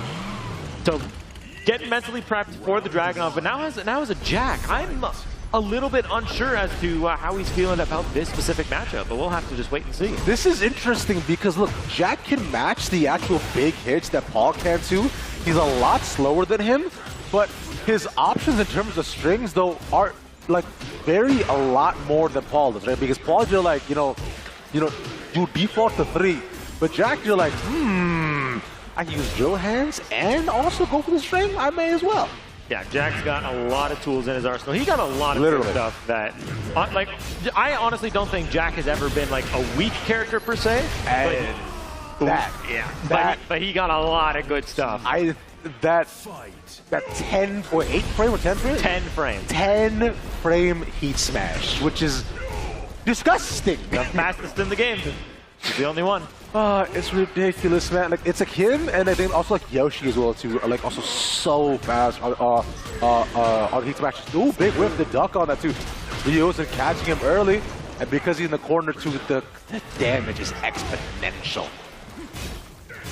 And Heat trying to make something work here. Oh, back away. The break. Look at the chip damage that he's gotten just on him alone after a couple of hits. Almost entire health bar, but he's capitalized off of it. Back, getting all that back. Oh, yes. Keep the pressure going. You saw that Mac was trying to take his turn back there, but Hosen like doing a very good job varying his offense. Like you saw just in that round alone, just how fast he went from going to like playing a very slow defensive game to just pressing buttons in his face.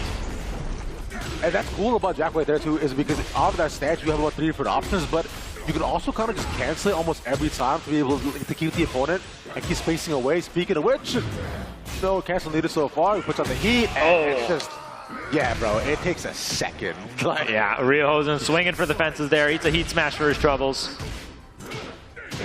With Mac so far, I mean, like, his Jack is kind of cooking, because he was saying, I'm pretty sure Hosen was assuming the extra drag matchup because, you know, Mac and, Mac and Fear both in the same area. Mac says that, on the better drag up against Fear, but he said he hasn't really, like, been able to face him a lot in turning, so, but it would be interesting if they do match the matchup all the way at the end, considering they're both opposite ends of the bracket. Runs out of heat, almost for Hosen. Oh, right at the end. And takes it too, just threw pokes alone, mid-low. Gotta guess. And 1-0 for Mac on the Jack, a character he's learning to play. That's kind of sick. Yeah. But he's gonna keep it going, yeah. Well, he's got to keep it going. He won the game. You're right. He's switching it, but he's gonna keep that rocket. We're going down to the boat, bro. My man Jack on a cruise, brother. You can't enter the water. You can't swim. You might short circuit. Round 1. Wait, can Jack swim? That's a good question. One we'll have to think about later. we got bigger fish to fry. We got game 2 here. You're not wrong. Yeah, we'll see it so far. Big hits so far for the Jack. Right. Big a bit on the defense so far. Hosen doesn't want to let him actually get any hits off too. Ooh, tried to step the jackhammer. Just not going to get out of the way in time. Yeah. But there we go. Nice. Rolls straight into the down forward 2. Might be a little short of the wall unless we spent the heat. Gonna do exactly that too. Get him up against the wall. Oh, and the drill hands. Ooh, okay, better guess. Nice.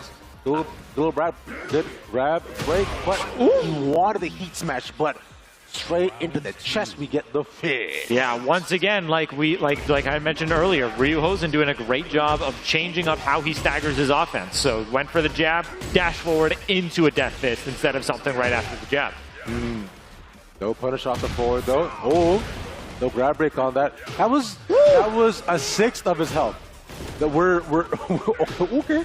Rolls out of it too, and even patient on the get up there as well. Knows that Paul can do a lot. He actually gets that. These two are just swinging down forward 2s at each other. What are we talking about? Lands him in the corner again, though. A bit awkward because of the edge and the angle he was at, but the low and up. Oh! Man, that was nice! Looking out for the unblockable, eats the mid instead. Okay, the jackhammer once more. Off the ground carry, though. No string off of it, but again, same sort of game plan as game number 1, right? Play it slow, a lot of small Tekken that we're seeing, just pokes and strings, close range as well. No big swings. Ducking in his face, trying to find something, but Mac is not biting on any of this. Ooh, oh, he's mad? What? Yep. He's mad, yeah. Yeah. You love Jack. Over and over again, bro.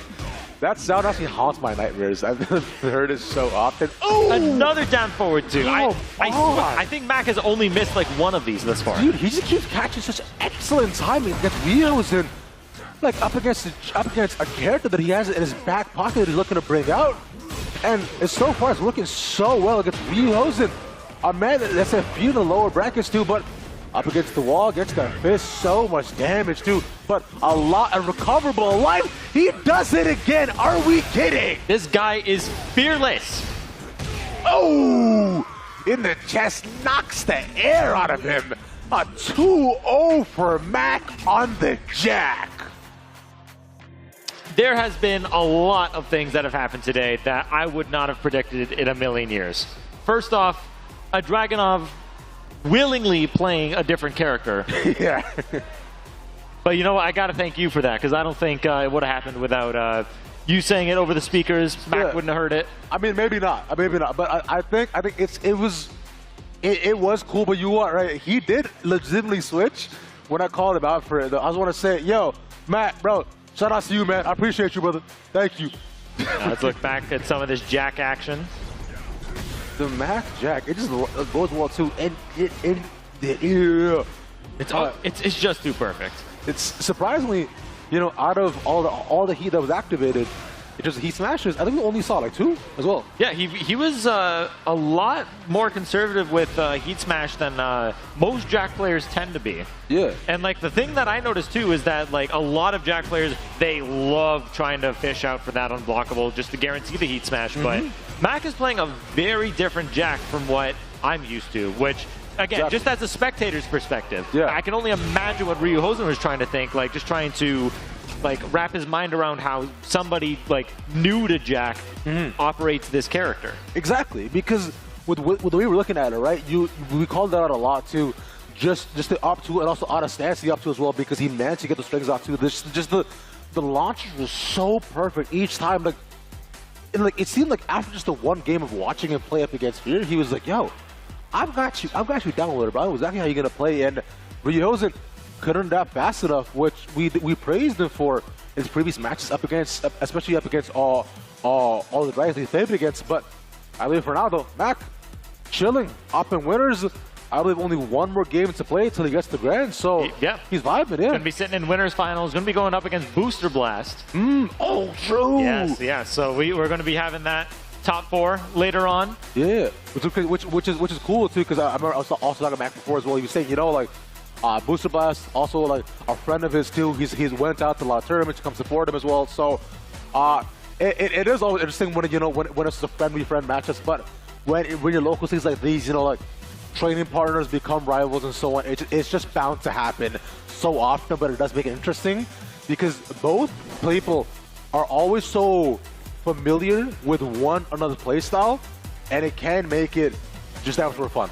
Yeah, because having a training partner who like also is your rival, like that's just always been a dynamic. Like as long as time has been a thing, like both in fiction and like in what we see here, it's like who's going to know you better than the person you play with every single day.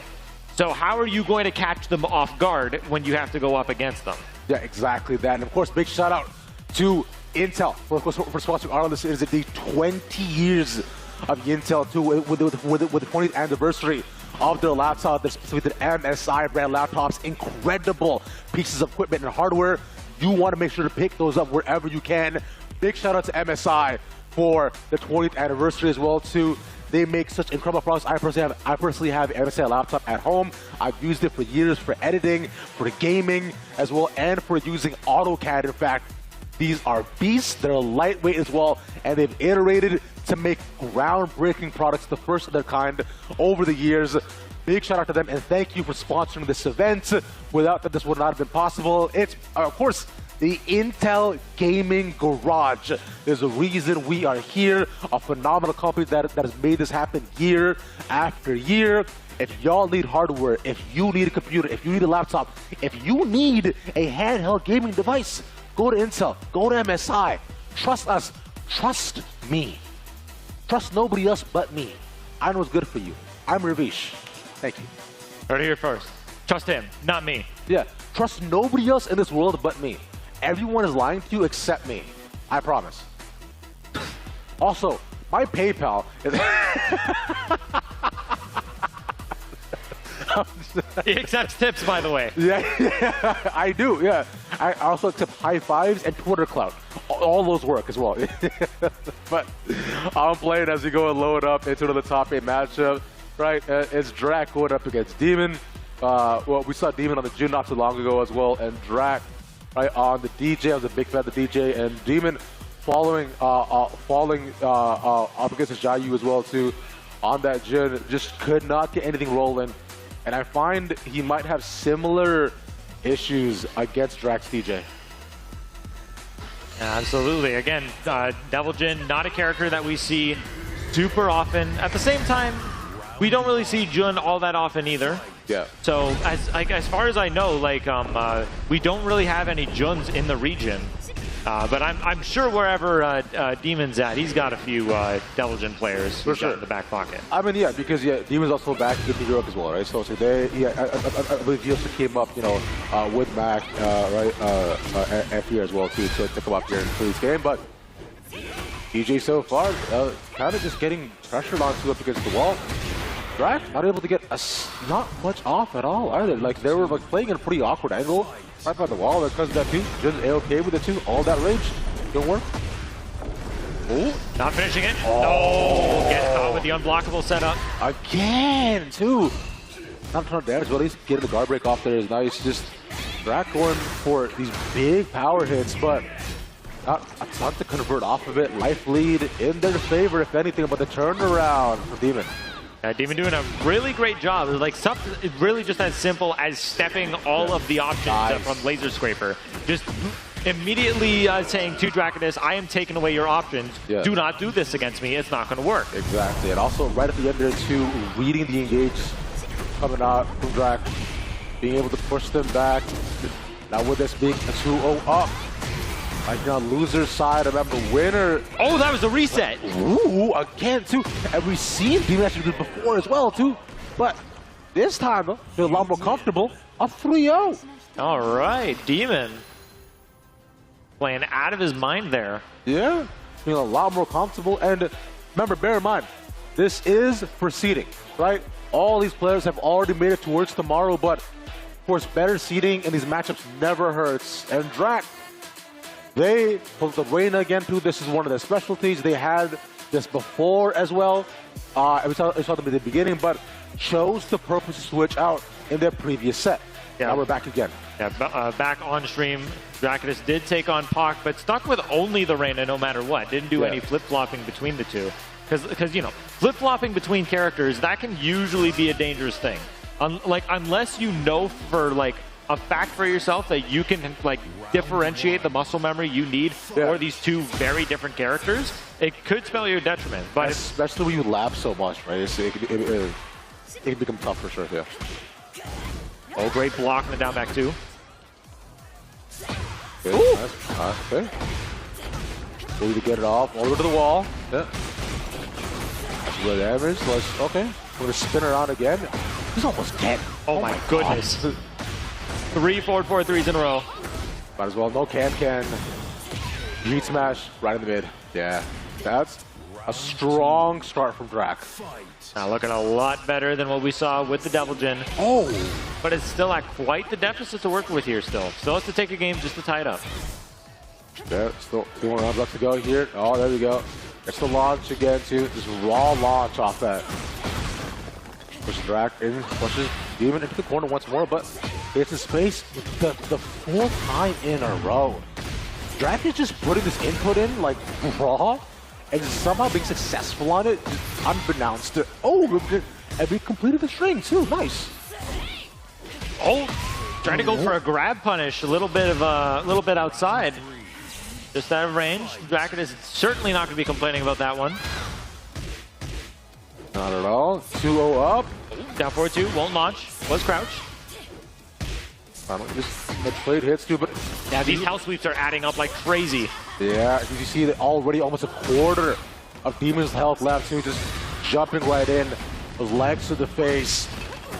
Gotta get some health back if possible, but there's not much chip to actually really recover. Heat smash, put it back. The heat smash lands too. Also, even in terms of life, the mids. Oh, the sidestep, but the tracking from Demon. committed to the sidestep, wanted to get an interrupt, thinking Demon wasn't going to finish the string, but finished it, alas.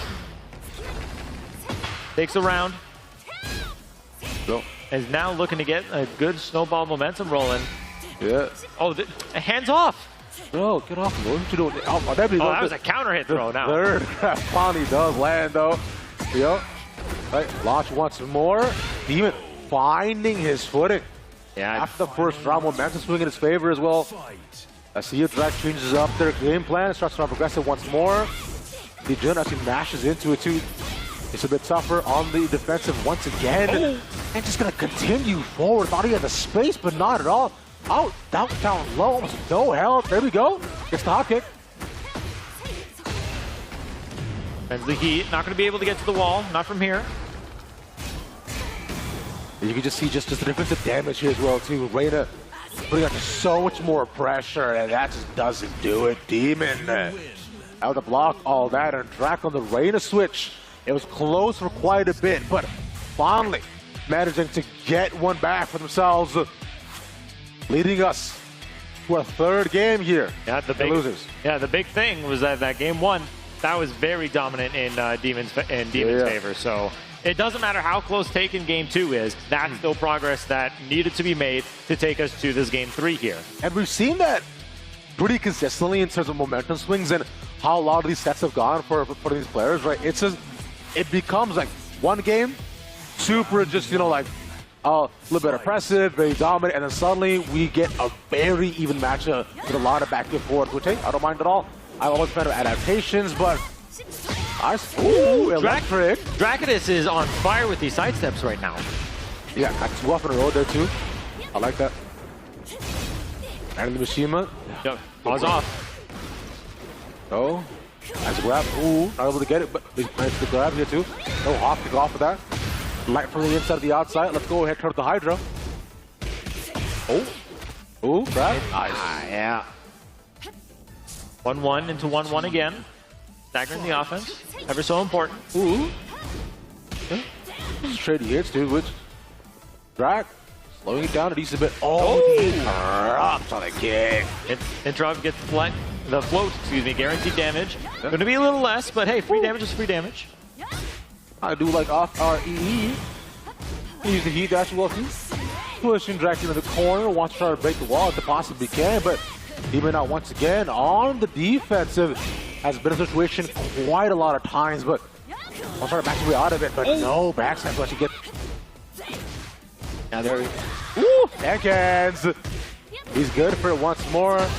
Gonna take him all the way to the wall. No, no. Stops it. No. Looked like a misinput there. Yeah. Oh, that's gonna catch. Yeah. Oh, it does. That's big. But age-old question here, Cap. Does it kill? Yes. I think not.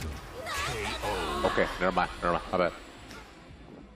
Hey guys, remember when he said only to trust what this guy says? Exactly. It's, you know what? That shouldn't have done it, and the game left it. It's just simple. Only trust me. I'm not gaslighting you. But off that too, gets the grab off. And Drac, a strong start of the second game. Again with the grabs. Oh, and it's just forcing Demon to start crouching now. Okay, can. Oh! It's the low off too. One of the few Reyna lows that we have. So doesn't get enough. Wanted to sidestep it, not able to land it, but finally Demon knows he has to go on the offensive if he wants to be able to land something back on the Drac, but more electrics in their faces again. Second pom-pom. Another pom-pom. No, I will land it. Nice counter grab. Knocked down, blocked. Oh, no break. Get off him. Oh, the sidewall likely going to mess up something here. There it is. Yeah. Oh, great awareness for the punish. Nice. And with this, out of losers, we're going to final round in this set.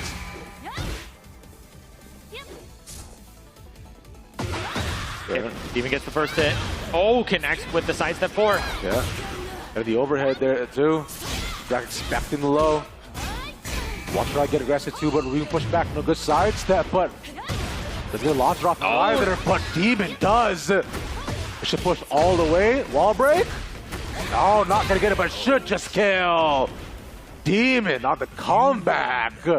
moves forward and losers. Yeah, definitely looking a lot closer there than in that first game. Dracus was making some very great adjustments in order to bring it as far as it did. But yeah, something clicked inside Demon to just know where to start throwing that offense in, what offense to change up, and then everything just spelled out Demon. Yeah, it was really good, right? Because we saw from the actual Diligent game as well, he seemed to be very much in control, but then the switch-up happened as we went back to the arena, and the pure aggression in the first 2 rounds of that second game, ultimately they weren't necessarily able to deal with, but the final round, Demon ultimately found their footing, but still Drac made it quite close. Yeah, absolutely. Yeah, looking back at that first game, ended in a 3-0, definitely on the side of Demon. Making the switch to the Reyna as we went to Young Dundas Square. And then, like you said earlier, Dracus was turning on the aggression up to 11. But yeah, and doing a really good job of also just staggering offense, even while on the defensive back foot. But yeah, just wasn't able to lock out Demon completely quite so.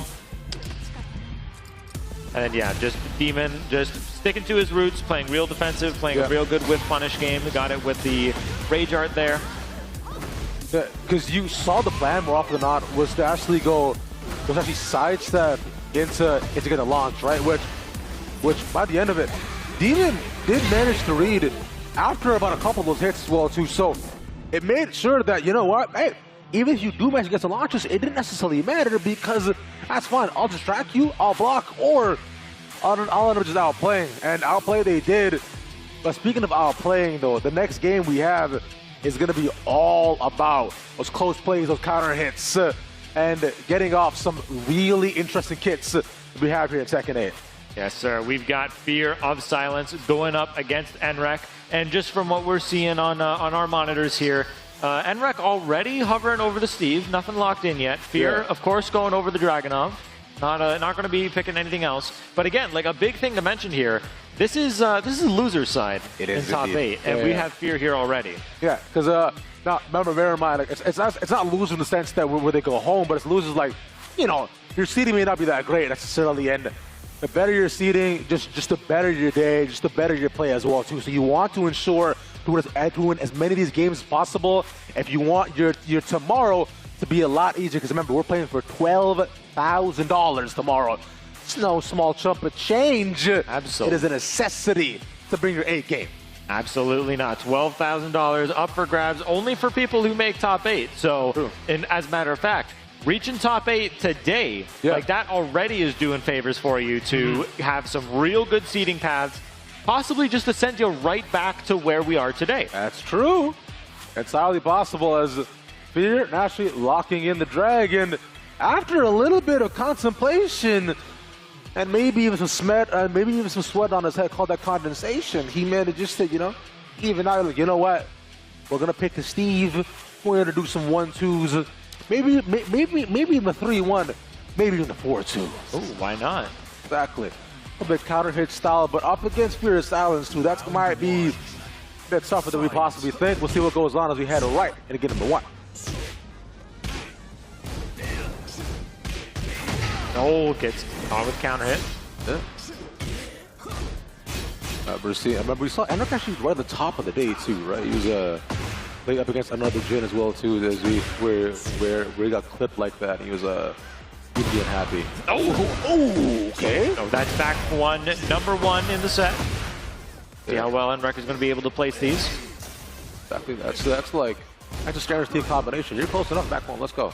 Back 1, 2-2. Want another one, perhaps? Oh, nice knock on that too. Here, trying to get a grab off there, but push up the E-smash. Gets the kill. Round 2. Fight. Nice. Good. The counter hit. Low parry by Enre. Waiting. Exactly what Fear wanted to do as well. Fernando gets a decent amount of damage back, but again, good block on the low, understanding exactly what Dragon's game plan is too, and from here, we side switch though, but Yeah, gets a good break there, but even you notice exactly where Enre had fallen into after breaking the wall, straight into the corner. So Fear Silence made the decision for that grab specifically, because even on a break, that was still putting him at an advantage situation. Yeah. Which luckily he's much of his own, but ooh, that was so quick on the counter hit. Lands him just wide open. Enre looking so good on Steve. Now, taking 2 straight on Fear. This is BO3 as it has been throughout the entire day. Only BO5 for the finals right now.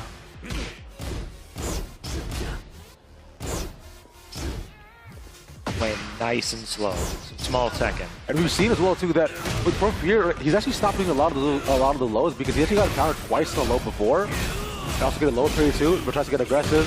High damage, there we go. Finally gets a swim back on there. Opting for something very committal, trying to escape pressure with the Power Crush, but big low, gonna break the Power Crush no matter what, but it killed anyway. Off the mid there, doesn't seem matter. No Power Crush for that side.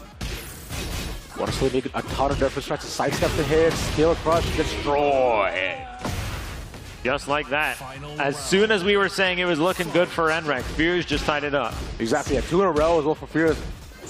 Much more confident, and he's going back to his very chip-heavy play style, right? You know, trying to anticipate exactly what Enre wants to do. We're gonna spin back. Ooh, I can spin on my own, but not gonna land much on there. Yeah, grab broken. Which side what's work? Nice. Counter hit, but no launch. Oh, nice. Good low parry again.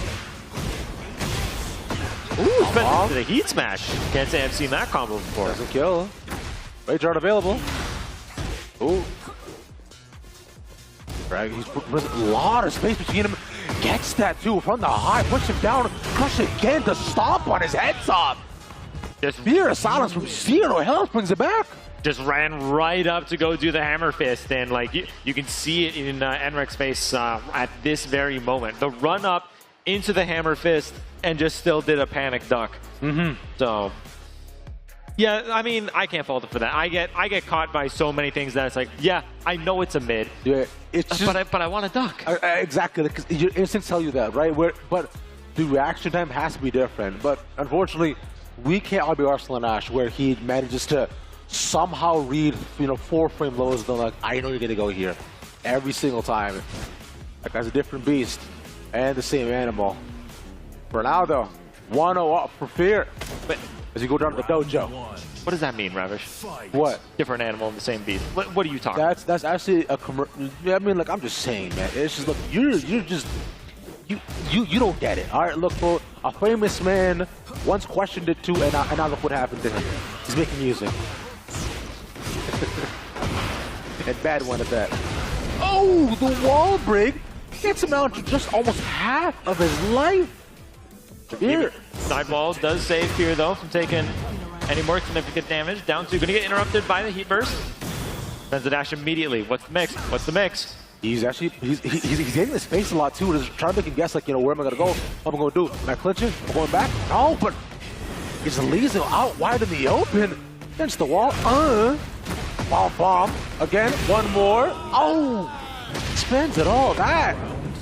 The latter half of that round as well, Fear Silence getting completely in control. Yeah, and the crazy thing too is that it felt like that only came after like 2 or 3 hits. Yeah. Like Enre was on top of that, like that whole round, and just in 1 or 2 interactions, he was able to turn it completely around. And they get the knockdown to right off the rip, but Red still in heat. He wants to try to use it. No break on that. Waits for the pop forward. Actually, depending on the distance of that too, they can actually hit higher mid. Fun fact. Using the heat smash, gets frame advantage back, but Spencer actually backs up right away, puts him this between them. Oh, the counter hit on the whiff launch. Enre close the round out, one apiece. Quick mid, beat out what he was looking for. On the slide. Gets the read on the slide, tries to step it, but not going to get a punish on it. Yeah. Right. Uses the goal low, gets a poke off here too, but double check, that's again the land, trying to switch. There we go. Switching sides. You're probably feeling a lot more comfortable this time. Nope. And back. Right back at you. Never mind. Oh, again? Oh, they're just grappling each other now. I'm gonna say we're actually Marduk, bro. No, that's number 4. How many this round? We're trying to get as many as possible. Team number 4, the sneaky Number 5. Oh, nice clinch. Okay, but eventually is broken. Gets some chip damage back as well. Heat still on Fear's side. Adding some good hits off, but trying to find his opening. No sidestep for either end, too. Just keep the space between them. No break on the grab either, too. And we have 5 seconds left to go here, Cap. Oh, no break. Throw. Again. Oh, closed it out. Yeah, just barely killed. But like, even if that grab didn't kill, like, Fear surely did not have enough time to actually make the comeback for that round there. No, yeah, I think he wanted to space it out just there by the end, just to ensure that time probably takes it. But instead, he just, you know, kind of falters a little bit too. But he gets the break, he gets the round, and moves forward. But now, 1 up is Enre, hoping to tie things up in this game. Being a game down. Oh! Survived. Guard break is so clean. That counter hit means to do so much more damage too. Fear not playing on the back foot again with the clinch. You pop on over. 1-1. Enre stays alive. Enre still looking alive here. Like you know, you can tell like at the end of you can tell at the end of the last game that something was starting to turn in the head. But now like you see that face. It's pretty blank, but that's telling me focus. That's telling me something has finally clicked in for Enre here to get this reversal on Fear. Yeah. That's something Fear. That's something Fear. Lock in. Let's get it. But also, I feel like Fear does kind of look like that almost all the time, whether he's winning or losing, right? Oh yeah. He always has that neutral, that very neutral space, as if he's like, you know, kind of zoned out, but you know he's locked in more often than not. We're here at your house, by the way, dear Cap. Yes, sir. Yes, sir. Yeah, there we go. Gets the break, should, right? No break on the what? No, that doesn't break the wall. What? That's Cap. Come on, bro. You just watched it. Nah, I mean, I know it is, but like, I don't like it though. it actually doesn't fit with my narrative, so I'm not going to start to accept it. But nonetheless, finally Fear once again starting it off. Sidestep. Got him ducking. But a starter, engage on both ends. Nice low again. Ooh, both on the dash. They'll get a decent amount of damage off too. Fear once again playing for the back foot too. Playing, use the heat dash for himself. Also get the break. Oh. There it is. Open the windows, left the sunlight in. A second. And he might be able to take it all the way home and get 2. Not that. Drops the final little hit, but it may not matter. The low once again. One big combo, sending them all the way downstairs to the Violet systems, but most importantly, sending them into set point territory. Enre's got to win 3 in a row here. And all it took, swipe with the J's. So grab his feet. It's okay, Steve. You don't need those. Those fine. No whip punish on that. Oh, but he gets his though. No carry on either side. Both of them actually went for a grab there too. Oh, there we go. That's what I'm talking about. Finish the string into the launcher. Oh, drops that, unfortunately. Both oh, of them. no. Oh, oh no combo. Another rare drop, too. It's the 4 now. More axe kicks. Oh, the stop again. Keeps him down there. And Fear silence. 2-1 to stay alive and losers. Very last interaction from Fear of Silence, putting the fear of God into Enre to really do anything. Because like just going back to back with the sneak 4s, hit grounded, stood up, only to start crouching again. Because like exactly. He did 2 big mids in a row. Surely he's not going to go for another one. And what's cool about that too is that we saw Enre was actually punishing a lot of those lows in game number 1, right? He was actually catching like both defending, crouching a bunch, and even catching a couple of low parries, forcing Fear to play a lot more small Tekken, play a lot more poke heavy, and pretty much like go for like mids and sidestepping to try to get those launches. But instead, as he went around from game 1 to 2 to 3, in fact, especially game 3, he felt a lot more comfortable getting all those hits off, and the lows are eventually what did him in. Oh yeah, this went really well going back and forth. Yeah. Like man, like I don't think I could have like especially after this game 2 we had here, I don't think I could have picked a definitive winner. But yeah, like everything really going in Fierce Ionis' favor here for this last game. Just gets that wall break. I'm not even sure what move he used to actually break the wall there, but gets the balcony as well. Almost takes it to the wall for full combo. Still closes it out no matter what. But then this is what spelled disaster for Enre here. Got the counter hit to Sneak 4, mid, stomp. Yeah. And just within the blink of an eye, 80% of Enre's life bar was gone. Which, by the way, again, we said it before too, looks as calm as ever. And all these players fighting for that one thing. The Intel Gaming Garage trophy. And out of LCQ, you want to make sure you can do as much as possible. Look how shiny and silver it is. It looks so glorious as it stands there. And every single player tomorrow will be fighting for that spot. Will be fighting to lift that right here within just about 12 hours. Well, 24. 24 hours. 24. Yeah. Yeah. So, I mean, hey, I mean, I could stay here and watch Tekken get played all night long, but I need my beauty sleep. I love sleep. Oh no, God. It's. I mean, I can tell you do, bro. Yeah. do you have a skincare routine, man? I don't. Yikes. I wake up, soap to the face. That's the routine. A bar of soap? Yeah. Oh my God. Brother, you're gonna age like cottage cheese. I'm already aging like. How old do you think I am? Real question. How old? You know what? I will say, I want to give you the benefit of the doubt. I'm gonna say 29. Sir, I am 23 years old. Oh God. Yeah. The aging process is the least of my worries at this point. I've already been through it. So, yeah, you know, night shift ain't that bad. Yeah, I mean, that's fair. So here's what we're gonna start with. All right, we're gonna start with lotion, a good foaming cleanser, and niacinamide. All right, that'll help you brighten your skin, clean it, and also a moisturizer. And make sure we're gonna keep that collagen on the inside. We want you to look at least 26, man.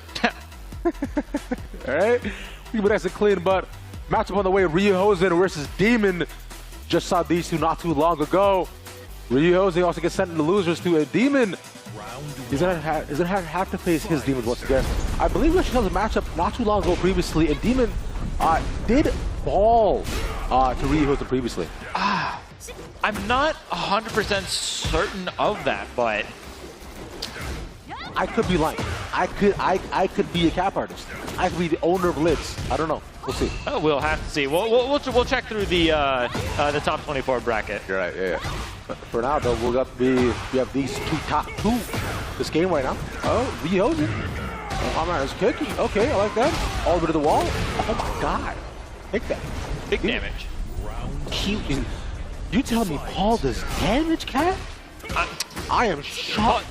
Paul does damage is an understatement. Yo, I'm a man like me is shocked, you could say. Mouth agape, but ooh, no can this time, but this one. Still gets the pickup off of it. It's just enough to take him to the wall once more. It blocks the rest too, no punish on either side. None of the both are playing quite slow. We're waiting to see if they can find any openings on either end. Get off me.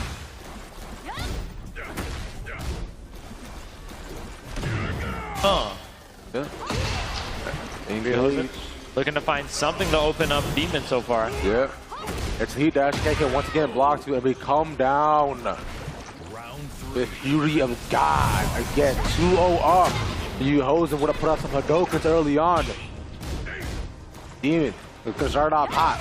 Right, ooh, leg to the face. Gotta go with flip you too. 360, but I can do that too. Let's make you guess one more time. No heat on Paul's side. Oh, catches him midair. Hit the wall. Boom, boom. Oh. Even getting that heat engage early, but not going to get an opportunity to spend any of it. Nope. Gets the dash at the 11th hour. Oh, he actually mashed into it. Gets a combo off. And that might be it. That actually cost him the game. I mean, well, the round. Yeah. Well, not. I don't even think this kills. This kills. Nah, it does too much scaling. No. Already big in the combo and post floor break. Yeah, too much health off that. You're right, but still pretty much cost the game. Yeah, I mean the round. Sorry, yeah, still just enough. It's slow by the end of it, but just one round though for Demon. to not necessarily give anything away, reads the low. It is quite obvious, you know, like you were saying, sometimes you just, even if it is so blatant, you sometimes do forget as you trade hits. Holds on to it just a little bit. Gets the catch on it. Good break. Oh? Oh, rocked the whole string this time. Yeah, can't into the low in fact too. So look at some hit off. No grab. Oh. Can of Demon's Zone, but this can's unfortunately a lot more dangerous as he can use that to wall carry. Oh, low heat smash. Nice. What are the options for there? Get off me. Oh, he's just grabbing for him. No break on that too, and that breaks the floor as well. Oh no! But it doesn't matter. Yeah, got the down 4 very luckily, but yeah, just that little bit off axis. Could have spelled disaster. Still looking good for Demon here. Yeah, they don't necessarily matter, like you're saying. Demon, able to find 2 good rounds so far. Sidestep and a punish off of it. It's a little bit out of range. Able to track.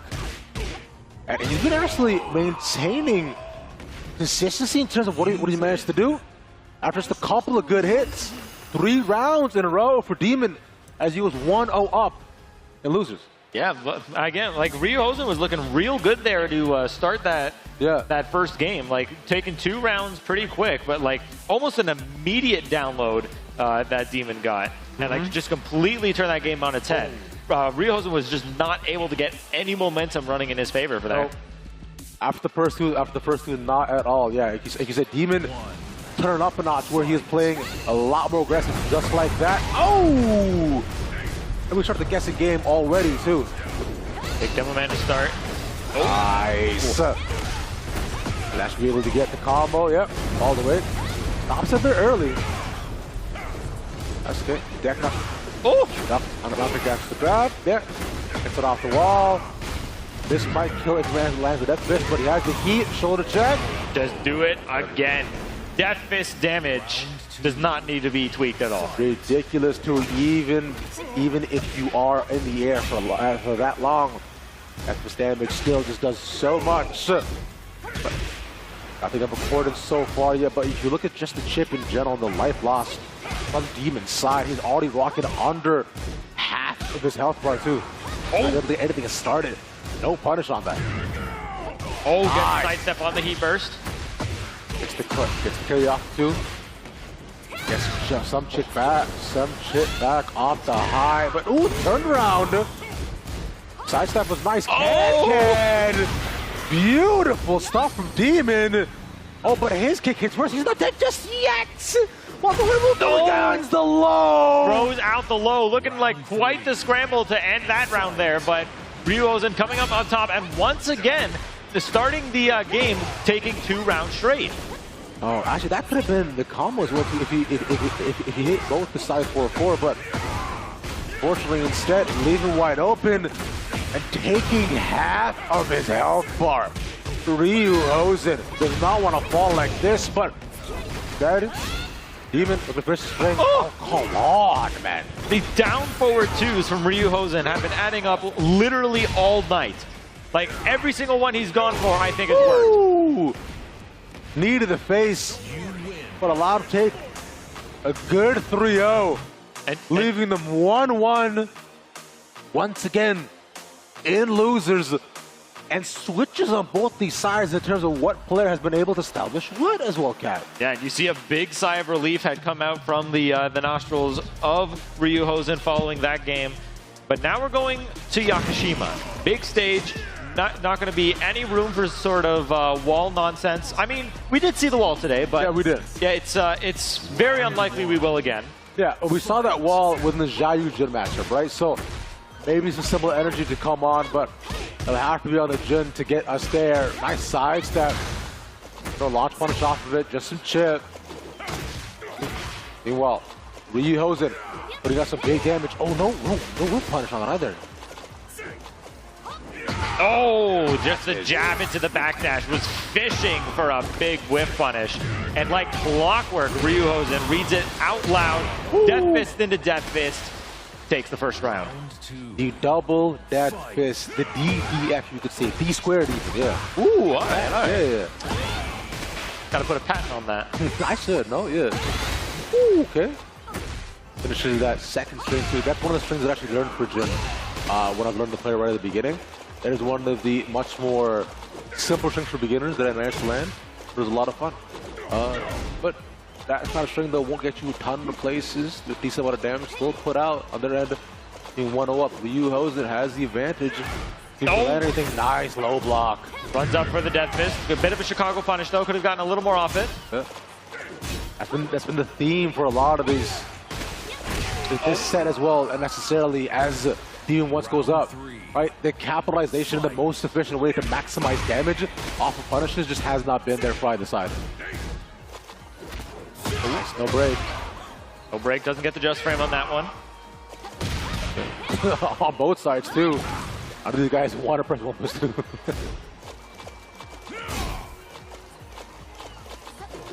And now you see Demon trying to fish for these whiff punishes. Gets the hit with the back three. Getting a good understanding of each other's timings now. Good low block. Oh, I'm not too sure if that was the optimal punish, but for damage is damage. Spends the heat. Into the immediate forward 4. Spends the dash. Takes the round on set point. And I believe that Demon also on a side to that too, but because that's tracking, it doesn't seem matter there at all. Even right now, being one down, does not want to fall like this in losers. Wants more optimal seating, wants to play more second if they can. But it has been tough here so far. Ryu Hosen has looked so good, beating up player after player. Using the heat smash, well, the dash if anything, and no break on either two. Back three, a little bit too far. Tried to no punish. Yeah, no punish. Tried to get the whiff punish on the jab. Not gonna get it with the back three. And just the run up down one. Ryu Hosen takes it over Demon 20Z 2-1. And that was really well played by Ryu Hosen too, because we saw momentum shifts specifically on Demon's side quite often as well. If we're looking back, and we'll see in the replays too, it's just the first game on its own. It seemed like Demon actually had it on the bag because he was reading exactly what he wanted to do, right? He was catching punishes, he was getting incredible side steps into full string options, but that quickly went away as we went along the game. But you know, it's something that is almost identical to what we saw with Ryu Hosen's match against Fear earlier today, where like Fear was definitely on top of it for that first game, much similar to this game, where even though Ryu Hosen got the first 2 rounds, it was still his opponent's game. But Ryu Hosen takes the time, takes it nice and slow, figures out what clicks with him, what he needs to do in order to get his opponent to start making mistakes. Did it with Fear, and once again has done it with Demon.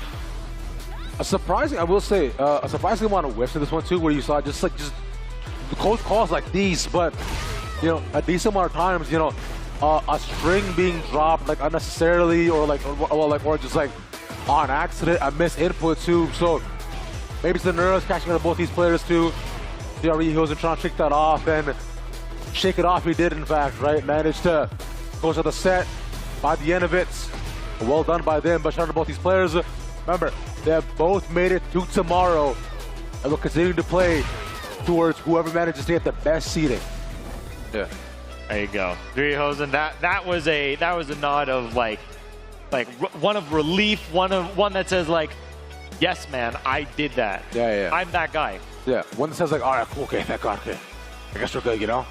Should be fine for now, but the action does not stop there, Cat, because I imagine we're going to continue to see a lot more interesting games in terms of the spread of characters we've had so far, and I am already invested in what we might end up seeing. Absolutely, yeah. We've got Pak8 returning to the stage to take on Fear of Silence. Yeah. So Pak, obviously not going to have any shortages of Dragunov to go up against. But again, you know, if I've said it once, I've said it a million times. Yeah. This is Fear of Silence, so. Yeah, he is good at the video game, but we'll see how good he does end up being though. For now, I got up against the Warong. I'll be facing just a couple of seconds in Pak8, where we saw not too long ago as well. Right, going for the losers just recently. I believe it was up against the Xiaoyu, right? They faced facing off against Booster Blast. Exactly, yeah. So Pak8, let's see if he can manage to get off his game plan that was the biggest question we had up against Booster Blast, right, where he was getting stopped so often, and Fear, he's managed to do it to a lot of these different players, and it may just happen again. But the whole intro is a rock. I love it when they do that. So sick, man. Immediately, yeah, he's swinging immediately. That's what I'm saying, dude. He's gonna stay with. Oh my forward, goodness. everything. Let's go. We're not pressing back. We did not pay $80 to block. No, sir. The damn near perfect in round 1 for Fear Silence. Signs the shoes to take out Pac for the first round. Yeah.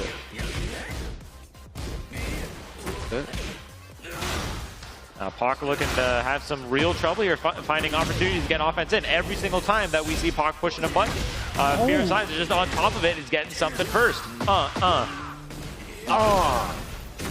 Manages to actually catch Pac at a couple of these openings too. He wants to see if he can possibly get something off of any of the openings that he managed to try to give him, but throw away from Dragunov too.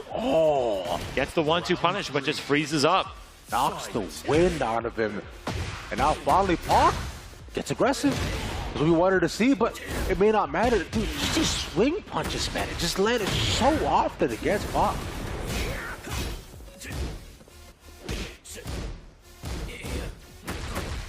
Here you go. Trying to get some sort of offense in. Has a pretty good life lead so far. Bends the dash, hold the mix. I like that. All right. Finally managing to get enough of a lead, enough of space where he gets around with side of Pac 8. Okay, can he continue to do that though? No break on that. Fear looking desperate for these tackles here. Oh. Had an opportunity for a much bigger punish, but still got something. Better than nothing. Yeah. Average of everything. Start the Jays once more. And get these lows off is nice. Gonna condition him. Ooh. Beats the power crush. Like that. Place him again. Still has heat. Get off me. Could use it. Oh. He's gonna commit. No punish. It is so difficult to punish that one. Gets the orbital heal though. Yeah. Gets something off at least. If I string up zone all the way to the wall. 3-4, 3-4. And down we go. Gets that smack. And finally, Pac 8 pushes to 2. Oh, there we go. These are the whiff punishes that Pac needs to get on top of. Yeah. No more of these 1-2 panic punishes. Has to be able to capitalize with these back threes any chance he can get. Exactly. And that's on a box swing as well too. So Fear Silence looking to bring out new options against his match. It has been just been more of those 1 and 2s, but right now, Pac 8's momentum in his favor. A much cleaner and much better first game. And second, do we see the iconic Fear Silence breath to reset? Oh, hold on a minute. Whoa. What am I seeing here? This is not something that I had on my cards. Ladies and gentlemen, Fear of Silence has changed over to Victor. So this is something that Fear trains in a lot, right? This is one of his secondary that he's plays to. And we were talking a bit before that, you know, all these guys who comes up from New York, right? They have their options. We're gonna see the Frenchman against the Korean. All right. I'm not sure if they've ever fought in battle before, but I'm gonna say, you know, this Frenchman specifically is cringe. Oh, run to. Oh, they just out of range. Sweep, knock the counter hit. Oh, just the low into the mid, running 2 once again. Gonna push it back to the corner, and he just bro, he's running circles around him.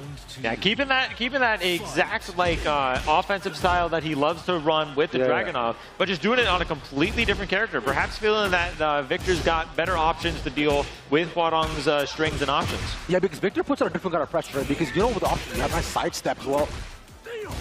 No carry on that, unfortunately, but like we were mentioning, the different kind of pressure is that Victor puts a lot of these pokes, and you know he's capable of some massive hits that can deplete your health bar within a matter of seconds. The running 2 has done that all day into Expo. Big damage off the sword drop. Takes it 2-0 now in the rounds. Oh, in the hit! That was big, stuns him, rocks the wind out of him. The corner we go, starts off the heat. Oh, he doesn't block! Gets caught ducking. Finally gets the duck there. Back repunish. Oh, but this wall is going to be messing up the combo big time. Yeah. Oh, my God. You're saying not be able to get it. It's the heat dash. Sherry gonna miss. Oh, could have gotten something way bigger. Not at all, but still. Finds hit though. He Oh, goes the out of wall. it. Fear gets the 3-0. And certainly not something that I had on the cards here. And I'm not sure if Bach was quite ready for that either. Because I don't think so either, yeah. Okay, because, again, the mentality where you're going into someone who plays Dragunov. Yeah. For what purpose would the Dragunov player pick a different character? For what purpose? I think, you know what? He just wanted to switch up to it because he's like, I might as well throw my opponent off, right? And I'm probably going to factor my secondary, if anything. And I think he saw that the Dragunov switch just wasn't, with Dragunov in general, wasn't really working, right? Because he was being stopped a decent amount of times. It was close to anything, but perhaps it is the way. This is what Fear wanted. He wants to show off that he's more than just a one-trick pony. Yeah, throwing off your opponent with a completely different character. God. We saw that earlier from Mac with the Jack. So, Yeah. so far it seems to be the winning strategy. So all the Dragunov players, stop playing Dragunov. Thank you. Blocks mid this time, so lucky enough, but it gets the guard breaks, man. He's cooking with the wrist with his Victor. Let's go, bro. My man is in the kitchen with an island of 4 stoves running and everything smells good. Back. One thing I want to keep in mind with this match now, we're back celebration on the same shape for this for the stage, but like Victor's wall carry is insane. So no matter like where he's getting a hit on this stage, he's putting you in the corner. I'm just a wall carry, so you see Victor's pressures on its own. You have so few options to try to get any sort of counters on him unless without using movement at all. And finally, here we got the Beastmaker to engage in the heat. But oh my God, man, just stops it within a second.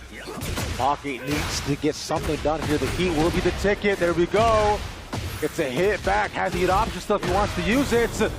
Big hit into the dash. Oh, Radar. No, Whiff. sir. Up here in Toronto, we are way too used to people doing wake up rage art. We're not getting caught by that. Because why wouldn't you, man? Remember, wake up mash, but option B always is wake up rage art. Okay, there we go. Finds the pickup. He gets some breathing room back, man. Pac 8 gets some pressure in his favor. Executes the war on game plan. Keeping Fear on the back foot, and look at how much recoverable health that Victor's taken just from eating all this chip damage. But almost as I finished the sentence, like almost made all of it back. Get an immediate interrupt on the expulsion. I like that a lot from Pocket, almost anticipating too, but considering the legs that he had going out, those look strong as all hell. Below the duck, anticipating the high. And expose it out with the mid. Pac, the conditioning come into favor, but Fear not backing down for a second. Good sidestep. Starts the round off hot 1-0 up. Wants to close it out. Wants to continue forward. Pass loses. Wants to send Fear Silence home. Gets the block on the sweep, but not going to get a big punish off of it. Oh! But still keeping this pressure going. Spends the dash. Good break. Get off me. Again, the poker doesn't actually matter. He's so low. He has the absolute range. One more below will do it. One more hit. Oh! And he has enough to stop him in his tracks. Pac 8 will continue on to losers and stop the run of Fear Silence. Now, I personally had Fear taking this entire LCQ. Oh, yeah. Winner's side. For sure. Like, no need for a reset finals, but yeah.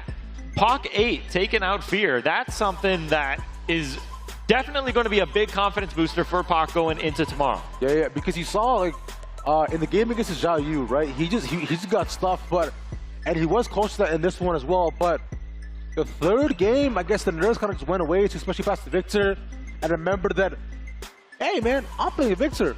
I can just fight interrupts too, so really good reaction time, and just shows that Pacquiao right now on his A game, right, locked in right now.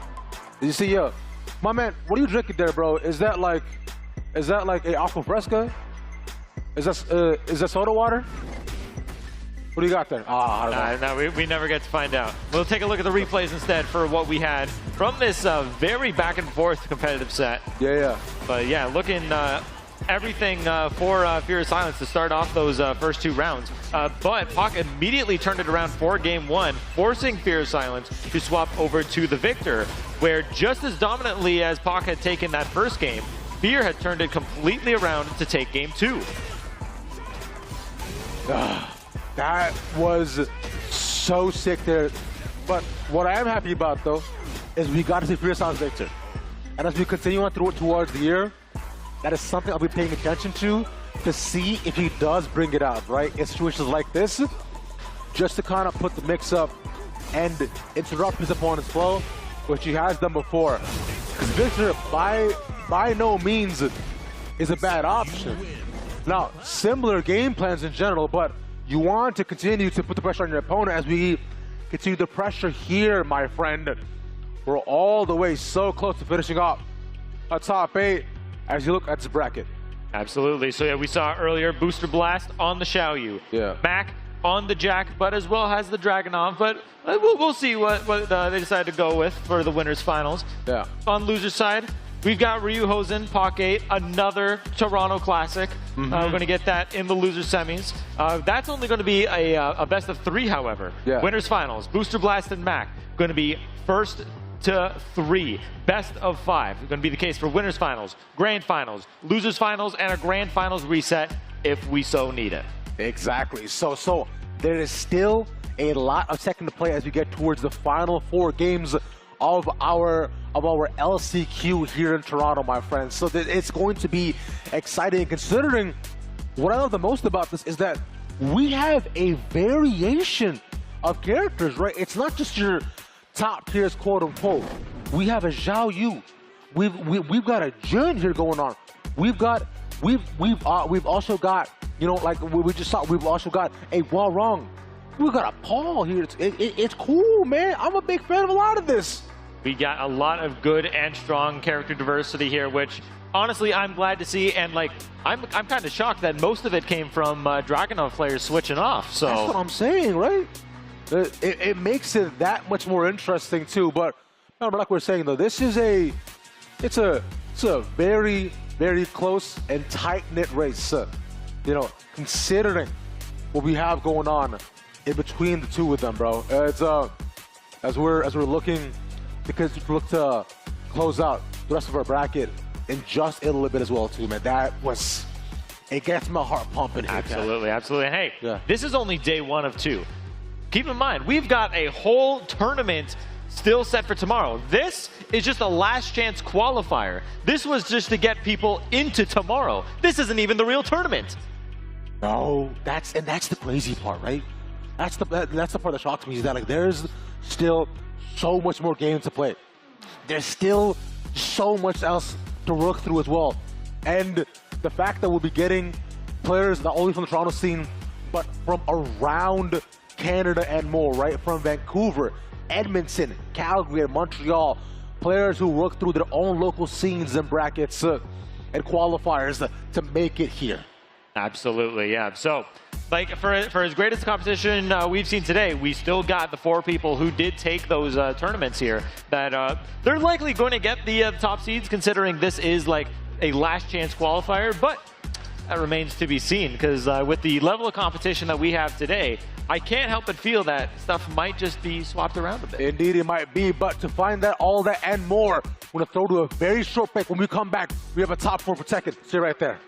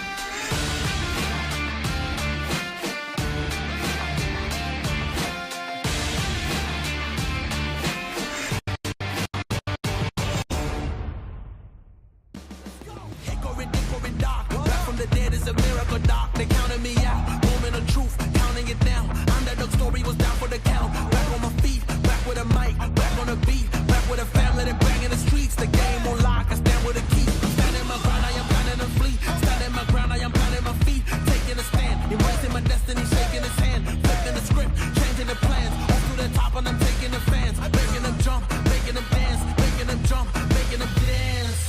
We about to change the game. We out here taking names. Let our voices rise. Let them reach the sky. We about to change the game. We out here taking names. Let our voices rise. Let them reach the sky. Hickory dog, giving them all that we got. Kick on the door, try to knock, but nobody answered. I'm going harder, taking my chances. I keep it moving, I keep advancing, keeping it gangster. Getting the perks and I'm happy to earn them. Mr. Ambitious, kill it, I'm vicious. Mr. Determined, riding the storm, I focus on rainbow connections like Kermit. The water on my shoulders, it was a burden. Now I don't notice it, everything turning, everything shifting, doing it different. I'm floating, I'm drifting. Shout out the slums, round the world we uplifted, doing it big. We about to change the game. We out here taking names. Let our voices rise. Let them reach the sky. We about to change the game. We out here taking names. Let our voices rise. Let them reach the skies. We about to change the game.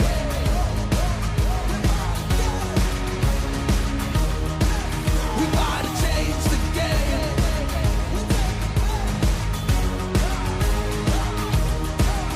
Let's go.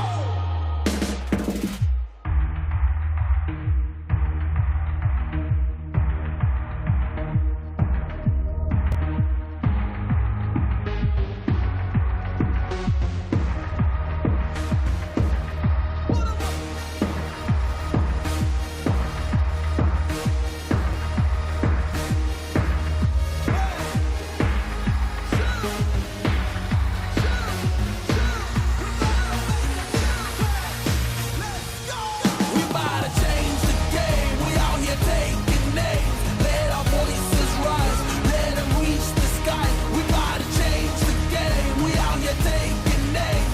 Let our voices rise. Let them reach the skies. We about to change the game.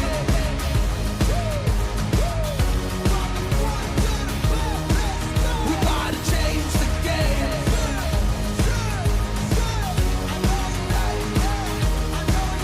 Let's go.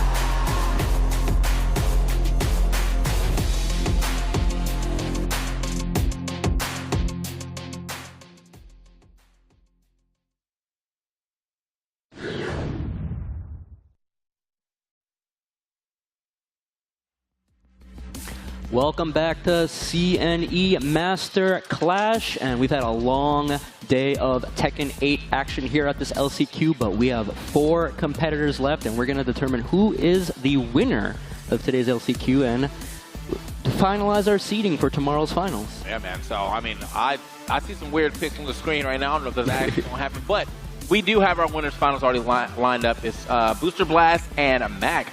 Mac hovering over a king right now. I'm kind of, you know, I'd be a little interested, but obviously on the other side of things, Booster Blast has definitely been like, yeah, bro, you know what I'm gonna play. The Link Xiaoyu is coming up. I've known Mac for a very long time. I don't think I've ever seen him play King in my life. The Jack earlier had some standing. I know he's dabbled with Jack before in Tekken 7 and even Tag 2 as well, but the King, I think this man's trolling. Okay. Because, I mean, we're sitting on the screen. We're looking like, what? He got an outfit pick and everything. He does have the best outfit highlighted, so I know he's got at least some knowledge in that regard. I do like the default 3 the most. But yeah, we'll see. I feel like they kind of like phoned it a little bit. Okay, we're going with the King. Let me see what you got. All right. I feel like they kind of phoned it a little bit on that outfit for a lot of people. Like, oh, here's your 7 variant. Bro, just give me a different variant, man, you know? But, hey. It works out. We got a nice default coming up. So the King is going to show up against the Xiaoyu. I wonder if there's like a match thing. Like he just really feels like, yo, honestly, I could body some Xiaoyu with some King. Or he just want to mess around here in this top part of the bracket because he's already qualified. Yeah, I mean, I think like top 4, I mean, I'm not entirely privy to how the seeding would work, but you would assume the top 4 would just be separated into 4 different pools. So Mammy Max, like, I don't know, I don't care where I go as long as I'm away from the rest of you guys. So we'll see. This might be a little bit of an experiment as well. Okay, well, the experiment, well, I don't want to say it yet, but the experiment might need to go back to the drawing board, you know, get a new medium or something. But yeah, that first round not going well for Mac at all. Maybe you just need to get the rust off a little bit. Yeah, you gotta remember your move list a little bit. You know, I just think you've never seen him really play this character a lot, so I'm not really sure has he played it often too. Looking for the Shining Wizard, not going to get that though. Nice little back step, Jaguar step back. You still haven't seen any of the kind of like the T. He's still kind of like that Jack 8 from before that he's kind of playing Jack 7. He's kind of playing this King like a Tekken 7 King, to be honest. We haven't seen the muscle armor come out. We haven't seen any of the new the Tekken 8 stuff. Okay. So a waiver right there, but I wonder if he even knows how to do the muscle armor yet. But he's gonna get launched here. No face, bro. I don't know. All right. Well, tried to go for the spike, but no dice. Spends a little bit of the heat. Doesn't break the waning moon. Man, he's got the typical King player tendencies though that can't break throws. Can't break those throws, bro. Can always dish it, but can't take it. I'm glad you know what I'm talking about. But okay, we got one more round here before maybe we'll see Mac go back to one of his more tried and true. But Booster doing a good job. Like that staggered pressure we saw from Booster right there, not committing to any strings, just a couple single hits there. And you know, for those that don't know anything about Booster Blast, we haven't really talked about it today. This guy was not always a Link player. In Tekken 7, he played Armor King. And Armor King not being in this game, honestly, he knew ahead of time that Armor King was probably not going to be part of the base roster. He spent basically the last few months of Tekken 7 learning how to play Xiaoyu to be ready for this game. Okay, that's smart. He kind of made his peace and decided, well, I got to learn how to play a new character, and it's paying off right here. 3 rounds straight, game 1 of Winners Finals.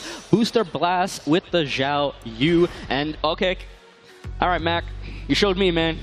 That was a safe pick. Now we're going. Okay. Okay. There we go. The Devil Jin at least would have made a little bit more sense. I know he played a lot of Devil Jin in Tekken 7, but never saw the King come out. So, but I guess going with the Tekken 7 Dragunov outfit, tried and true.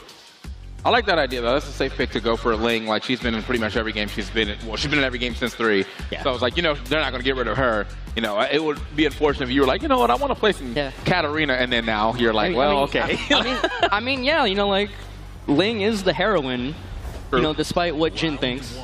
So it's a safe bet, as you said. But going with the Dragon, you know, Mac taking the 1-game loss. It is Winners Finals, so, you know, obviously, even if he loses here, he has another chance to try to be the winner here if he makes it through losers bracket. Right. But we'll see. And he also has an extra game, too. So, like, at least you throw a game away if you wanted to. You tried it. You saw him on player cam. You said, well.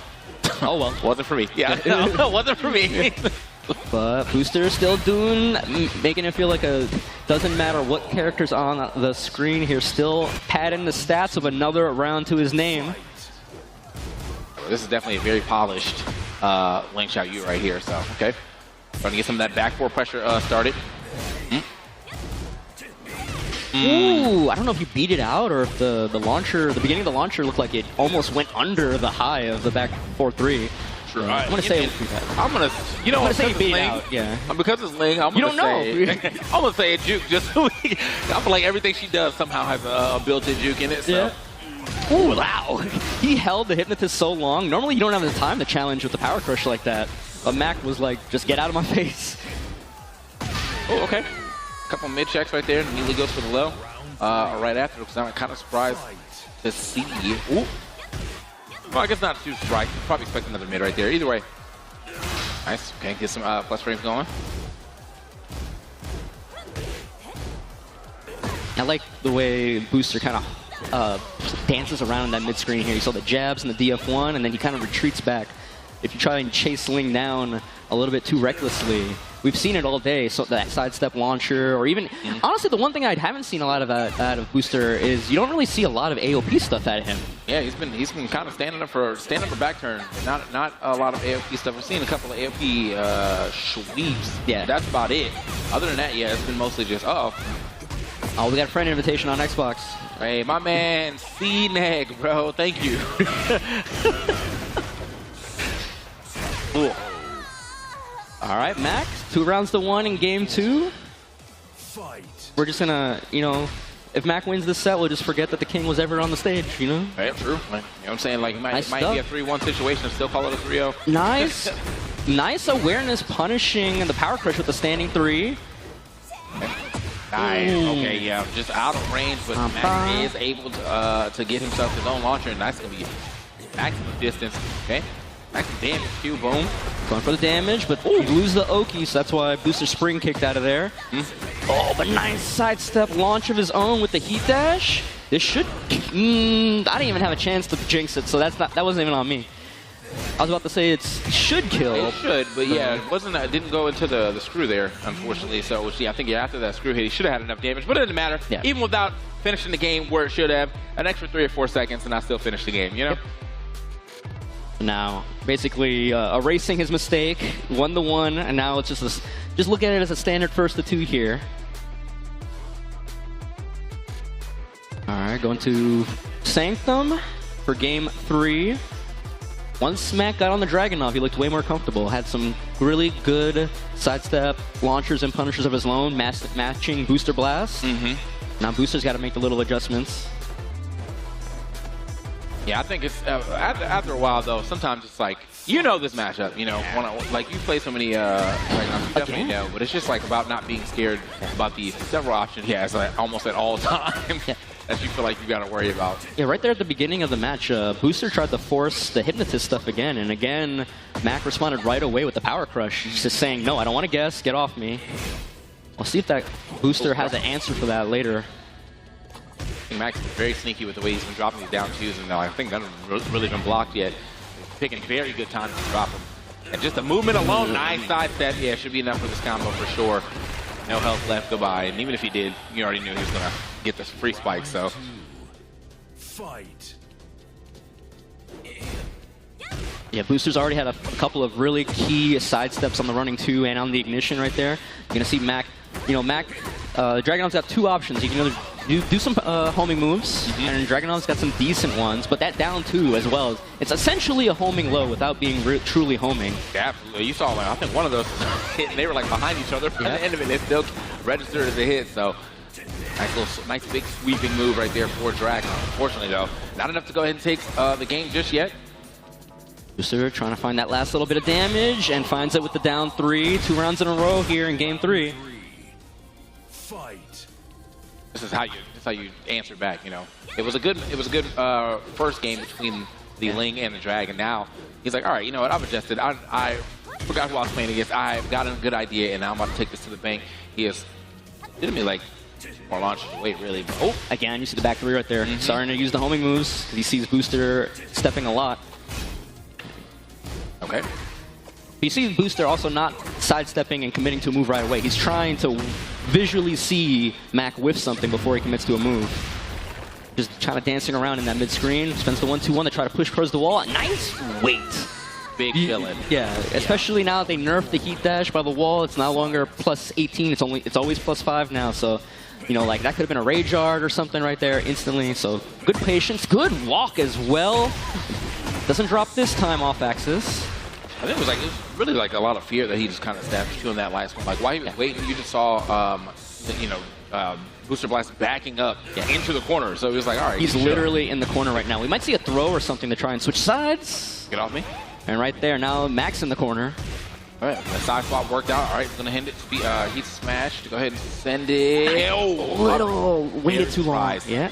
I mean, he delayed that so long, too, though. Okay. Mac hasn't popped Heat yet.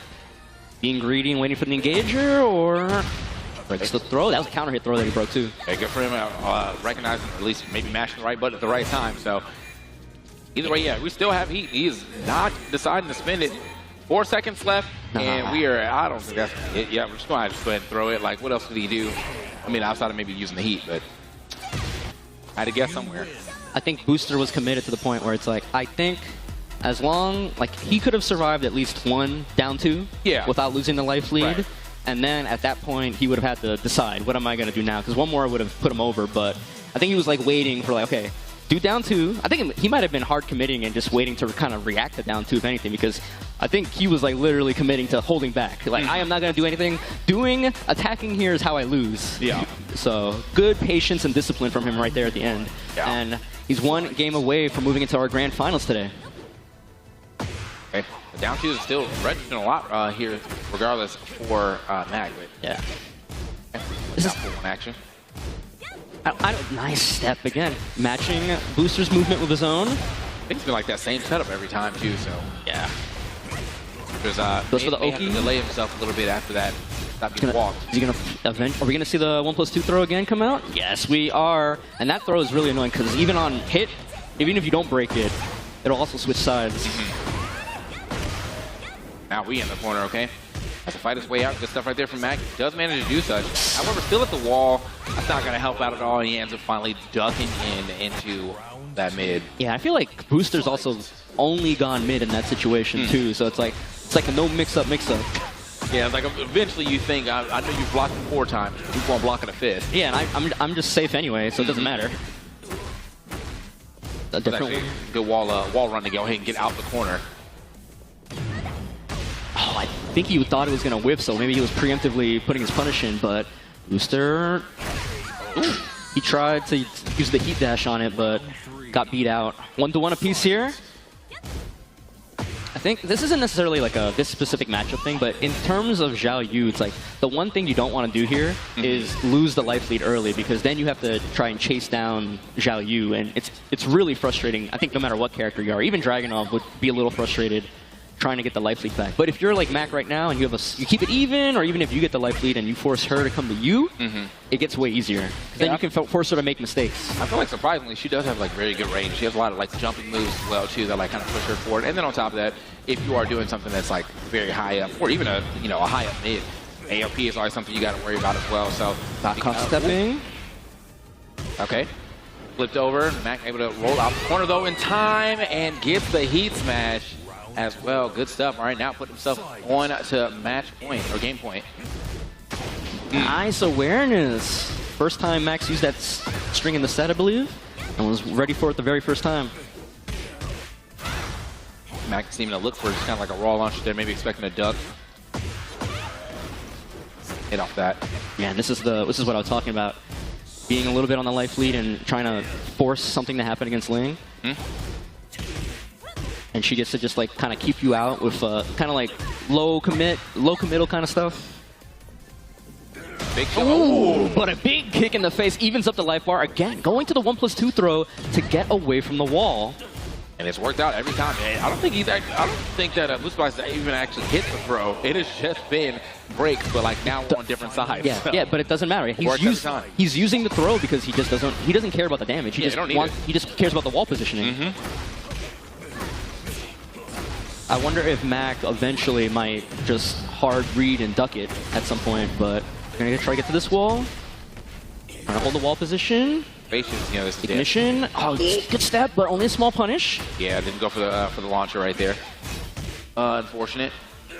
Now Mac. Oh, could have got a bigger punish. Okay. Okay, no heat. Oh, but I don't know if that was an input error or something, but he is keeping it simple with the Rage Art and Booster Blast. That's going to be it. Yeah. He's going to move on to Grand Finals, 3-1. They're chatting it up right now, and I think it might have been a little bit of an input error or something, but, you know, shaking hands. Like, Mac's not out of it yet. He's going to be waiting in Losers Finals for the winners of our next set coming up. Yeah, which goes back to 2 out of 3 area, but yeah, still, I mean, Booster Blast, I mean, gifted the game with the King, and then was still able to win 2 out of 3 sets. So hey, can't be like, oh, that game could have went a different way without the King. He still, would, you know, still pretty much won a set. So I give it up to Booster Blast on that one, as he's now sitting in Grand Finals. We got to see what happens on the lose side of things, and then whatever happens with that, they go to play Max. I'm gonna be honest, I had already forgotten this King was a thing. So when Booster Blast was close to winning the last game, I forgot it was for the whole set. So, but you see here, like, we only had one little thing with the King, it didn't even matter. But once we saw the Dragunov come out, we did see, you know, like the fact this is the main character for Mac right now, and we saw it come into play. I would say maybe I would say like good usage of Booster Blast, like especially playing when it was back to the wall, using that 1+2 throw to get away from the wall consistently, and then one time actually using the wall jump to flip over Mac. Just being really slippery, but also not playing super risky. Like, yeah. And normally you think of a Link player, you think of like a bunch of AOP going crazy, like back turn, kangaroo kick stuff. He's playing this character really simple, really safe, and he's like just playing it like a real Tekken character. I think that's just one of those things, too, when you think about it, too. So, like, every time he's in a very unfortunate, unfavorable situation, he's able to flip the coin immediately. So, like, yeah, like, if my opponent keeps pushing me, like, or it has a lot of pressure, it keeps pushing me toward the wall, and then eventually, as soon as I get to the wall, I'm like, actually, Uno reverse. Like, he's putting himself in a bad position basically by being on offense so much. But it's not even like with a risky read, because sometimes you expect somebody to try to fight their way from the wall. You expect AOP or even like a hop kick out of nowhere. Right. You're not seeing that. He's keeping it calm, he's keeping it composed, and just using like basic Tekken stuff to get himself out of an unfavorable situation. Right. So I gotta give it up to him, man. You know, knowing this stuff is like, I like the call out of, yeah, it's not even about the damage. You really, I mean, if you get the grab, that's also sick. Yeah. But you know, like, stage positioning is going to be important regardless if you get the damage or not, and you can potentially get even more damage if you, you know, put him at the wall and then actually get something to splat himself. All right, moving forward, though, looks like we're going to have Ryu Hosen and Pock8 play against each other. Paul and Huareng coming in. I mean, besides Mac, this is a all-Canadian top 4. Both these guys actually are, you know, got some good wins under their belt against Fear of Silence earlier. Saw Pock8, you know, beating the Dragunov and Fear trying to bring out the Victor. As a got a game, though. I'll give it up. I mean, like, he's been playing a lot of Victor, too. Like, he really enjoys playing that character. I think that character is really cool after they changed him up a little bit. Right. You know, the running 2 into EI stance and the new combo routes. I think it looks really cool. So, yeah, they try to, like, brain deadify him, and I think they did a pretty decent job. Like, there's definitely more flavor in his play. I think there's still a little damn brain dead, but it's more flavor. At least the combos and stuff, at least to me, look a little bit more swaggy. Yeah. The boom, the stomp slash mid combo. So nice. Yeah. All right, bro. Here we are into the loser semis. We're going back to a 2 out of 3 set for this one, and then after that, it's all best of 5s after that. Fight. So, I'm expecting some level of familiarity here. Like, I'm assuming these two have played each other many times before. But Ryu Hosen drawing first blood with a perfect wall carry to wall combo. Looks like we'll see if Poke8 can match in turn. Gonna just short of the wall. Talk about Ryu Hosen at the beginning of every match. So I feel like he's only playing big Tekken. He's always finding the launch. He's always getting the big damage here. All right, I'm gonna keep you here on this side of the wall. Oh, you're only dead. For a little bit. You're gone. Yeah. Yeah. Double death fist. 1, 2. Oh, he's still alive! That's actually crazy. I thought it was 100% over. He got a sliver of health left, though. It was because the breaking the wall adds extra scaling now after the last couple of patches. If this was like before that patch, I would have definitely killed. But that's going to leave him. Now, Poke8, because of the life gain mechanic, got the life lead and managed to turn it around and get game 1. I mean, round 1, I'm sorry. Gotta be yelling at Harada right now, bro. Like, why would you do this? All right, here we go. Still finding all the floats, finding all the combos off the floats too, trying to keep this pressure up. Thought he was gonna go for the deep dive, but. All right, the right foot forward, down for 3. Engaging heat. See. Oh, nice frame trap. Side walls coming through. That one too.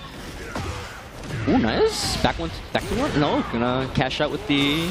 Ooh, actually pretty cool. Using the Empowered Death Fist to use it for Oki and cashing out the end of that round, 1-1. That was a very interesting ending right there because, yeah, I thought he was going to try to like heat actions, but he didn't. And then he was still able to get a follow-up regardless, though. Nice little Oki situation, as you pointed out. But now, you know, he's got himself. I feel like he's really been in control of the pace of the match, but just because of the way the last match kind of escaped him, we're not 2-0 right now. Yeah. Or the last, or the first round escaped him. Either way. Boom. He's gonna break it this time. He's definitely this one. Now, yeah. You. Oh no! Wow, Harada. Harada, please. Ends up dropping it right there. Definitely would have been another double death fist, and with that a little bit of sliver health, we might not even need the second one. These guys have definitely played each other before. Just the way they're kind of challenging each other already, and the way they're moving preemptively. Yeah. They're used to each other's stuff. Hey, ooh. Well, beautiful DF2. The wall is real close, so we got to cut the combo short. Boom, boom. Ooh, spike with the wall stand 4-4. Stomp on him.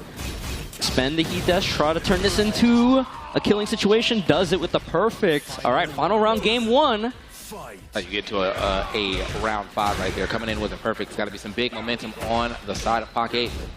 Like the challenging with the jabs here. Okay. Plus. Shaft definitely getting through out of some situations, but not really getting him back onto the offense yet. Pocket really starting to run away with the set. Or with this match. Oh, the littlest of side steps punishes it with the one throw. The command throw, beautiful low parry. What can we get out of this? Oh, nothing because we whiffed the demo man. So unfortunate, but Pocket takes the opportunity to finish him off and takes game 1. Yeah, and I was saying, you know, right after getting a perfect into the last round, like you come in with a lot of momentum, and you can kind of see with the way that he's playing, like he definitely controlled the last round a lot. There was only a couple of like crouch jabs to get him out of that pressure, but he never turned that into his own like offense. He was just like, okay, I stopped hitting the button for like half a second, but it's still your turn. Yeah, both these characters are kind of like they really run with momentum, right? Yeah. You know, Horong is a little bit like more pokey, a little bit more trying to cut you down little by little, while Paul is like, you know, the big haymakers. But you know, you get a good perfect like that, like you said, it boosts your mental while debuffing theirs. It feels like.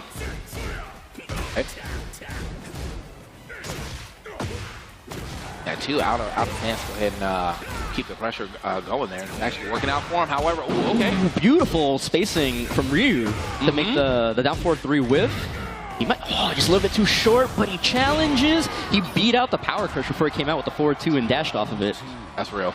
You saw the little bit of flash right before the armor came out. That was real. I like the fact he's like, you know what, I might have missed, but it's still my turn, bro. Yeah. All right. Okay. It's still my turn again. These jabs up here kind of keeping them in check. Nice win on it. That's the momentum we were talking about. Oh, get off me. Beats him out with the roll and choke, and it's just enough to kill. These guys are so evenly matched, TK. Yeah, it's going back and forth. Oh, okay. You know what? He pulled that page out of the Ryu Hosen book. Just right at the beginning, down 4-2. Okay, had to cancel out. He was on the ground. That was smart, but ends up still eating that grab regardless. Ooh, the bone breaker hits. Into the demo man. Oh, we tried to get the pick up. Trying to get some room and get some life back, but the sidestep shoulder. Okay. Elusive shoulder right there for sure. Ryu being a little aggressive, really wants to cash this out. For that situation now where it's like down 4-1 or down 4, which one is he going to hit? And have a little bit of health left. That's just going to be the sidestep 3 there, all right. I'm really impressed with like both. During that round, I felt like both these guys, even when they had the life deficit, they were still willing to be up close and scrap. You saw like Poke so close, just one little poke would have killed, but he stayed alive for like a good 10 seconds, it felt like. Yeah, I mean, he's got to get in the fray. He's not going to be able to make a comeback without getting any damage, so I understand where he's coming from, unfortunately, though. Nice side combo, got what he could. That's a 3 yet again. Yeah, deep dive into the 4. That one's going to get blocked in. That does give Pac a little bit of momentum here. I get that. Ooh, whip punch. Ooh, gets hit and challenges with the back 1-2. It worked out 1-1 going into this final game. Like you said, this is only loser semifinals, 1st to 2. Winner, oh, you see Pac right there, closing his eyes, looking back, just like, man, I understand that sometimes, like, it's like, how did I lose that? I was feeling so good. Yeah. Going I don't in. know if he actually, you know, the whip punch was good to get out. I don't know if he thought it was going to do enough damage to take. Like, there was a pretty big chunk of life left, but yeah, I think after the whip punch hit, maybe that's what he's thinking about. He's like, damn, almost stole it away. But here we are into our third game. Pays all right now. Pop, bam, off the rip. Already got him like down to 40%. And no help that can be regenerated either. Wow. But the thruster evens it out. The extra low poke. This is going to break it. Oh, God. Break the wall. We're going to break another one, or are we going to keep it for Oki? We're going to keep it and try to end it right here. Trade. Almost dead because of it. That was a good crouch jab too, though. He already did enough damage, or like a bit of damage because of the trade, and then he was like, you know what, let me use a quick option. And it worked out. Go through this wall? Yep. Oh, back, and because he hit him back turn, he broke the wall. It's flipped him around, so he's going to get a regular combo here. Ends it with the running 2, though. Oh, he tried to charge it up for the guard break, but got beaten out. Forward 2 whiffs. Heat burst in return. Counter hit. My man is stepping back right there, trying to catch step into with these orbital or these tracking moves, but I haven't really seen him stepping too much. Okay. Counter hit. Yeah, we're going to the wall for sure. Oh, misjudged it, but Power Crush saves him this time. 1-1 in this final game. Losers out of the tournament. The winner moves on to losers finals against Mac. Okay. Mac most likely watching very intently. It looks like, you know, that's the beauty of sitting in the losers finals. You get to see what's going on. You might be able to pick up on some, you know, some tips that are going to get you back to that grands pretty quickly. But as of right now, it's looking like Take wants to be the one to make it. Oh no, he swung! I can't believe he's done help to even live that. Switches sides. Gonna pop heat right now. Gonna do the running 2 to try to keep him close. I like dive that. You 4. don't want to do too much because you are, you know, you got the wall scaling. So he's like, all right, there's already a scale enough combo. Let me just end it here and try to get some Oki started here. Unfortunately, though, the tried and true, the Horong back 1. Like, I'm about to die. Let me just back 1, bro. Just leave me alone. okay. Nice, still got it. Yeah, I thought he was for a second like he was a little too low on that wall, but ends up the time to block that. He's in the corner. Yeah, too far away though. Yeah. Which is mad far. Counter it. Is this enough to kill? He gets to the wall. Yeah, he should die. Yeah, jab, Defus. All right, TK. Final round here. Losers semifinals. Who's gonna bring it here? Real Hosen or Pak 8? Paul versus Horong. What's gonna happen here? We got another wall explosion right there. You see it glowing. Yes, bro. He has been everything that has hit so far has just been lows. He's been harassing these legs all the way down to already half of his health. Breaks the cannonball. All right. Okay, got the wall behind him. Try to throw to get away. No dice. Gonna spend the heat dash. Oh, you gotta be real careful right now. The deep. Oh yeah, let me get out of here. I gotta go. And the death miss. It's over. That's it, yeah.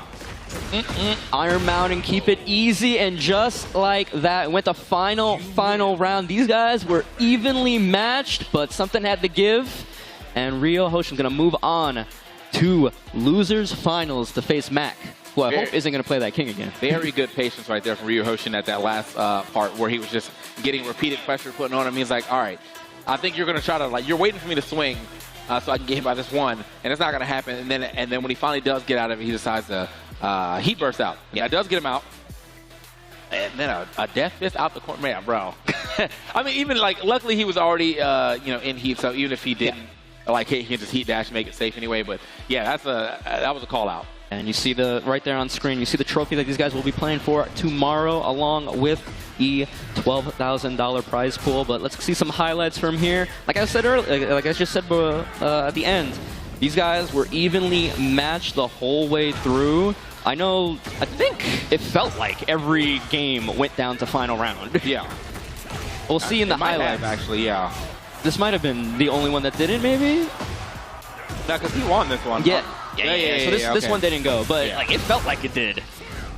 And really smart usage of mechanics, movement, like, you know, smart blocking when they had to, smart, you know, challenging when they had to, like right there with the power crush, and just really, there's only so many words I can say for just saying, man, that was some good ass Tekken. Yeah. Yeah. Yeah, right there. With the He fist was bump. like, all right, bro, you got it. So, yeah, I'm assuming, as you said, they probably play each other a lot. And so, yeah, that's just another time they got a chance to play each other. Probably, you know, probably does go back and forth. But the way that I look, I'm going to assume that there's definitely wins on both sides. So. Yeah. Dude, it was too evenly matched going down to the wire for it, not be like, oh, yeah, I beat him all the time. Like, they can't. I would have been like, nah, that's cap. Yeah. But, yeah. I was like, he must be on his redemption arc right now. If you beat him all the time, that's what it looked like. But either way, that does set up our losers final. It's going to be Mac versus Ryu Hosen. Stays on stage. Mac going to walk himself up there and make it happen. As you said, not trying to see that king. It's got to be the drag. I mean, we might see the Devil Fang, Jin. bro. Well, we saw. Oh yeah, he does have the Fang for sure. He might have the Devil Jin, but we'll see. Or we might see that Jack 7 come out. And yeah, I did not stutter. That thing played like a Jack 7 instead of a Jack 8 in this game. But you know, Ryu Hosen, I'm sure it would, you know, like I said, we were talking about before, you know, today's the LCQ. All these guys have already qualified for tomorrow. They're just playing for seeding, especially now. The seeding's not going to be much different no matter who wins or loses at this point, in my opinion. But it would be a good momentum, a good, you know, feather in your cap to be like, yeah, I took out the last invader going into tomorrow. I think just winning this tournament in general, I mean, I know it's just an LCQ, but like, momentum you won matters. a tournament. Like, you won a tournament here already, so that just means like, all right, let me just keep winning. Yeah, you know? think about the last few times TWT we had the LCQ, and that LCQ winner goes on to actually make a really deep dive into the Day 2 finals bracket. Like Junding last year, I believe got second with the am I remembering correctly? Yeah, from LCQ. I believe he won LCQ and then made it to he made it really far. I think. Yeah, I don't remember. The last second 7 TWT. Yeah, I think I remember Joe Crush doing it, like winning one. Yeah. And then I don't know how far he got, but I know he didn't like just immediately win and then lose. So like, maybe I got my years mixed up, but it always feels like you know, when you get like a big tournament like that and the LCQ winner comes out, I feel like they always make a really good push. Yeah, and you want them to, because like you don't want to fight your way to the top just to lose immediately. Like that's unfortunate. So, but here we are getting into our losers finals, as we said, get everything lined up on the screen. Paul and maybe Drag. Jen. We got a custom on this? What's up? Who's 1P, 2P? Bro had to check it real quick. He's like, Mac, whose custom is this? Mac is... Okay, Mac going with the Jin. Let's see. We got the main character, the protagonist power. Bro's playing all the top tiers. Bro say, you know what? I heard they were good. Let me try it. Yeah.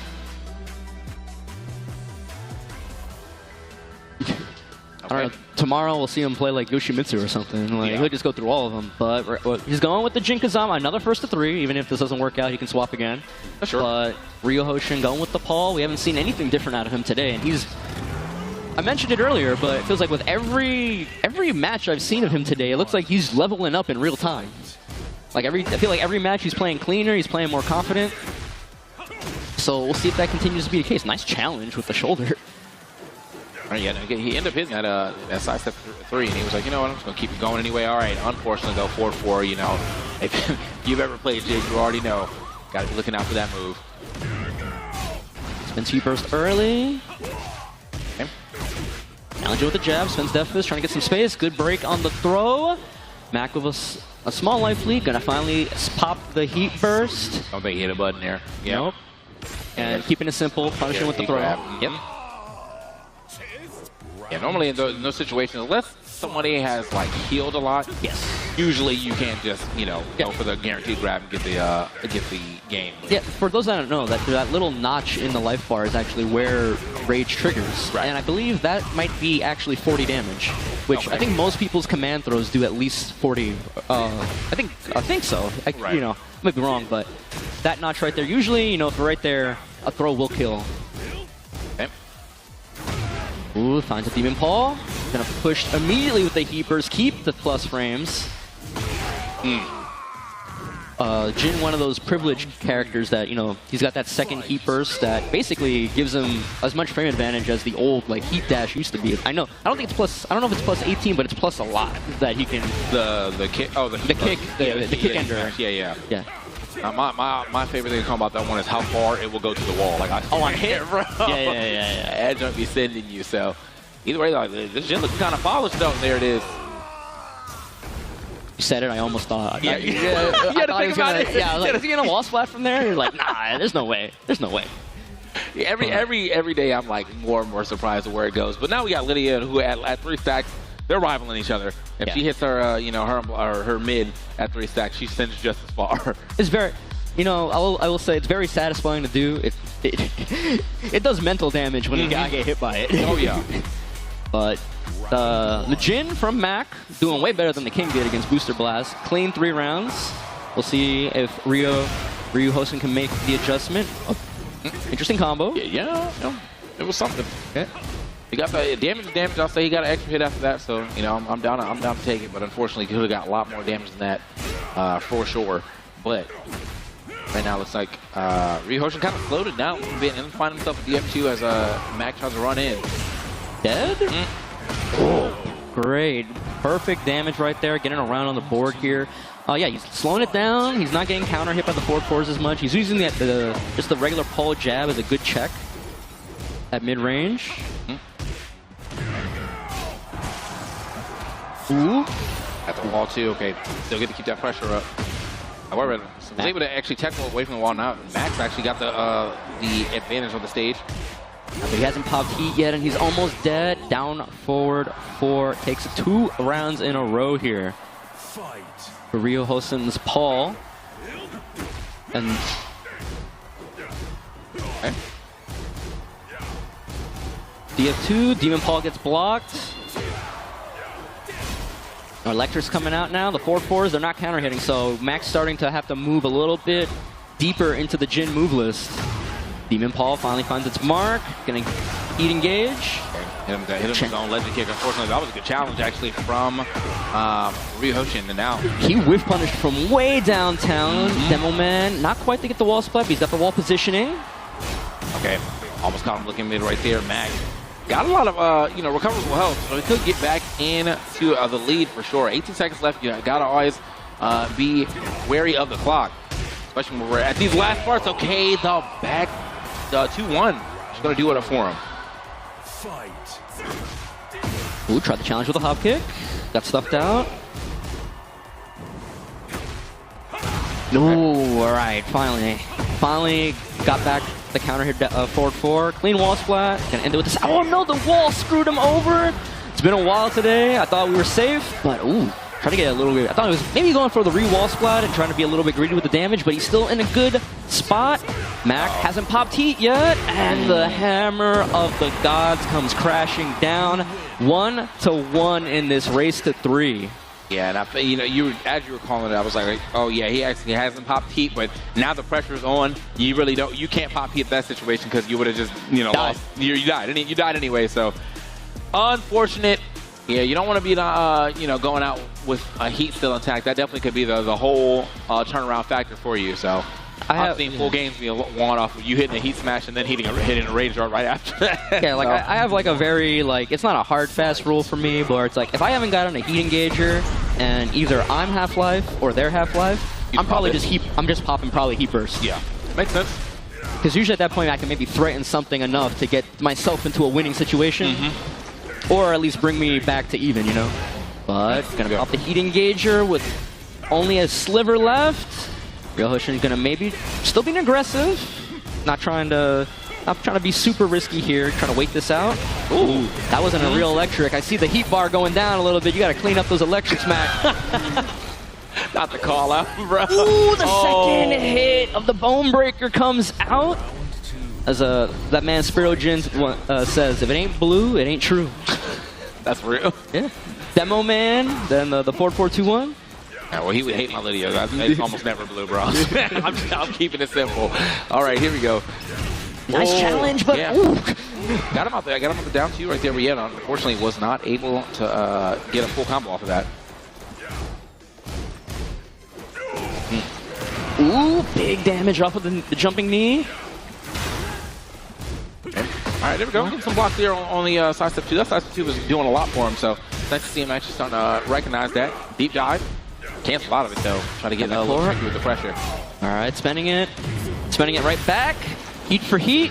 Ooh, nice reaction to he whiffed the first part of the back 1-2 and then reacted, and he's like, okay, I'm going to send a rage art right through this just to get this round on the board. That's one thing from Ryu Hosen I've seen in a couple of matches. It feels like when they're low, he kind of sometimes throws out that back 2-1, just tries to beat somebody up. get that last little bit of damage, but it didn't work out from that time. And another, not even Wind. a wind. That was like a Wind. I call those the Chicago Godfist, because all wind, no electricity, bro. No electricity at all. That's unfortunate. However, though, he was still able to kind of confirm some type of combo. But yeah, you know, when we see some electric, we want to see some electric. Here we go. Oh, nice break. Ooh, actually, nice trade in Mac's favor, honestly. He took more damage, but if he didn't trade there, Rio was going to be able to heat dash off of it to full combo, so fortunate for him, even though he lost like 40 damage for it. Like they both kind of use their, like the way you said that Hosen uses his 2-1, same way as that Max uses. It's kind of like, all right, I'm gonna throw this out. You're low health. Let me see what happens. And luckily, that actually did help him out the head. Hold up. He went for the mid extension off of the down forward 1 string. 1-2. 1-2-1. Savage sword. There it is. We're gonna pop. Man, Punish. I gotta hit the third hit of that string. Ooh, and there again, he tried the whiff punish with the back 1-2 and got beat out for it. And just a standing 2 right there. Mac at the very end, keeping it simple. I feel like all I saw was some 2-1s, 2-1s, 2-1s. Like, I don't want to go low. I don't want to give you an opportunity to do anything. And now 2-1 here. Mac 1 win away from going to Grand Finals and trying to get his run back against Booster Blast. With the Jin, too. You know, I don't know if he has played the Jin anywhere out there. I didn't see the Jin in any of his matches before, so not to say he doesn't have one, but like, you know, maybe this is something he's just been practicing in the background that he's now, you know, willingly able to pull out, and it's looking good. Yeah, Dragunov main this is his 4th character that he's played today, at least on stream. We saw the Jack before and the King. I don't know if we want to count the King a little bit, but this Jin is doing work. Did say he was a self-hating drag. Yeah. He's like he's really shouting right now. Like, I must get out of here. Okay. Nice little walk in 4-4 punish, but fortunately though, we're definitely down to our final right for that hop kick. I don't want home for that at all. Yeah. I felt the hopes and prayers in that hop kick right there, but didn't work out. Rio Hosen taking the first game, game 4. Ooh, big bet. Only -14 though, so. Okay, there we go. Yeah, all the way to 2 of the wall there. It all caught him looking low. Down 4-4. Caught him looking not low. First hell sweep of the set too. Maybe it's like he's a Pokemon, bro. He's learning more moves as he levels up right now. Like, wait a minute, I do have that. Counter hit. Oh, it was off axis, so it pushed him out too far. Okay. Ooh. Catching on the crotch jab timing. We're seeing the Waivus coming out too. Maybe he is a Pokemon. You feel like he's like remembering how to play the character. Oh, the wall was a little bit too close. Time's going on. Unfortunately, this is definitely a scary situation, yeah, because he can get picked up for a combo now, for sure. Or picked up for really anything. Nice. A 4-2. That's actually a Jin classic too. Like safe, like slightly minus move. You want to take your turn back. A 4-2 to sidestep around you.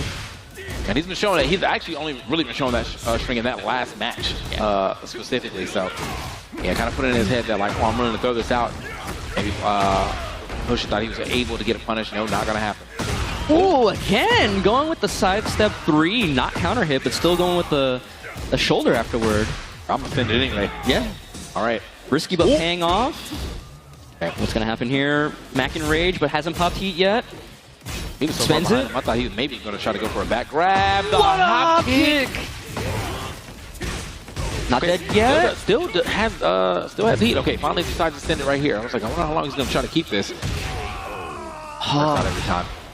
Yeah. Works out every time. Back 2-1 is doing it for right now. That felt like the third. Like, good stuff to Mac. Moving on, 3-1 with the Jin. But that specific situation I felt like was getting Ryu Hosen consistently killed at the end of the match. You know, little safe move, trying to throw out the back 1-2, and Mac just backdashes, making the first hit whiff, and then just whiff punishing before the second hit can come out. I feel like that was the third or fourth time in the whole set that specific situation came out.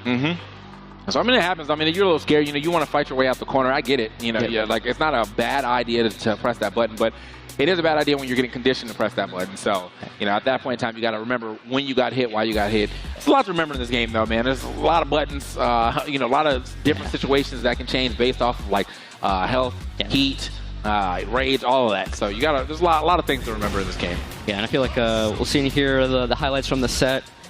You saw the Rage Art coming out early on, not working out. Saw the wall combo. That almost looked. This was almost terrible for Mac, but I believe he clutched out this round. But good throw defense, you know, good stuff from him. You see right there, that situation, that was maybe the only time it worked the whole time. The whiffing the first hit and getting the second hit. And I think Mac kind of caught on and then started like, I don't know if he was like intentionally setting up the situations or was just like trying to play it safe. With Rage Art. That one actually just got, he died from Rage Art from there. So I think he had to be intentionally playing, doing that after a while though, right? It's a, yeah. Like with the amount of times you got it, like that's a situation you might actually just be setting up. Yep. But, you know, it can be really hard, especially like heat of the moment, like I tell people, you know, like a good player will change their habit after you've punished them a few times. A great player kind of recognizes, I've been doing this, and they change before their opponent has a chance to even pick up on it. Right. And so it was every time like jab, you know, one jab and then a little step back and then back 2-1. So yeah, you gotta go. All right, that's what they're playing for now, the championship game. And it's gonna be Mac coming back and from the loser side of things to go up against Booster Blast. So Mac has to win 2 sets now, and he's been shopping around on characters. So maybe he's gonna bring this Jin. Maybe he just want to warm the Jin up or the Xiao Yu. Let's see where he goes. Reina, okay, we're just going all over the place. Anybody with some Mishima blood is in there. Oh, Mac, oh, go. Never mind. We're swapping up. I got lied too. Yeah, it was Booster hovering over the Reina. What is going on here? What is happening?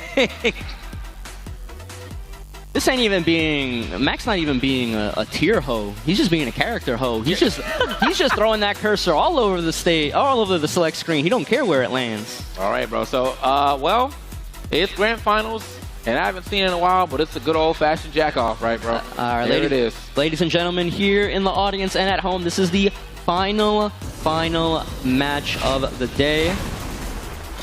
Grand Finals, Booster Blast versus Mac. Coming from the loser side, we're gonna be, I'm not gonna say it, it's just gonna be a Jack mirror match. You're not gonna make me say it. Come on, man. You can say it, I'm not gonna say it. That's fair. All right. Let's see what we get here on this matchup. What we got? I mean, you said you saw earlier. Yeah. You saw the Jack from Mac. Yeah. And you said you didn't. He wasn't playing. He's even playing the Jack 7, you know, outfit, man. Okay. Yeah. So his firmware wasn't updated. I got it. But this here on the other side, the firmware will be updated to Booster Blast. So. Well, the charge up back 2 into the heat dash for extra chip. We'll see how much, you know, Jack Booster has. The Jack knowledge, you know, matchup. Whether or not he can pilot the Gundam. Oh, the sidewall ruining it, and he gets... Oh, the sidewall ruined the wall combo for Mac. He didn't get all the hits of the Ender, and that gave Booster Blast a chance to get the heat dash to connect and end it. The bubble comes out, the force field, running to 2. And yeah, even if you block that, you know, I still got plus frames by a large margin, so... Oh, going under. Running 1+2 again. The 1-1. Oh. Okay. And then, yeah, be able to get over there in time. Yeah, Mac also standing up, you know, with the way that he got hit, it does kind of force you to stand up in a weird way, so. Got hit in the back on that one. Wow, the sidestep 1 avoided the Jack 2 jab from Booster. Mac having a decent life lead right here. Okay. My turn. All right, try to get the plus Damn, lane. how No far? grab. I like that. Nice low parry. Sidestep. Ooh, he's doing the Tekken 8 combos. Oh, but dropped in right when I was about to give him props. All right, heat for heat. Spends it, trying to get some space in the open. Max still has his. He's going to spend it. Nope, back. He's going to say he's going to spend it on heat smash, but beautiful. Whiff punish, right in the needle. What can we get off this? Just cashing out? Yeah, I was thinking about cash out right here. Get as much damage as possible. Try to set one more situation for another launch and maybe be able to steal the game or this round away from Mac. Actually, the whole game. Realized he was already up 2. I thought Mac actually got himself around here. Nope, I was mistaken.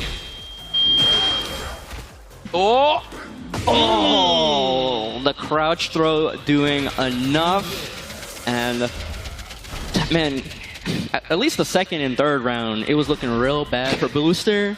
And then both times he managed to pull it out and, you know, get the W. 3 rounds straight with the Jack. Keeping it off. Okay. All right, the Jack's over here going up. They're going to party now. Celebration on the scene. You played story mode, right? Yeah. Yeah, just like, you know, doing that one part of story mode where you're running through all the Jack 7s, and then the Jack 8 shows up and actually feels like the final boss kind of level. That's what That's what Booster's trying to do to Mac right now. Trying to flex that. I got, like you said, the upgraded firmware. I can't believe they hid Tekken Force within the story. They just make that a full mode again, man. Good times. All right. Ooh, back turn. Oh. You can't. Well, yeah. The muscle memory, but you can't throw him on the back turn.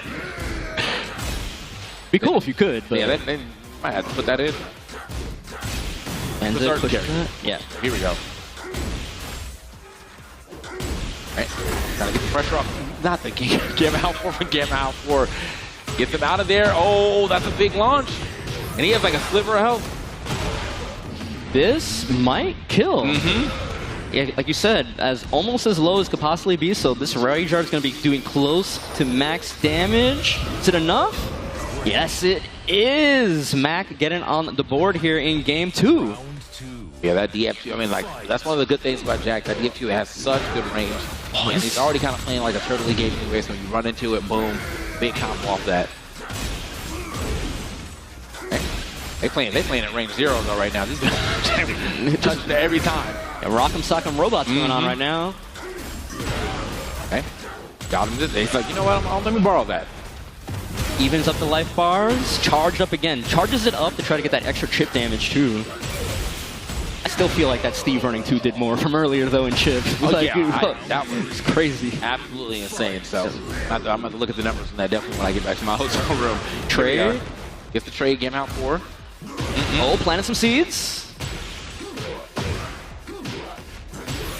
Booster being real aggressive now, but one too many lows, getting low parried. Mac gonna pop E-Burst right now. What kind of combo are we in here? Ooh, I don't know, not sure if that works, but see it.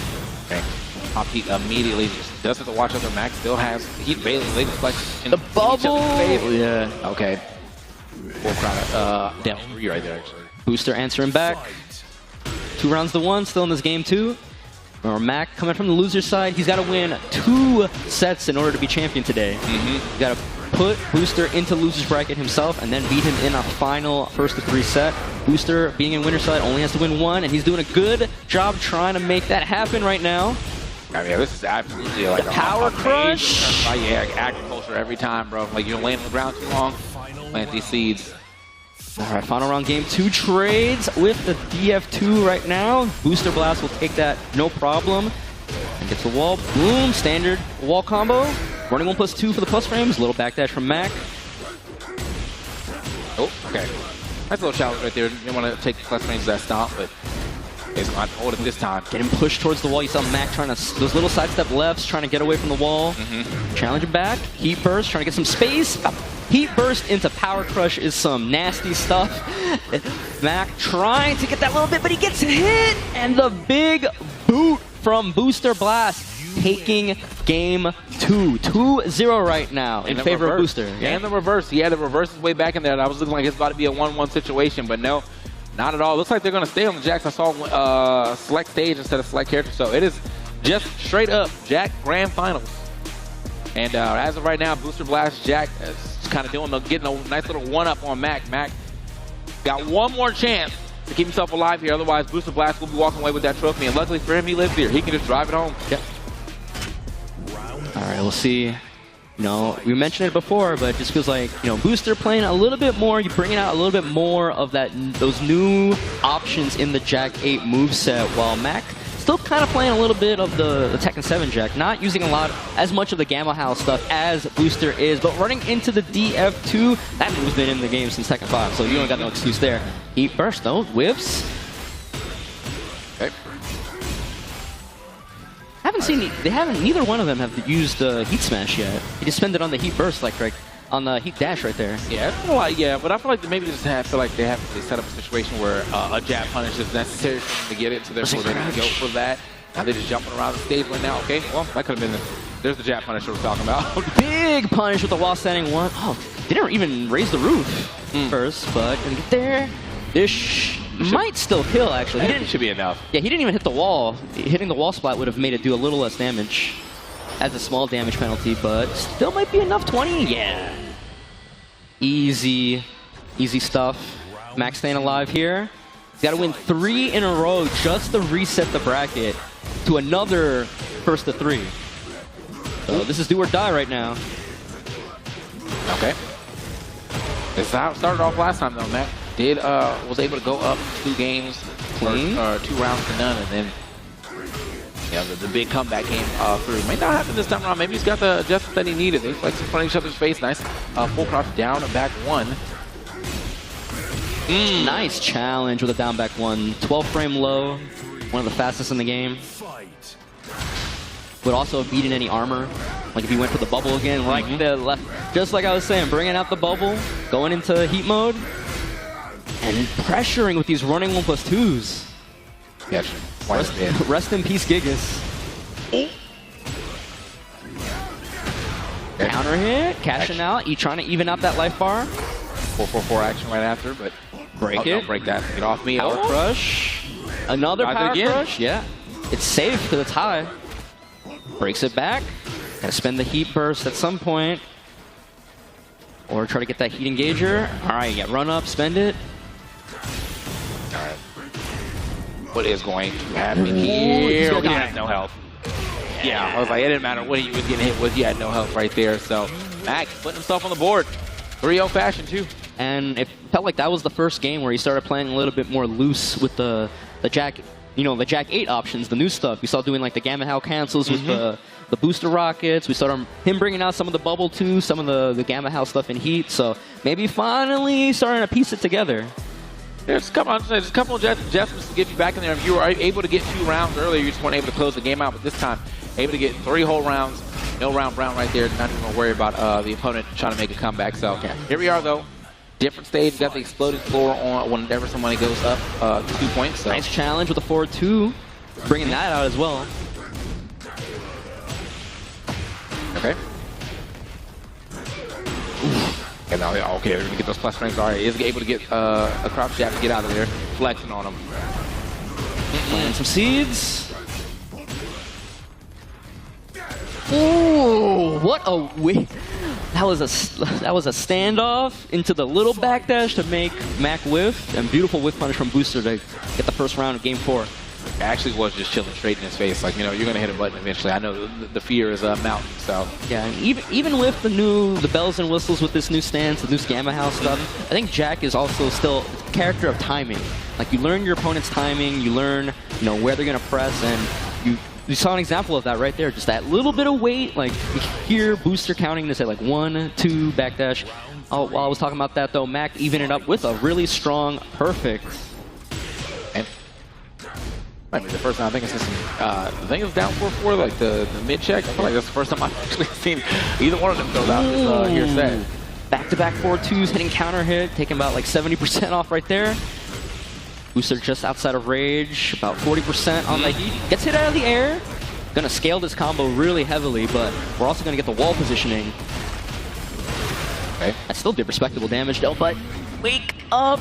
Okay. Yeah. Oh yeah, okay, you said it. For a second, I thought he hit that button, but no button was hit there. And now 1 more round away for Booster Blast to be our LCQ champion. I think Neckbeard said it earlier when Fear was playing Hawk. Wake up Rage Art. It sounded like Canada got experience with that. Yeah, so we're ready for those. Oh, but the raw while standing 1 hit it. Is he dead? Gonna blow it up. Heat first, big boot. Oh no, we're gonna keep going. Oh. Okay, a little side watch. It doesn't matter though. Still got the perfect and got the W. Full crouch down back 1 to go ahead and do it up. That is our champion, Booster Blast. Getting himself a nice little dub there. And now getting to walk home with at least one of the trophies. He's going to try to come back tomorrow and try to walk home away with both of them. Yeah, good stuff. The Jack Mirror match, maybe it was a little bit of a flex. Maybe they were just having, we saw on camera in between the games, these guys were smiling and laughing. But once we got into the game, they kind of got serious again. But these guys both know each other. They're both friendly. But Booster Blast today got a victory under his belt. Got some good momentum going into tomorrow, where we get to the finals along with the other 32 players who qualified today. And plus our 4 previous qualifiers. So a lot to be happening here. 32 players qualified. And then, we're going to be getting some ringers, really, if you want to call them, to come in and really kind of shake the bracket up a little bit. We're getting the highlights here. It was one of those things where the rounds were close, but just Booster felt like consistently coming out out of these small cases, especially that game 1 where it felt like 2 rounds where he just like kind of, you know, stole it from Mac. I hate saying that because it's always like you never stole. You just outplayed somebody no matter what happens, really. Yeah, but yeah, I mean, like, it definitely feels like it's like Matt stolen when somebody is 1 hit away and you just happen to find that like lucky launcher when they're like at 60%. Yeah. But you still got to complete the combo, so you know you just found a bigger hit when it mattered.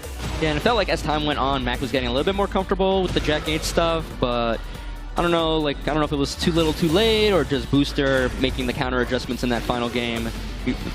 Right here, like, Mac looking really strong in this game 3, but then the final game into the stratosphere, just Booster, even then Mac looked really good. Like, that timing, just waiting for the deal. Like, I knew you were going to swing eventually, and just ready to whip punish.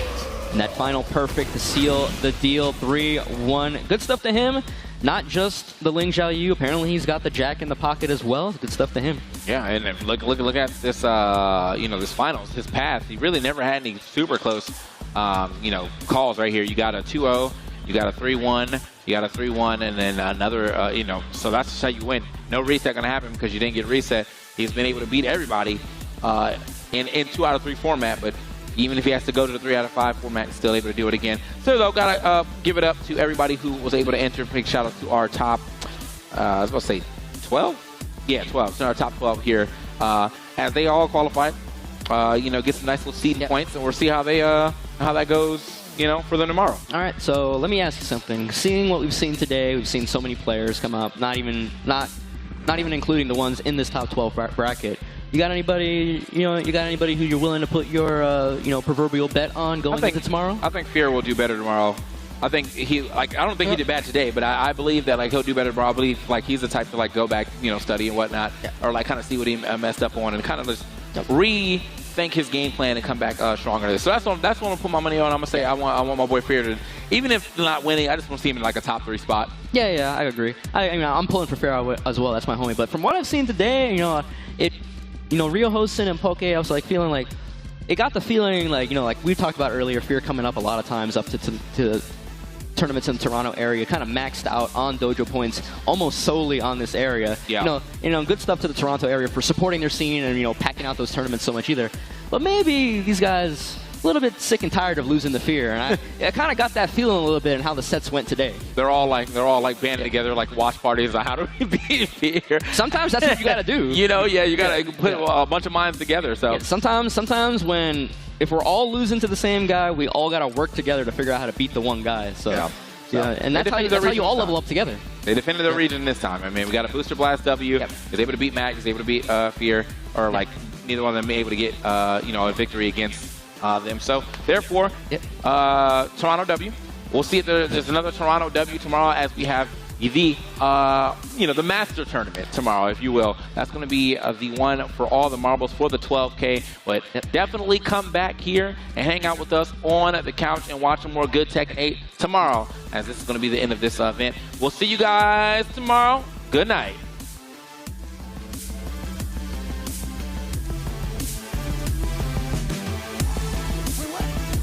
They stood up! They stood up! They stood up! Wait, what? Wait, what? They stood up! They stood up! They stood up! They both put their controllers down. They weren't expecting that to happen. Calls out the low heat first at the time. I mean, heat smash, I'm sorry. Yeah, and all the low heat smashes are very punishable. Like, see, look at the amount of damage they've been getting off this blocking that alone. Ooh! Poor camera. When not challenged, especially as the set's been going on. That fist. Stick one. Oh! What are you drinking? What's in the yellow can? What is that? Oh, Fanta? Nice. Lieutenant Husky, ladies and gentlemen. Is that pineapple flavor? Is that pineapple or peach? What is that? Pineapple, right? Yeah. Oh, okay. If he can turn this into like anything that hits the wall. Okay, running two. Oh!